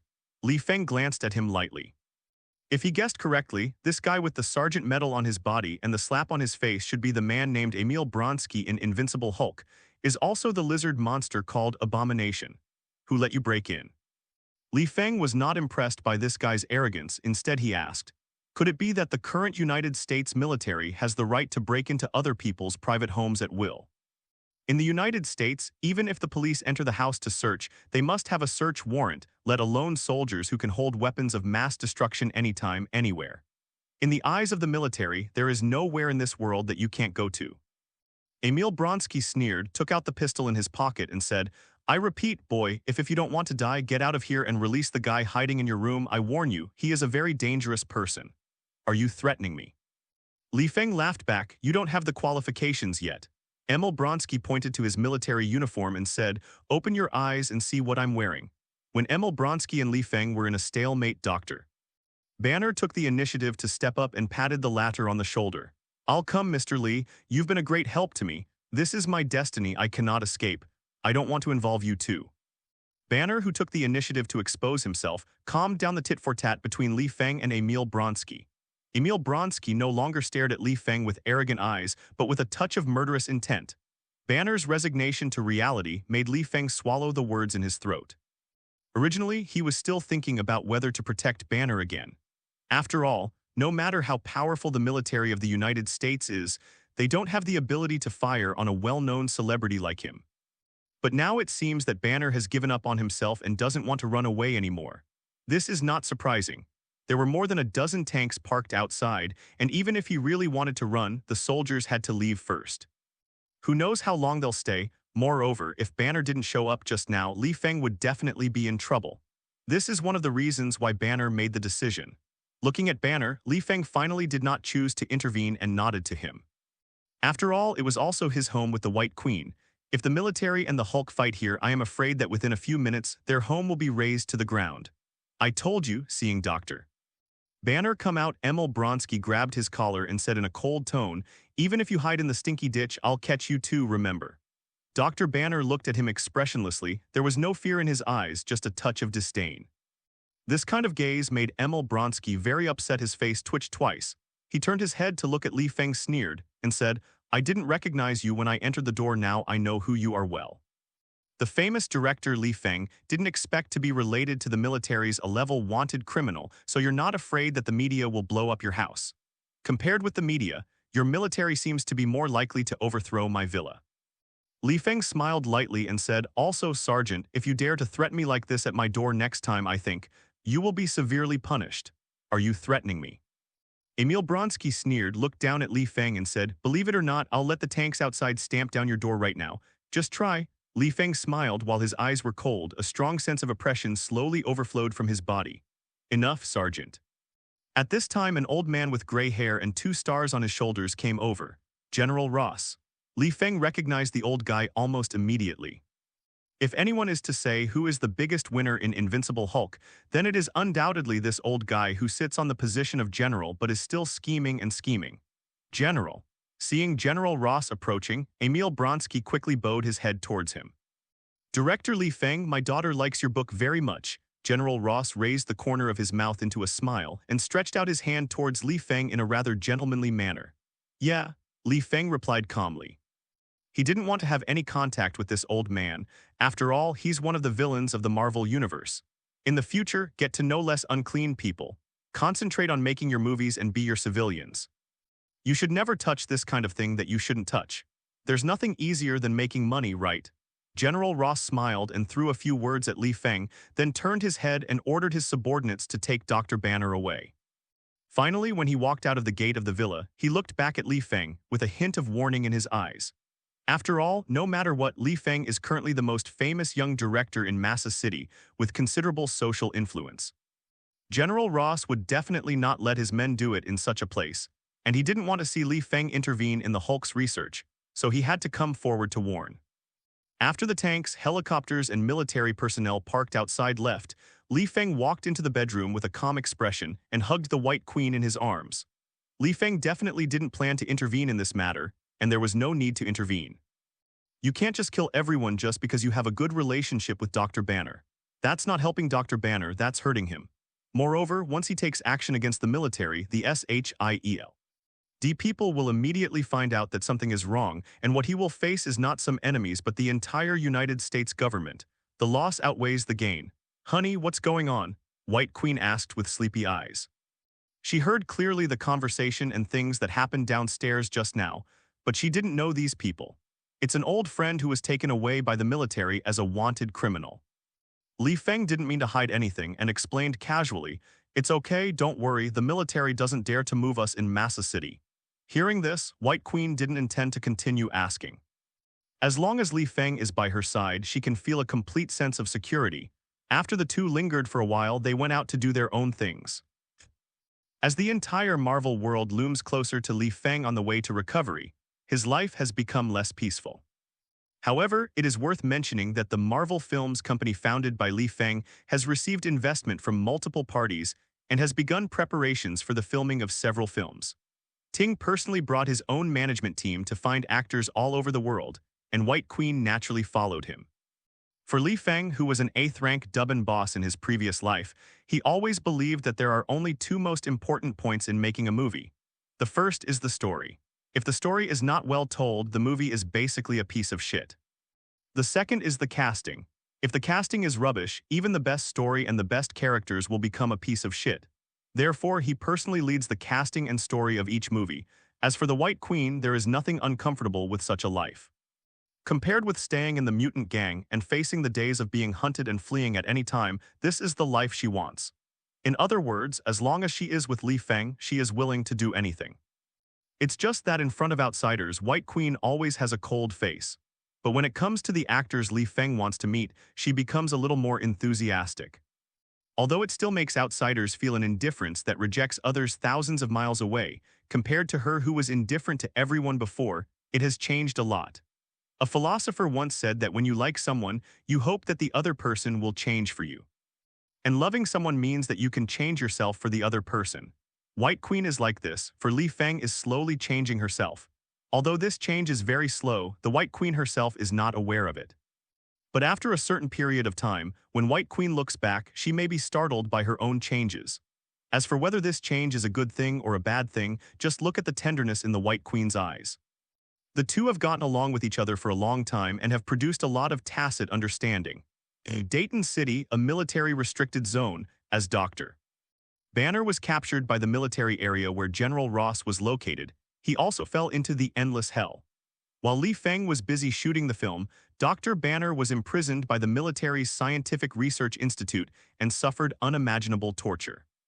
In order to understand the secrets in Banner's body, General Ross did not hesitate to ask those chemists to inject serum inhibitors and powerful sedatives into Dr.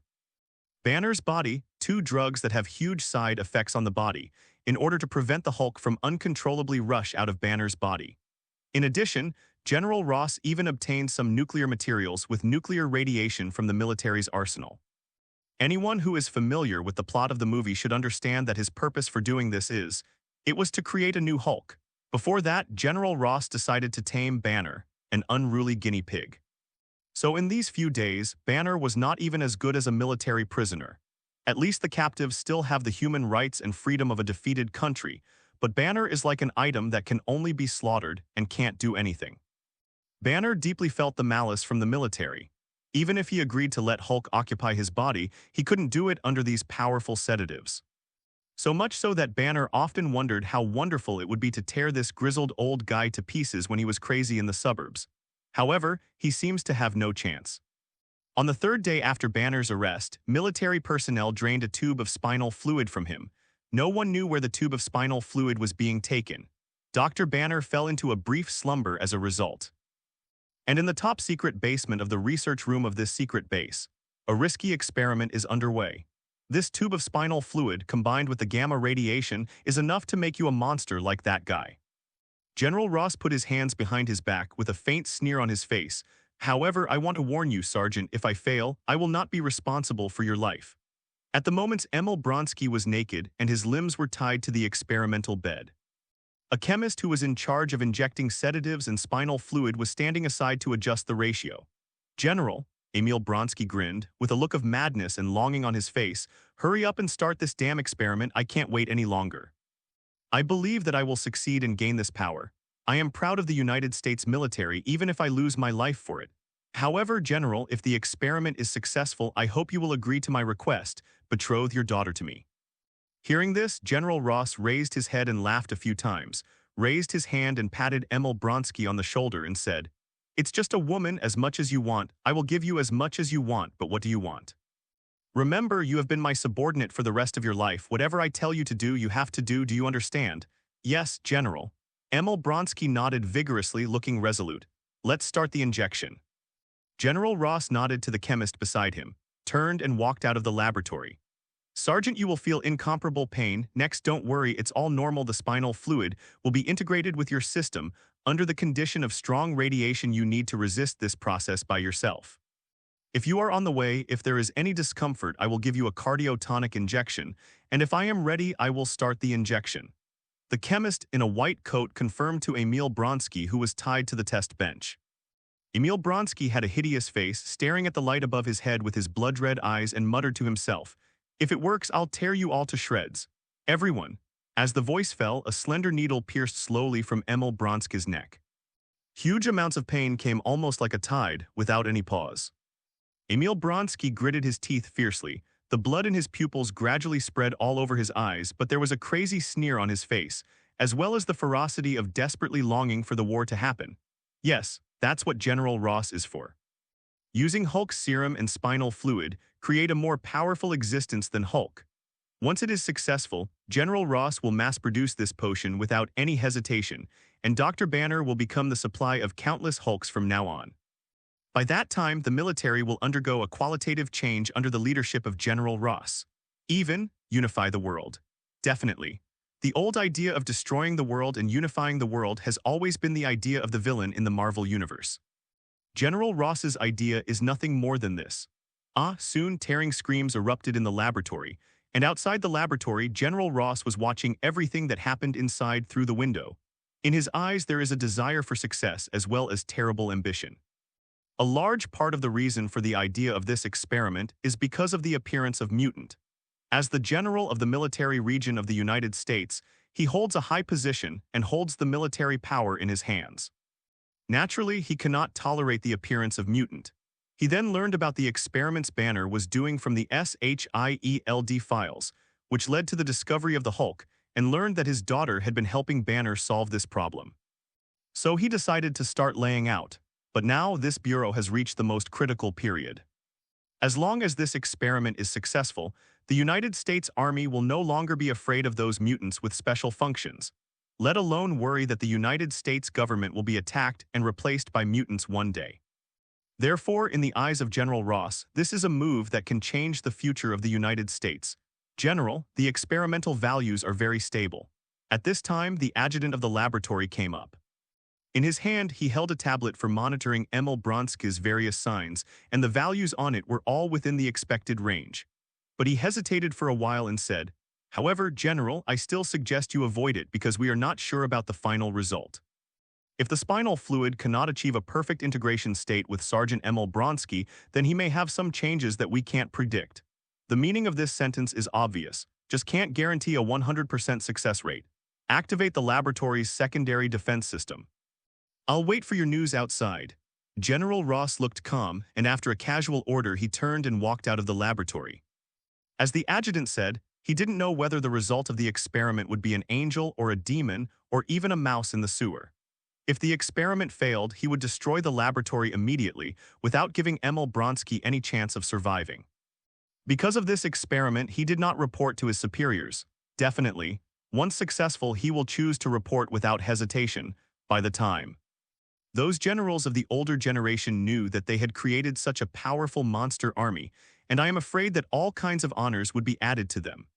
However, what General Ross didn't know was that terrifying changes were taking place in the laboratory. A monster named Abomination is slowly being born uncontrollably. Half an hour later, General Ross called the adjutant in charge of all experiments through the communication device in the laboratory. "How's the situation? Did it work?" he asked hurriedly. "General, the experiment was indeed a success. But the result seems a bit unexpected." General Ross frowned when he heard this and asked, "Be more careful." The adjutant stood outside the laboratory, looking through the window at the roaring monster inside the laboratory, tearing the chemist's flesh and stuffing it into his mouth. With sweat on his forehead, he said in horror, He is eating people. Eat human." General Ross took a breath and rushed into the laboratory. When he saw that Sergeant Emil Bronski had turned into a huge lizard monster with scales all over his body, his whole face froze. "General, we can immediately turn on the gas button in the laboratory and kill him." It took a while for the adjutant to come to his senses and said hastily. No, General Ross, however, did not agree with the idea. He sneered, put his hands on his chest, and said, "Did you see his eyes? That's the reason only humans have. It's completely different from that green guy. I believe in Colonel Bronski. He is the best soldier. His will is stronger than steel. He will not let us down. We are destined to succeed." After hearing General Ross's answer, the panic in the adjutant's eyes disappeared a little, but he still did not relax his vigilance and kept his finger on the gas release button next to him at any time. At this time, in the laboratory, the monster transformed by Bronski had already broken free from the control of the operating table. In front of General Ross and the two of them, he bit the chemist's body into pieces until the ground was covered with blood. He didn't stop until all the blood and flesh had entered his abdomen. "Power, this is the power I want. I want to kill, I want to eat meat. I'm going to tear up all the trash in this world." Emil Bronski roared furiously towards the ceiling of the laboratory, and at the same time lost his mind and trampled all the surrounding instruments to pieces. At the moment, he has turned into a monster like a Hulk, full of power that has nowhere to vent. The muscles and scales on his limbs make him look like a giant lizard that traveled through in ancient times. Sergeant Emil Bronski, can you hear me? I am your general and your creator, Ross." During the rage, a piercing voice sounded in the laboratory. Emil Bronski turned his head slowly, looked at the one-way glass in the laboratory, put his face close to it, and let out a strange smile. "Yes, General, I remember you." General Ross clearly heard an evil in these words that did not belong to Emil Bronski. Indeed, as a soldier of the United States, Emil Bronski's willpower and mental strength, as General Ross said, were unwavering. But anyone in this world, after gaining power, the first thing to do is to overthrow everything in front of them. So after becoming an abomination, Emil Bronsky didn't show enough respect for General Ross. Very good. The voice of General Ross came again. Sergeant Emil Bronsky, congratulations on your new look. As your general, I give you a new title, Abomination. Next, you will. The voice has not yet fallen. A huge amount of fist pierced through the thick wall in an instant. Immediately afterwards, Emil Bronsky pushed aside the bricks on both sides and walked out of the laboratory. On his scaly face, there was a terrifying smile. You, what are you going to do? The adjutant standing next to General Ross could no longer hold back the fear in his heart and directly rang the alarm bell in the laboratory. Click, but in the next second, this guy's head was screwed off by Emil Bronsky and he was trampled into a puddle of mud. General Ross, Emil Bronsky licked the corner of his mouth. I like the title of hate. As a thank you for creating me, I'm willing to let you go. But I will not take any orders from you because you will not agree to what I want to do. Looking at the tall and ferocious figure in front of him, General Ross remained calm except for a little cold sweat on his palms. He didn't seem to be surprised by the hatred's betrayal, but instead asked sullenly, "What do you want to do?" With a sneer on the corner of his mouth, he hated, grabbed the corpse of the adjutant on the ground and stuffed it into his mouth. 10 seconds later. Hearing the words that the hatred said in his ear, General Ross collapsed on the ground, his eyes full of horror. Afterwards, the hatred didn't stop at all. It directly smashed through the ceiling layer above the head and jumped towards the upper floor of the laboratory. Not long after, countless screams and fighting sounded one after another. And Banner, who was lying in the Petri dish, was woken up by huge amounts of noise at this moment. He slowly opened his eyes and a touch of green gradually filled his pupils. At the same time, taking advantage of the matter at hand to be dealt with, Li Feng did not return to the villa immediately after the plane landed, but walked around the city center with the White Queen. Without the harassment from S.H.I.E.L.D. and without Mutant coming to make trouble, Li Feng is definitely at ease. It's impossible to stay in that villa every day and wait for trouble to come to you, right? As expected, the villa where he lives now has probably become the focus of S.H.I.E.L.D. It's also good to go out for a walk once in a while. White Queen definitely has nothing unwilling. Anyway, as long as she can be with Li Feng, she will not refuse no matter what she does. The two of them were just like lovers on the road, holding hands and getting very close. Every time Li Feng walks through a clothing store, he will hold the White Queen's hand and go in to try on clothes. This is the daily life of Li Feng and White Queen. Show affection, spread dog food, enjoy life. At this time, the two passed a TV store that was broadcasting the news. In the screen, there was a loud smashing sound which attracted the attention of the two. Li Feng glanced at it with doubts on his face. This glance made him froze in place. What's wrong? The White Queen noticed the abnormality and then looked at the screen. In the picture, a helicopter is doing a live report over the city of Dayton. In the city below the camera, hundreds of people are running for their lives and screaming. A huge amount of lizard monster is located in the center of the city, trampling around, killing anyone it sees. Is the source of the sensation. What happened? White Queen covered her mouth lightly. This kind of news is not common. She immediately thought of Mutant. But Li Feng quickly shook his head at her and said, "Honey, let's go. It has nothing to do with us." But it looks scary. The White Queen frowned tightly, keeping her eyes on the huge amounts of lizard. Li Feng didn't have the intention of dragging her away. The reason why he froze was because he saw the hatred. Too fast. The timing of the appearance of hatred is not quite right. Although in the movie, after Dr. Banner is captured by the military, it doesn't take long for the Abomination to be created, but you must know that is the narrative time of the movie. This is the real Marvel world. But that being said, Li Feng has no intention of joining in the fun. As expected, it won't be long before an earth-shattering monster battle will take place in Dayton, where the Hulk will have a life-and-death battle with the Abomination. Although the city of Massa where he is located is only a thin line away from Dayton, he is not a superhero, and he does not deserve to be the first bird.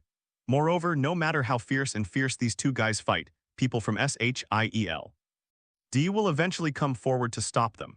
What Li Feng didn't know was that with the emergence of his idea, S.H.I.E.L.D., located in the very center of the United States, received the news immediately and dispatched the space carrier to Dayton. And on the mothership sat a man named Thor. In the video, the hideous and ugly lizard monster is still wreaking havoc in the city, and the passing crowd are like ants in front of him, stepping on it to pieces. Cool. Is this the thrill of wanton killing? Ha ha ha ha ha, you ants, give me death. The abomination roared and roared as it tore away the lives of human beings. After he was forced to retire from the battlefield, it had been a long time since he had killed someone so recklessly. From another perspective, the Abomination is a soldier who loves violence and war very much. But his power is so small that he can't create his own living environment at all, so he was forced to retire. In his eyes, this was a humiliating experience in his life. If he can't fight, kill, and see blood, what's the point of being a soldier? So after gaining the same terrifying power as the Hulk, he released the demon in his heart without hesitation. And General Ross, who caused all these consequences, finally realized that he was completely out of play.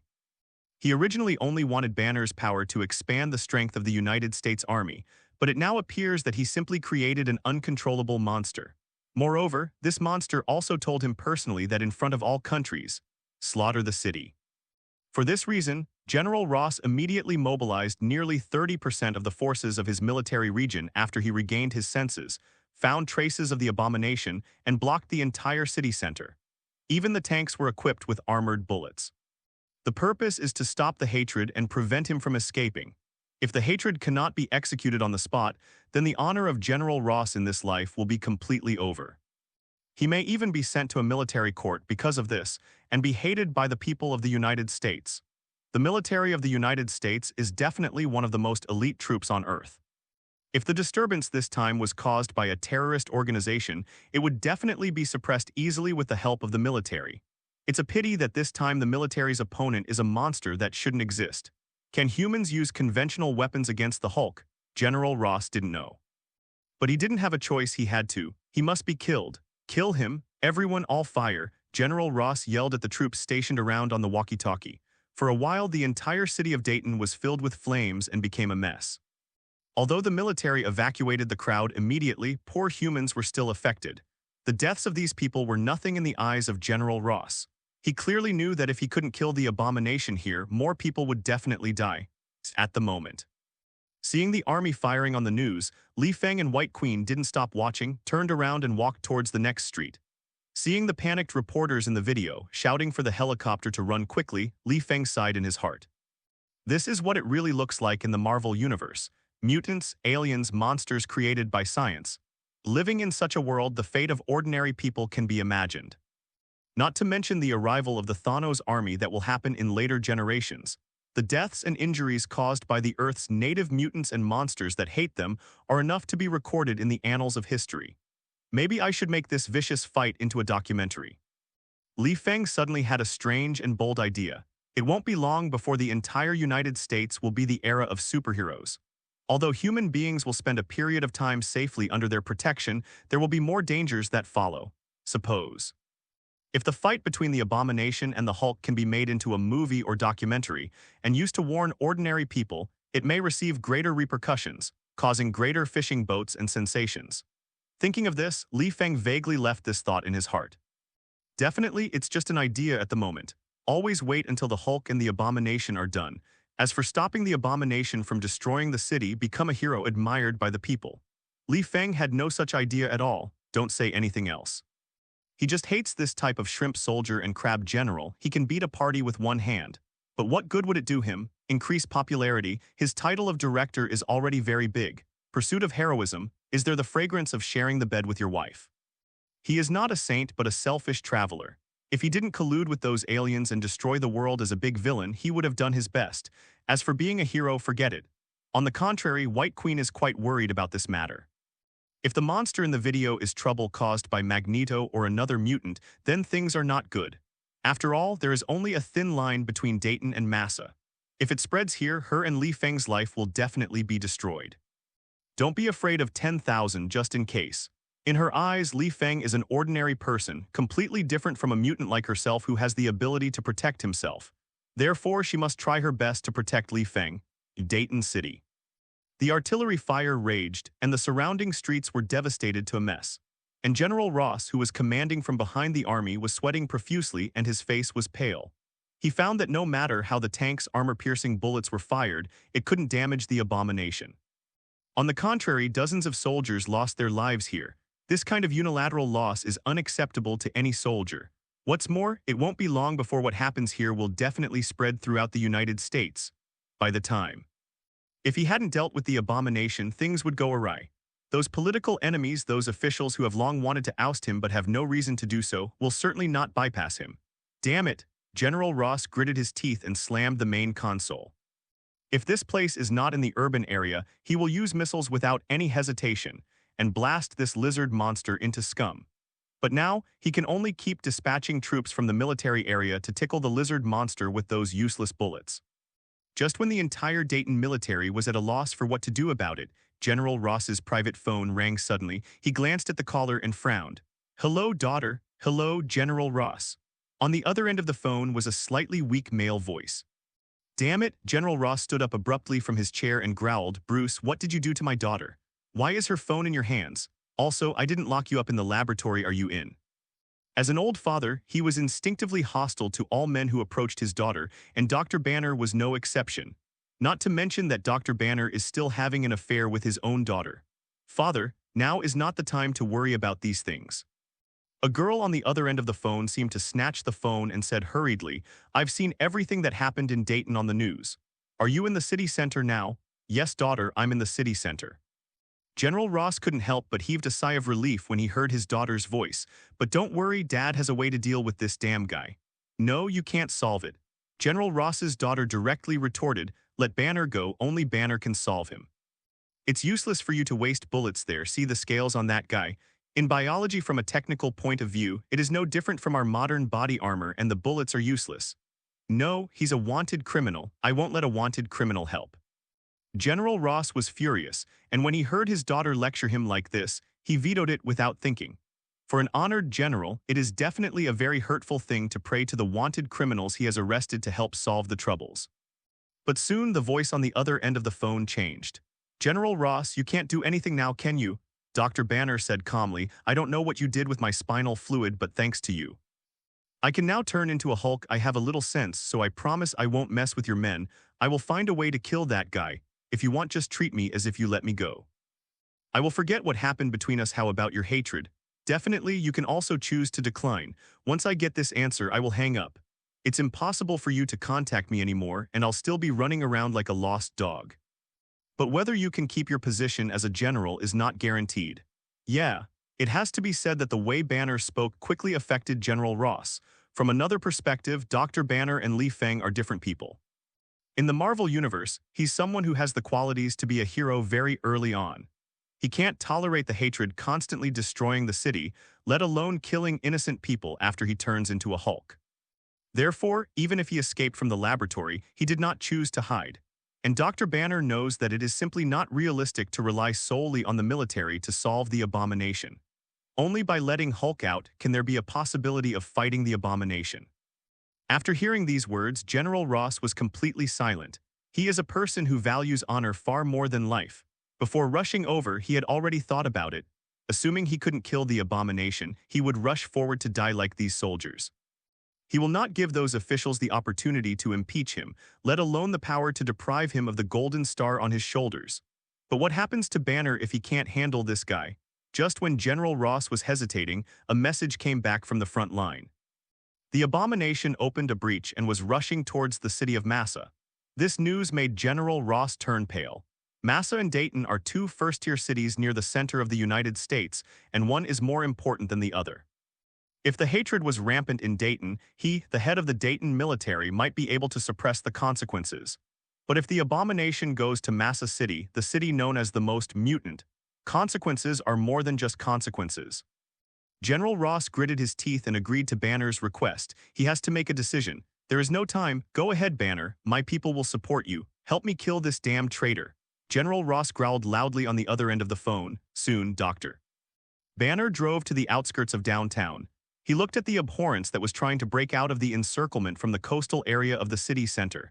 This monster covered in scales was destroying everything he could see. Food. Dr. Banner knew he had to. As for whether Hulk is a hated opponent, Dr. Banner actually doesn't have much confidence in his heart.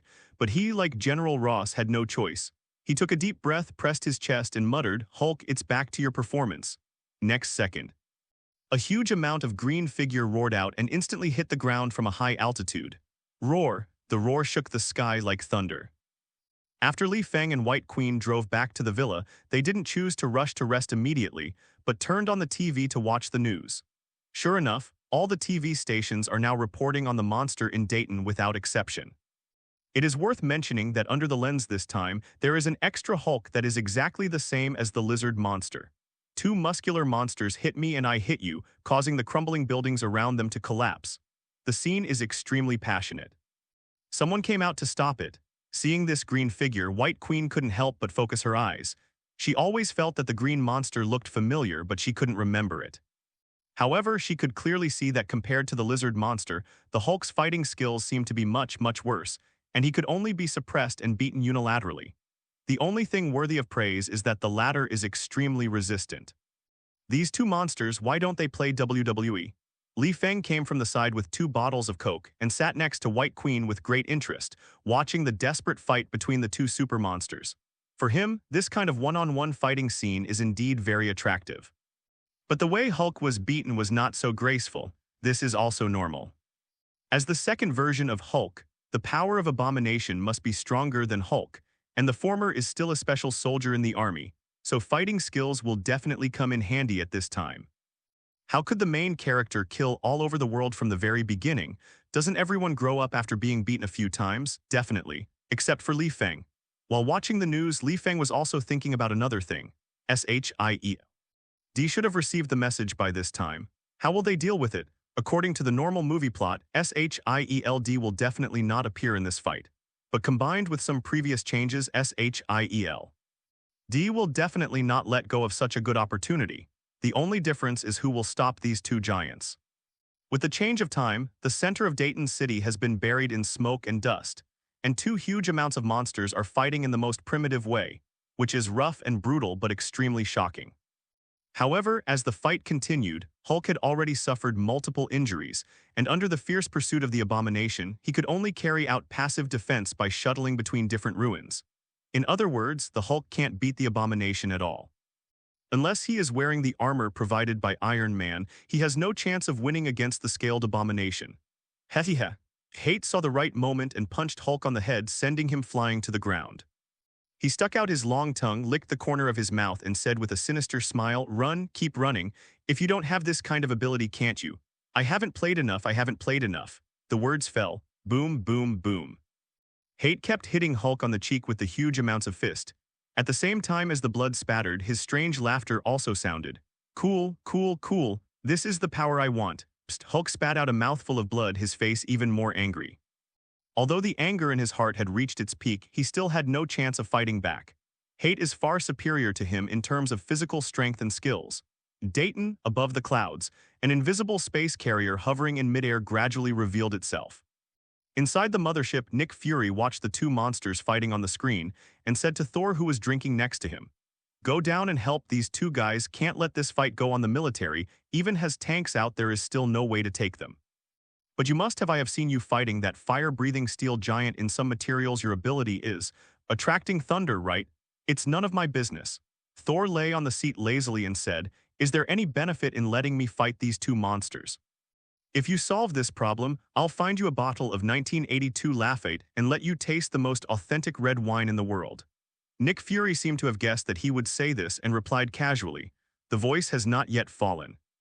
A sharp and ear-piercing thunder sounded suddenly. Thor's figure disappeared in an instant. Coulson, who was sitting on the sidelines observing the situation in Dayton, couldn't help but roll his eyes.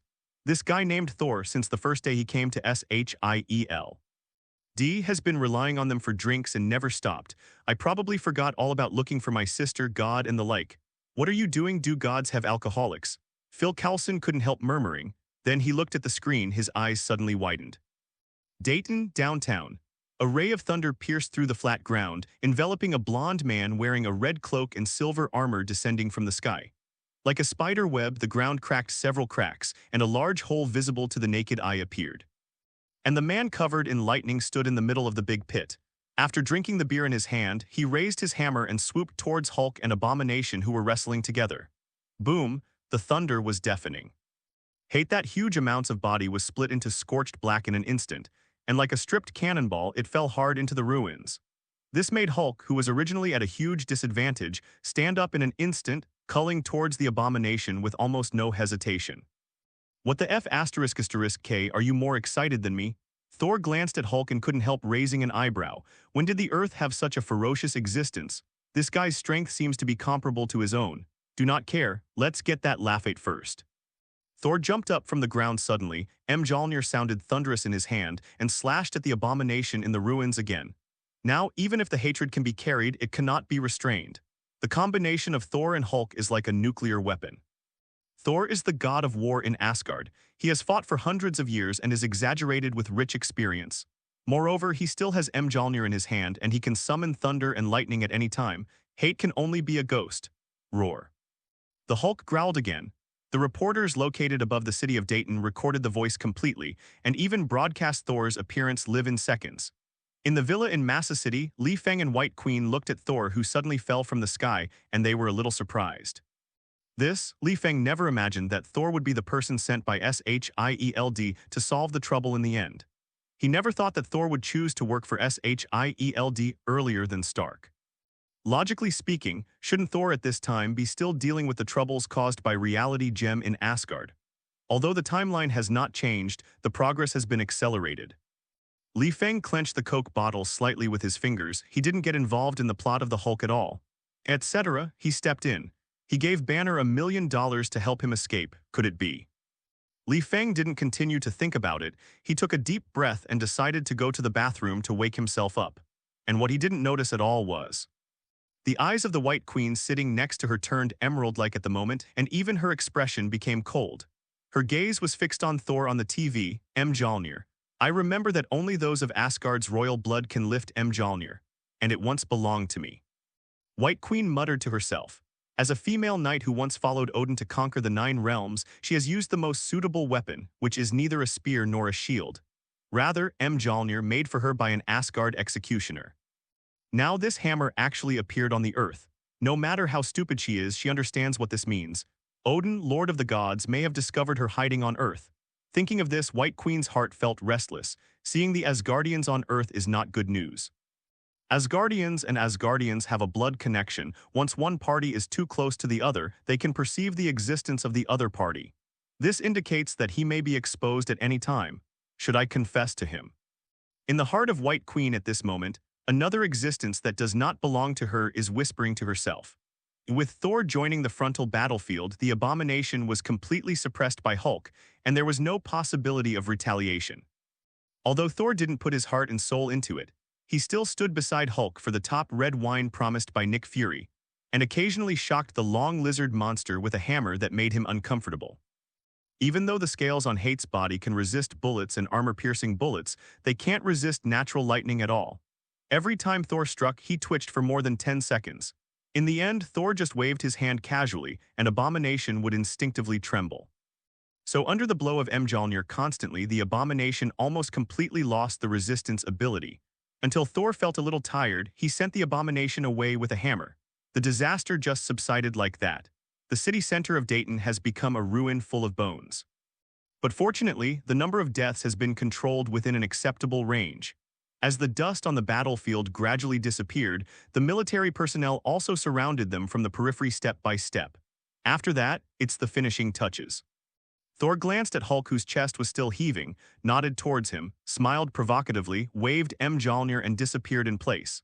As if stimulated, Hulk roared helplessly in the direction he disappeared. The helicopter hovering over the sky gradually descended, and reporters from all over the world began to take pictures of the surrounding ruins.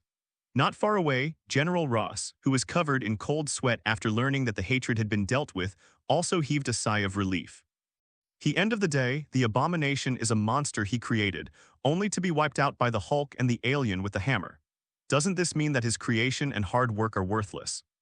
Moreover, he had no idea where this guy who was carrying a hammer and was able to discharge electricity came from for reinforcements. As a general in the military, he had no idea that the United States had such a #1 figure. But soon, the highest authority officer of S.H.I.E.L.D gave him a reply. The existence of Asgardians outside the Earth is no secret to the government of the United States. After learning of Thor's identity, General Ross fell silent in a rare way. He lost. Not only did he lose completely, but he even lost clearly. The impact of hatred has only just begun. On the second day after the incident ended, large-scale protests broke out across the United States, and even the so-called Lizard Animal Protection Association stood up and questioned what the government had done to the lizards. Definitely. These people don't know that guy is a special soldier. It's just that the genetic mutation makes him more like a lizard. Later, General Ross was also investigated by the United States Department of Defense for dereliction of duty and violation of discipline. The turmoil that ensued gradually unfolded as the Marvel Universe further recovered. The Mutant Association quickly noticed this matter, and Tony Stark, the chairman of Stark Industries, also paid attention to this scene. Everything is intertwined in the dark. But all this has no effect on Li Feng in the villa. Although Hulk specifically called to thank him after escaping the military's follow-up capture, he had no extra thoughts. This matter can be regarded as coming to an end. But just 2 days after the hate incident, another group of unexpected guests came to Li Feng's house. Cyclops, Wolverine. The reason why these two people arrived so late was to find out where Li Feng had gone. However, after inquiring for 2 full days, they found out that Li Feng had already returned home. So they came to the door immediately. After ringing the doorbell, Wolverine and Cyclops rang the villa's doorbell. Before coming, the two had already decided that if Li Feng refused to help them or provide information, they would not hesitate to do anything. No matter how powerful Li Feng's mental ability is, he can't resist the damage of the two, can he? Soon, Li Feng walked out from the manor. Since White Queen went to the hospital to accompany his birth mother very early, he happened to be the only one at home in the villa. When he saw these two guys at the door, he couldn't help but froze for a moment. "What are you doing, mutant again?" "Still looking for you, Li Feng, you should have seen us." Cyclops said bluntly, "If it's convenient for you, we want to ask you something." There was an obvious threatening attitude in his tone. Li Feng was not an idiot, so he naturally heard what Cyclops meant. He glanced at the indifferent Wolverine, waved to the two of them and let them enter the living room. "What's the matter? Just tell me." After the two entered the door, Li Feng waved to them, motioning for them to speak directly. "Jin is gone." Cyclops and Wolverine looked at each other and said coldly, "Professor X's mental power was also attacked again, and he fell into a coma. This must have something to do with you, right? Don't pretend not to know. Back then you worked on Professor X back in the Stark building, so we have legitimate reasons to suspect you." First, Li Feng raised a finger after hearing this and said calmly, "I am not a missing person search center here. If Chin is missing, you should call the police. Second, I have been busy with work these days. Even no one from Professor X has ever seen it. You said I made him faint. Did I do it with my mind? Show me some evidence and then talk." "You mean you don't want to admit it anymore?" Cyclops was also grumpy, and Dang even put his finger on his glasses. "I warned you, Li Feng, don't be disrespectful. If you cooperate with us, if you tell me everything you know, I promise you will be safe." Afterwards, Wolverine's claws also showed up. "Are you threatening me?" Li Feng's eyes gradually turned cold. "It's really a dog's skin plaster and it can't be shaken off." "No, it's a warning." Cyclops sneered, took off his glasses suddenly, and planned to stand on the sofa next to Li Feng to prove his skills. However, what he didn't expect was that the moment he took off his glasses, a terrifying aura suddenly descended from the sky, and at the same time, a killing intent seeped from the cold void, completely enveloped the surroundings. Ah, a cold snort sounded. Sitting on the sofa, Li Feng raised his legs, and behind him appeared an extremely tall giant figure. Holding a long axe and wearing golden armor, the giant stared straight at Cyclops and Wolverine with eyes that seemed to contain thousands of stars. "Dare to come to my villa and threaten me, you two are really brave. I repeat, I don't have any thoughts about you mutants, but if I wanted to, I could easily kill all of you. Remember, it's everyone, no matter Alpha or Omega. In my eyes, they are all ants that can be easily crushed." The words fell. Cyclops and Wolverine instantly collapsed to the ground, sweating profusely, and Li Feng on the sofa, like an ordinary person, picked up the red wine on the table and took a sip. "You. Who are you?" Cyclops looked terrified, looked at Li Feng and questioned. "Me, I am Li Feng." Li Feng responded lightly. "No, you're not an ordinary person and you're not a mutant." Cyclops swallowed. "You are like a demon, aren't you? Devil." Li Feng couldn't help laughing. If the Steppenwolf template in his body could be considered a demon, then it was indeed a demon. At this time, facing Li Feng's indifference, Cyclops suddenly knelt down, lowered his head and gritted his teeth and said, "Mr. Li Feng, I apologize for the offense just now. Since you are so powerful, can you please do the mutant group a favor? If you disagree, I'll just kneel here and won't leave. Kneel here and don't go away." Li Feng couldn't help rolling his eyes when he heard this. What? Playing tricks if you can't beat it? Have you ever played like this? Looking at Li Feng's unmoved appearance, Wolverine also began to feel hesitation in her heart. Do you want to kneel down too? You guys, have you heard of Apocalypse? This sentence made Wolverine's face darken. He didn't know what Li Feng meant by mentioning the name. If anyone in the mutant gang has lived the longest, it should be Logan without a doubt. So Logan actually knows a lot about Apocalypse. With the emergence of Magneto, the secret of Apocalypse is no longer a secret. But for those mutants who grew up under Professor X's umbrella, that's too far away. At the moment, Cyclops, kneeling on the ground, obviously didn't understand what was going on, but he could sense that the name was wrong, very wrong. Li Feng leaned on the sofa, crossed his legs, and said lightly, "It seems that Mr. Logan has heard of it, but you sunglasses don't seem to know what it is, do you?" Cyclops looked up, looked at Wolverine, and asked, "Logan, tell me, what is it?" Wolverine stretched out her calloused fingers, pinched the center of her brows, her face became a little serious. She didn't answer Cyclops, but turned to look at Li Feng and asked, "That's just a legend, isn't it?" "Yes." Li Feng crossed his fingers and said flatly, "It's a legend. So what does it have to do with Qin's disappearance? You understand me?" Li Feng twitched the corners of his mouth, looked at the manor outside the door, and said softly, "Mutants' winter is coming. The apocalypse has arrived. Jean Grey will be the key figure in determining the final direction. Who do you think will take her away?" Hearing this, Wolverine clenched her fists tightly, every inch of skin on her body tensed. He gritted his teeth and said, "Who the hell are you?" "Me, I'm just a second-rate director who makes movies." Li Feng shrugged and narrowed his eyes. "I don't want to be involved in the battle of mutant. So I can tell you very clearly that Qin is not in my hands, Professor X. The coma has nothing to do with me. Everything you are doing now is blind and futile. If you can learn to be smarter, you should go to the old horse Eisenhart." Magneto. Cyclops asked urgently, "Mr. Li Feng, what do you mean Magneto took Qin away?" "No, it's Apocalypse." Wolverine took a deep breath and said, "Apocalypse has arrived, mutant winter has arrived, and we have to solve bigger troubles." After finishing speaking, he left towards the door without any hesitation. Cyclops froze on the spot and only realized after a few seconds, looked back at Li Feng and followed closely. Li Feng shook the cup in his hand, looked at the figures of the two people who were gradually going away, couldn't help squinting his eyes, and began to think. If he guessed correctly, at this point in time, the X-Men should be experiencing the plot of reversing the future. But the emergence of Apocalypse undoubtedly accelerated the progress of the mutant plot.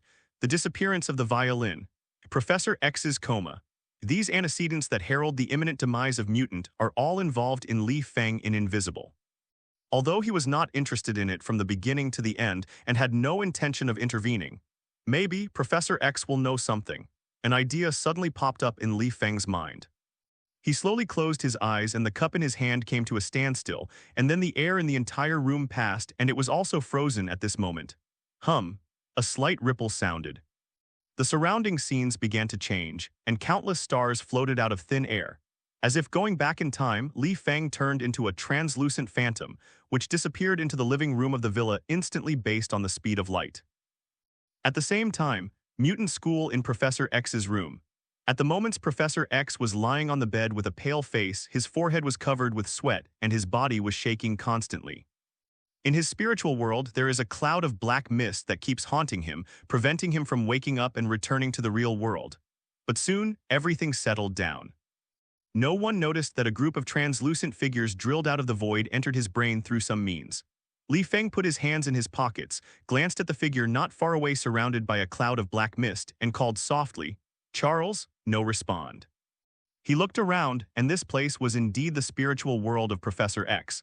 But he clearly felt that there was an extra force stirring this place into a mess. All the chaotic memories are floating around in this extremely dark space, like the fragments of a porcelain bowl after being thrown on the ground, messy. Li Feng was not in a hurry to wake up Professor X. His purpose of coming here was to find some answers he wanted to find. But just then, the black mist enveloping Professor X's mental body swept towards Li Feng crazily as if he had been stimulated by some kind. Court death. Li Feng snorted coldly, raised his right hand and waved lightly. Laugh. When the black mist was about to touch his spiritual body, it was instantly bounced away by an invisible force. But Li Feng frowned. It hasn't been erased. What is the origin of this black mist? When he was puzzled, the black mist that was almost dispersed slowly condensed into a human figure whose face could not be seen clearly. Li Feng squinted his eyes looking at this figure, his murderous intent gradually rose. Jai jai jai. The figure seemed to have noticed something, let out a strange laugh and said in a hollow voice, "What do I see from you? Illusion, ancient times, doom, power, eternal life, you are simply too perfect. Perfect to me, can't wait to get your body." Li Feng rolled his eyes. "Get my body, I'm not gay," he said helplessly. The figure stood there for 2 seconds and then the strange voice came up again. "What is F asterisk asterisk asterisk G, Li Feng, jai jai jai." The figure let out a few more strange laughs, walked a few steps around Li Feng as if looking at something and said at the same time, "You want to help him, this guy named Charles." "I don't want to." Li Feng shrugged his shoulders and said with a smile, "I just want to see who is playing tricks. Now I see it." "Oh," the human figure said, "don't you want to save this guy's life? If you don't stop me, I will soon occupy this body, and he will be controlled by me and obey all my orders. None of my business." Li Feng couldn't be bothered to continue talking nonsense. He suddenly raised his hand, grabbed the figure's neck, and the power in his body gushed out crazily. A terrifying spiritual force wrapped the black figure tightly. He said, "I warn you, Apocalypse, you are not qualified to get my body. If you play this little trick again to involve me, I promise to find you and then tear you to shreds. Do you understand?" The figure formed by the black mist trembled for 2 seconds, then still let out a strange laugh. With disdain, sarcasm, Li Feng raised his eyes expressionlessly. 2 seconds later, he sneered at the corner of his mouth. Moment. A turbulent mental storm swept around and formed a wind blade-like flow layer, which instantly filled the entire spiritual space of Professor X with a terrifying aura. And the black mist figure, whose neck was strangled by Li Feng with one hand, was cut crazily by the surrounding mental fragments bit by bit at the moment, so that it let out a piercing and ear-piercing scream. "I'm a person who doesn't like being threatened. Even if you lived for more than 3,000 years, in my eyes it is also an ant that can be easily crushed to death." Click, a storm rises. The black mist figure formed by the spiritual power of Apocalypse collapsed instantly and turned into a piece of powder. At the same time, in the city of Massa, in a mysterious basement, a figure covered in blue light seemed to have suffered an incomparable blow and suddenly spit out a mouthful of dark blue blood, and then smashed his whole body against the wall, with spider web-like cracks spreading to both sides, which was shocking. His empty eyes were filled with disbelief. How is it possible? Spiritual power affects the real body. This, Apocalypse took a deep breath and it took a while to calm down. He lived for 3,000 years, though he slept most of the time. But during these sleeping hours, his mental power is growing day by day. In order to control Professor X, he kept part of his spiritual power in his brain, in order to control Professor X for his own use through his powerful spiritual power. But this guy named Li Feng not only easily captured his power, but even smashed everything with stronger spiritual power. This is simply impossible for Apocalypse. How could a young man who didn't even look 30 years old surpass the spiritual power he had accumulated for 3,000 years? It's incredible. In the mental space of Professor X, Li Feng raised his hand to disperse the surrounding black mist and walked to Professor X's spiritual body and looked down. The black mist surrounding his mental body has been dispersed by himself, but his mental body is still almost transparent. If he is one step late, Professor X will probably suffer trouble. Li Feng frowned and sighed. Although he didn't want to get involved, Apocalypse was so smart that he could think of using this method to get close to him. This is not a good sign. As for Professor X, even if he doesn't want to care about it, if this guy dies, those mutant children who haven't grown up probably won't have many days to live. The best result is to be arrested and do all kinds of things all day. Experiment, worst result. Nothing more than death. Definitely, for Li Feng, the death of Professor X has little to do with him. He just couldn't bear the sight of Apocalypse stalking him behind his back. Since Professor X taught him a lesson this time, I hope he can take care of himself. When Li Feng used the spiritual power of the Steppenwolf template earlier, Li Feng didn't hold back and the body of Apocalypse was naturally injured. Although it wouldn't kill him instantly, it would take time to recover. Anyway, if that guy dares to make trouble again, Li Feng will definitely solve this trouble for Mutant without any hesitation. After weighing in his heart, Li Feng made a decision. He intentionally injected a little power into Professor X's mental body to ensure that the old man would not fall into a coma again due to the loss of mental power after waking up, and then erase the memories that happened in his mental space. 2 minutes later, Li Feng left quietly, hiding his achievements and fame, and Professor X, who was lying on the bed, gradually woke up a few hours after he left. He rubbed his brain that was in severe pain and didn't understand what happened, but he could clearly recall the reason for his coma. Am I recovered? Professor exhaled, picked up a bottle of water on the table and poured it into his mouth. Li Feng, who was sitting on the sofa, suddenly came to his senses, and at the same time he let out a long breath. Everything in the room returned to normal. This was the first time he had used the Steppenwolf's spiritual power like this. Although some were not very skilled, this guy was worthy of being the military commander of the new Protoss, and he was simply incredibly powerful. The combination of mental attack and substantive attack may bring unexpected gains. Li Feng rubbed his chin and thought for a few seconds, then he didn't bother with this matter anymore. Now power is far less important to him than making money. Even if he has such a powerful Steppenwolf template, he won't be too busy to be a superhero. He glanced at his watch, it was still early, and he planned to find something to do for himself. At this time, news reports about the Dayton incident suddenly appeared on television. Li Feng's eyes couldn't help but brighten up, so he simply took a wave of enthusiasm and made the battle between Hulk and the Abomination into a movie. There will be more and more superheroes in the future. Movies of this type will definitely stimulate the market and bring about repercussions. Thinking of this, Li Feng sat at home and began to use his contacts to form a team, recruit actors, set salary, invite, and other work. For him, who has become a well-known director in Massa City, these things have long been extremely proficient. The investment for this film does not need to be huge, because it is the superhero film that Li Feng's Marvel Pictures initially tested the waters. If the response is not good, he does not need to worry about anything. After all, for director Li Feng, most of the time he is only responsible for paying the money, and the specific operation and work are left to professionals to take care of. Definitely, except for those more important films, he will personally see them.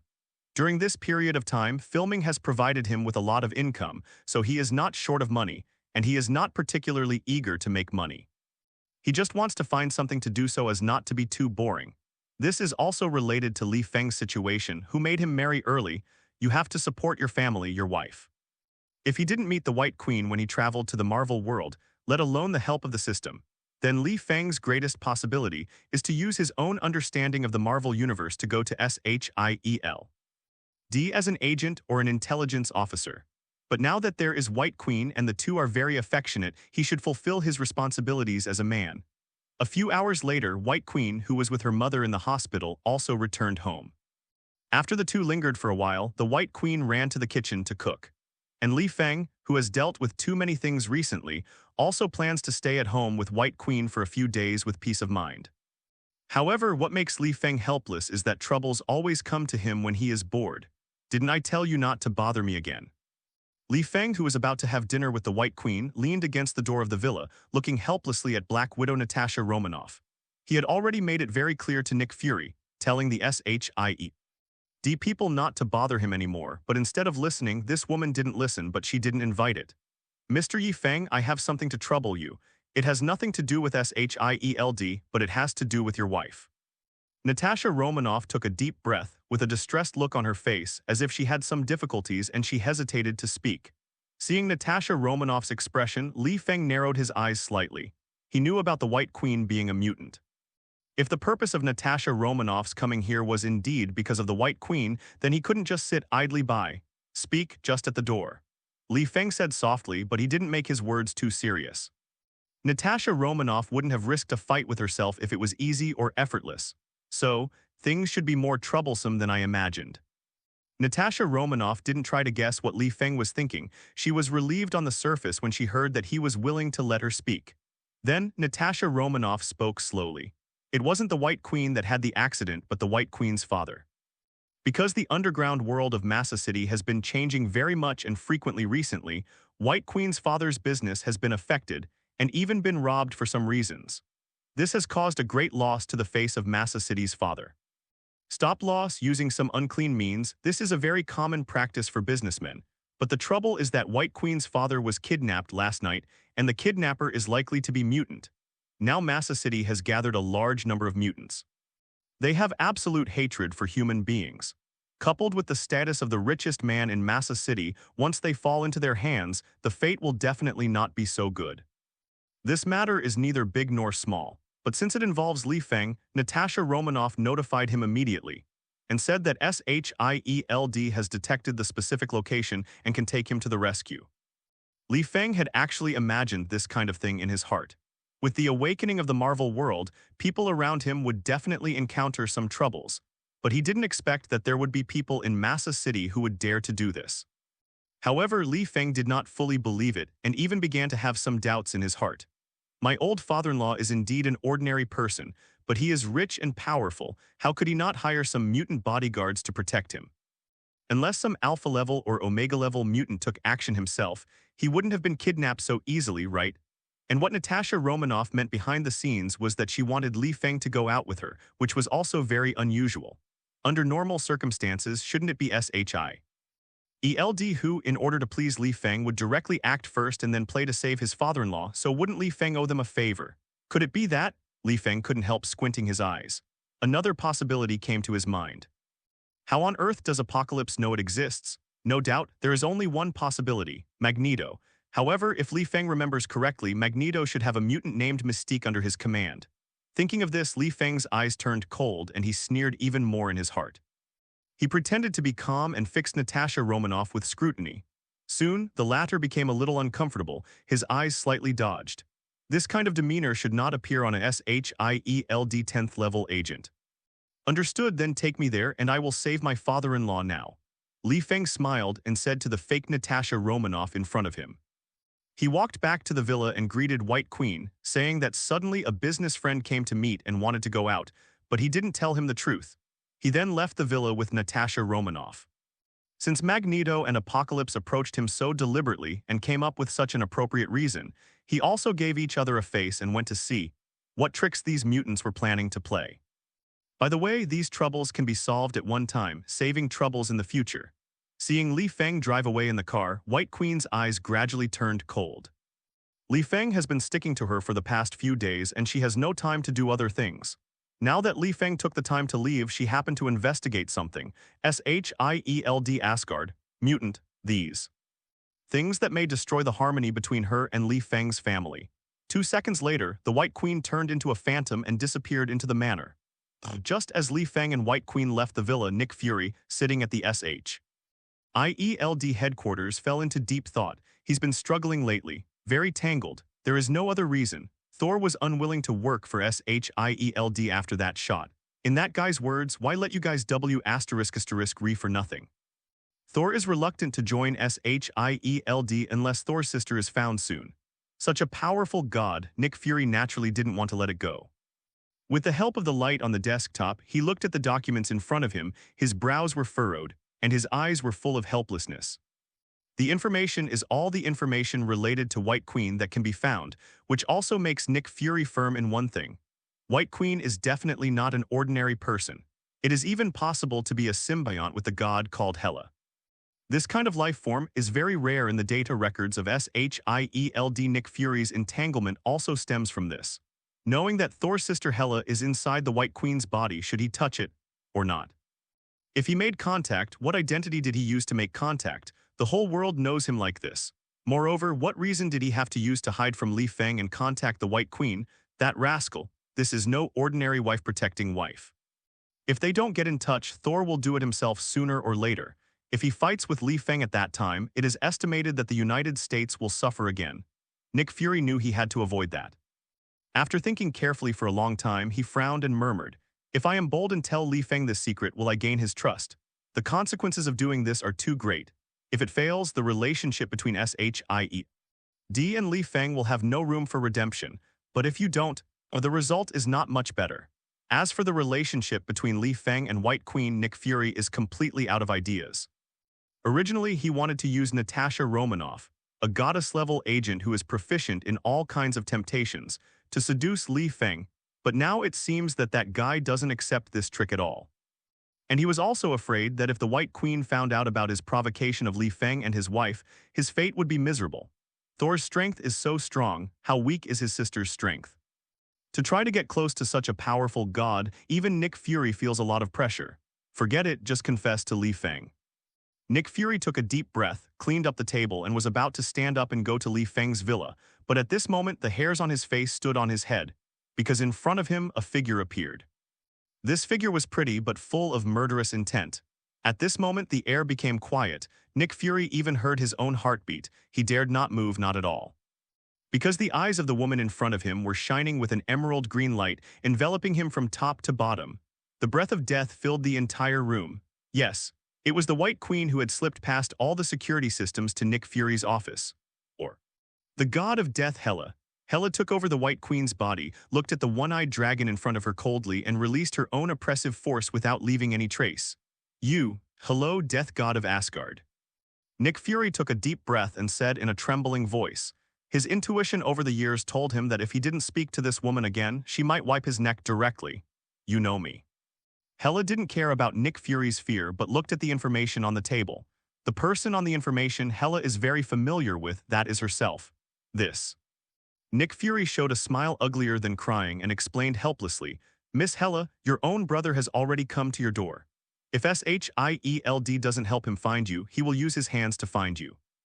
Mjolnir smashed my workplace, so I was also coerced. So far, the best way is to tell the truth. But you can rest assured I don't intend to disturb your life, nor do I intend to know why you are in Li Feng's wife's body. Nick Fury knew exactly why Hela was here, so he said this right after. Why would an Asgard god hide in a human body? Obviously, she was avoiding something. At the same time, Nick Fury's brain was racing. He is thinking now, what should he do to save his life? Nick Fury doesn't know much about Hela's information. His only understanding is what he heard from Thor, she is a god.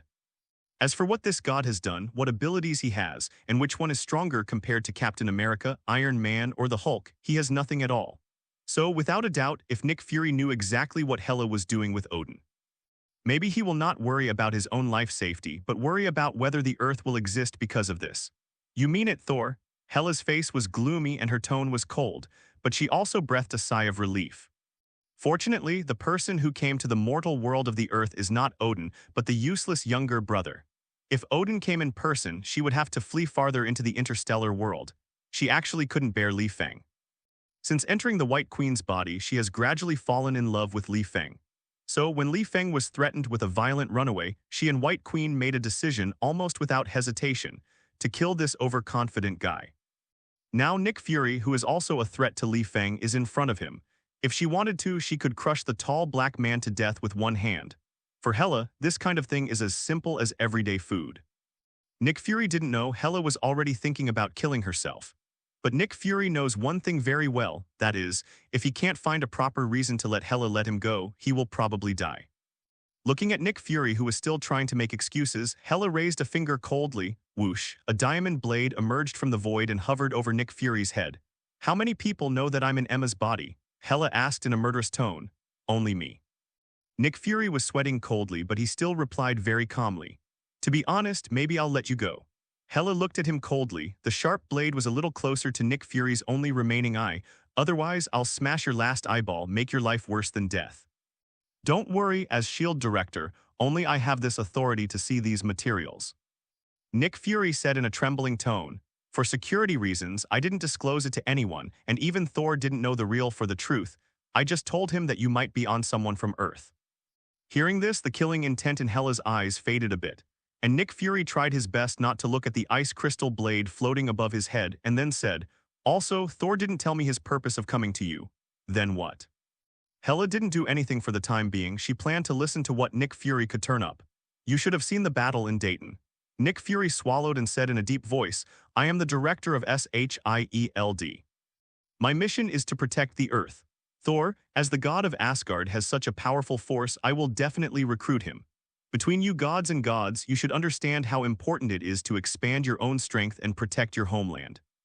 Therefore, I promise to help him find you, and the condition is that he joins S.H.I.E.L.D. That's why we investigated you, so you can rest assured that we Earthlings don't have any malice towards the gods of Asgard. On the contrary, we respect powerful people such as you. Nick Fury clearly knew that apologizing at this time was useless. Apologizing and begging for mercy when you are about to die will not increase your chances of surviving one iota. On the contrary, they will die even worse. What can really keep you alive is to prove the value of your own life. Valuable people deserve to live. This is Nick Fury's experience as an agent for decades. Seeing that Hela remained silent, he continued, Miss Hela, I don't think Mr. Li Feng is aware of your existence, and you must be worried about it. I can assure you that I will not tell Thor anything related to you. Regarding the whereabouts, let him know that you are by Li Feng's side, and you certainly don't want to see your younger brother fighting with your husband, right? After hearing Nick Fury's words, Hela's beautiful eyes wrinkled. This is indeed a problem. As a god with the blood of Asgard, she and Thor can communicate with each other. As long as the two parties use their own power, a vision will appear at the moment of resonance. If Thor really fights with Li Feng, she will choose to help Li Feng without any hesitation. But she is only a soul body now, and her strength has long been inferior to before. If Thor really intends to kill the unarmed Li Feng, she can't guarantee that she will be able to stop it. After all, Thor has Mjolnir in his possession. Seeing Hela's thoughtful look, Nick Fury knew that his chance of survival was coming. He hurriedly said, "And I will spend my whole life keeping this secret for you until you agree to tell me. As a condition, I can use all the power of S.H.I.E.L.D to hide your existence. You should understand the strength and heritage of S.H.I.E.L.D on this earth. Not even the gods of Asgard will find you if we want to." Nick Fury sees death as home. He has shown all his sincerity. Assuming Hela still doesn't agree, he has no other choice. But what he was sure of was that Hela didn't seem to want to kill herself anymore. Because to do that, she would have to use her powers, and if Thor was nearby, she might be exposed. Hela frowned, playing with the diamond-sharp blade in her hand. Her eyes began to weigh. In the face of Asgard, Hela is actually not afraid. Even if Asgard didn't send someone to find her, sooner or later she would trouble Asgard. It was Li Feng who really worried Hela. The more you care, the more you are afraid of losing. She loves Li Feng. White Queen also loves Li Feng. Hela doesn't want to expose her identity until she can't confirm whether Li Feng can accept her existence. Although Li Feng will know the truth sooner or later, both Hela and White Queen hope that the truth will come as soon as possible. In that case, Li Feng will be mentally prepared. Looked at this way, the trade proposed by Nick Fury has some value.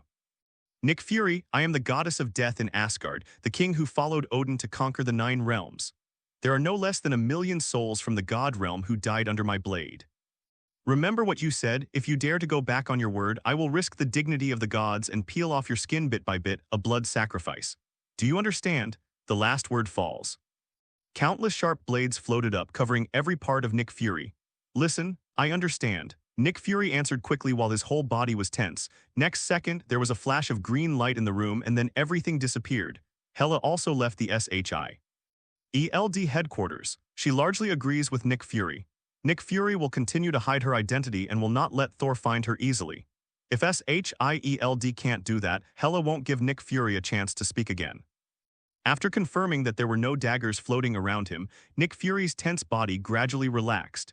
It wasn't until this time that Nick Fury realized that his back was already wet with cold sweat. Panting heavily, he fell on the sofa with a serious expression on his face. The killing intent on Hela was the most powerful among all the women he had ever seen. Even when Hela uttered the last few threatening words to him, he could hear the faint sound of burning sounds all around. This is a scene that only appears when the gods swear. Is this the goddess of Asgard? Have slaughtered 1,000,000 gods? If such a powerful existence wants to come to the earth, then in their eyes, more than 1 billion human beings are like ants who can be crushed to death at will.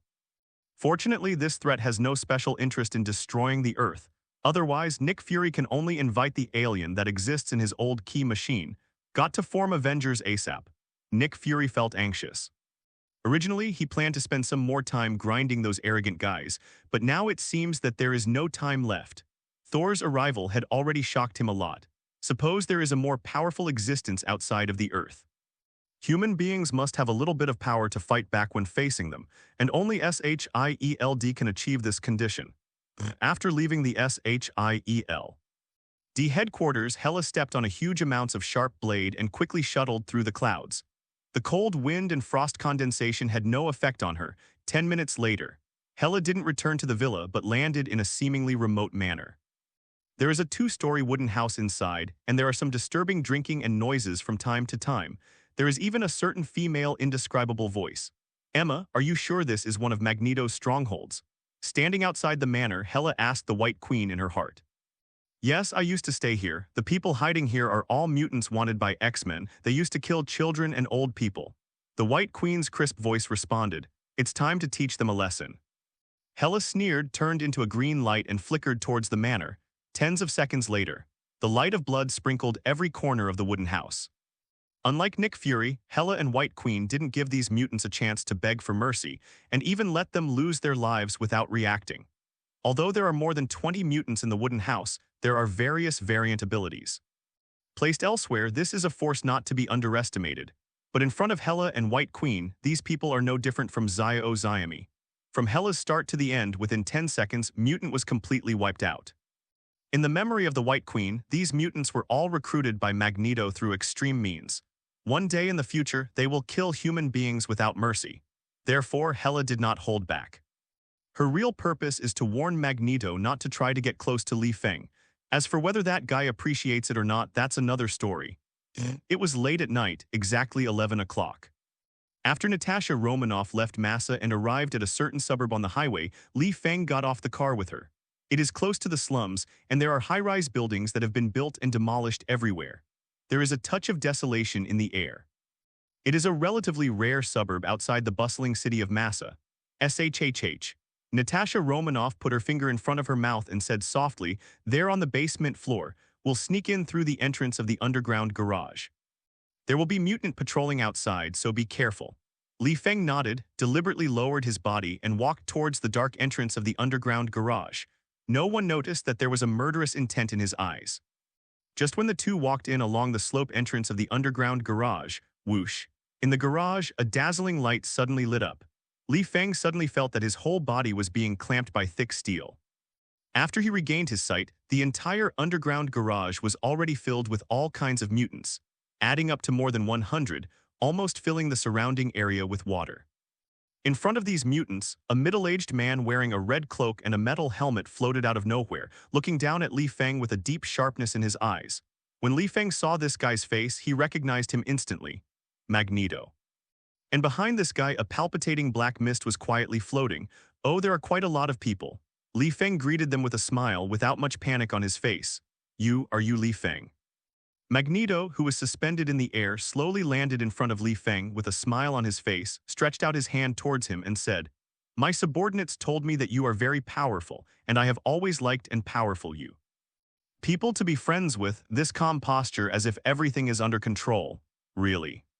Li Feng sneered, not intending to shake hands with him, and asked instead, "But your ostentation, it doesn't seem like you want to make friends with me but want to fight with me." As soon as this sentence came out, a look of surprise flashed in Magneto's eyes. Why does this guy in front of him look so calm? You know, this underground garage is home to nearly 1/3 of all the mutant groups in Massa City, and each of them has more or less blood on their hands. And he was Magneto, who was once listed as an S-rank wanted criminal by the entire United States military region. Li Feng has no reason not to be afraid, right? Thinking of this, Magneto glanced at Mystique behind Li Feng, as if asking what was going on. Mystique shook her head. Nothing happened along the way, it went smoothly. At the moment, Mystique has dropped her disguise and is no longer Natasha Romanoff. Li Feng had guessed her identity a long time ago, so he didn't bother to take care of her. At this time, a sneer suddenly sounded from the crowd. Fighting in groups also depends on whether you have the qualifications. Do you really think you are invincible? Do you believe that as long as our boss wants to, he can crush you an ant with one hand? Ridicule, disdain. Li Feng raised his head expressionlessly and looked somewhere. Angel and Griffin stepped out of the crowd and stood behind Magneto with crazy sneers on their faces. "It's you two trash." Li Feng smiled and shook his head. His mood didn't fluctuate. When Magneto saw this scene, he became even more puzzled. He had to admit that Li Feng's calmness was indeed a little too much. This guy didn't seem to pay much attention to the murderous mutants around him. This made Magneto's eyes gradually turn cold. But he was not in a hurry but smiled at Li Feng and said, "Mr. Li Feng, I know that I have married Emma and you are very affectionate, but you should not know that Emma was once in my house. The men stayed for a while and murdered many innocent people under my orders. What do you want to say?" Li Feng smiled. "My subordinates told me that you are also a powerful mutant. As I said just now, as the president of the Mutant Brotherhood, I like to make friends with powerful people." Magneto bowed towards Li Feng in a gentlemanly manner, laughing said, "If you are willing to join my camp. And regard all the guys in this world who regard mutants as aliens, as enemies, fight to eliminate the discrimination between humans and mutants. And even use your influence among humans, speak up for mutant and support mutant to rule this country. I will thank you and give you more power. How about it?" Hearing this, Li Feng couldn't help but sneer. Good guy, don't you just want him to come in as a thug? What kind of discrimination is eliminated? To put it bluntly, isn't it because of Li Feng's strength? Sorry, I'm not interested in your proposal. Li Feng refused without any hesitation with an indifferent expression on his face. Also, don't you think it's rude to seal my limbs with so many steel blocks? He doesn't even want to go to S.H.I.E.L.D, maybe mutant brotherhood. Hearing this, the smile and sincerity on Magneto's face also disappeared bit by bit, and there was a bit of murderous intent in his eyes, and he said hoarsely, Mr. Li Feng, I hope you will think carefully before answering me. I know you are very powerful, but you are nothing in front of me if you refuse to join us. I think you may not even be able to get out of this underground garage. How about it, do you want to gamble? The voice fell. Crazy roars erupted throughout the underground garage. I'm going to peel off this guy's skin. I want to devour his flesh and blood, every inch of him. Very noisy. Look. Magneto sneered, not shying away from the killing intent on his face. These people are all my believers. As long as I say a word, they will rush towards you. Then they peel off your skin bit by bit. Let you experience what it means to reject my punishment. Yes, take a gamble, Magneto asked again. The entire underground garage was filled with chilling killing intent. No doubt, assuming that Li Feng is just an ordinary person, he can only end up in two ways. Or join Magneto's camp and finally be killed by the X-Men and die with regret. Or resist as a human being and be flayed alive by these mutants. Unfortunately, Li Feng is not an ordinary person. He sighed faintly and said to the air, I said it a long time ago, you guys never understand what fear is, so you provoke me again and again, my patience. It's been consumed by you.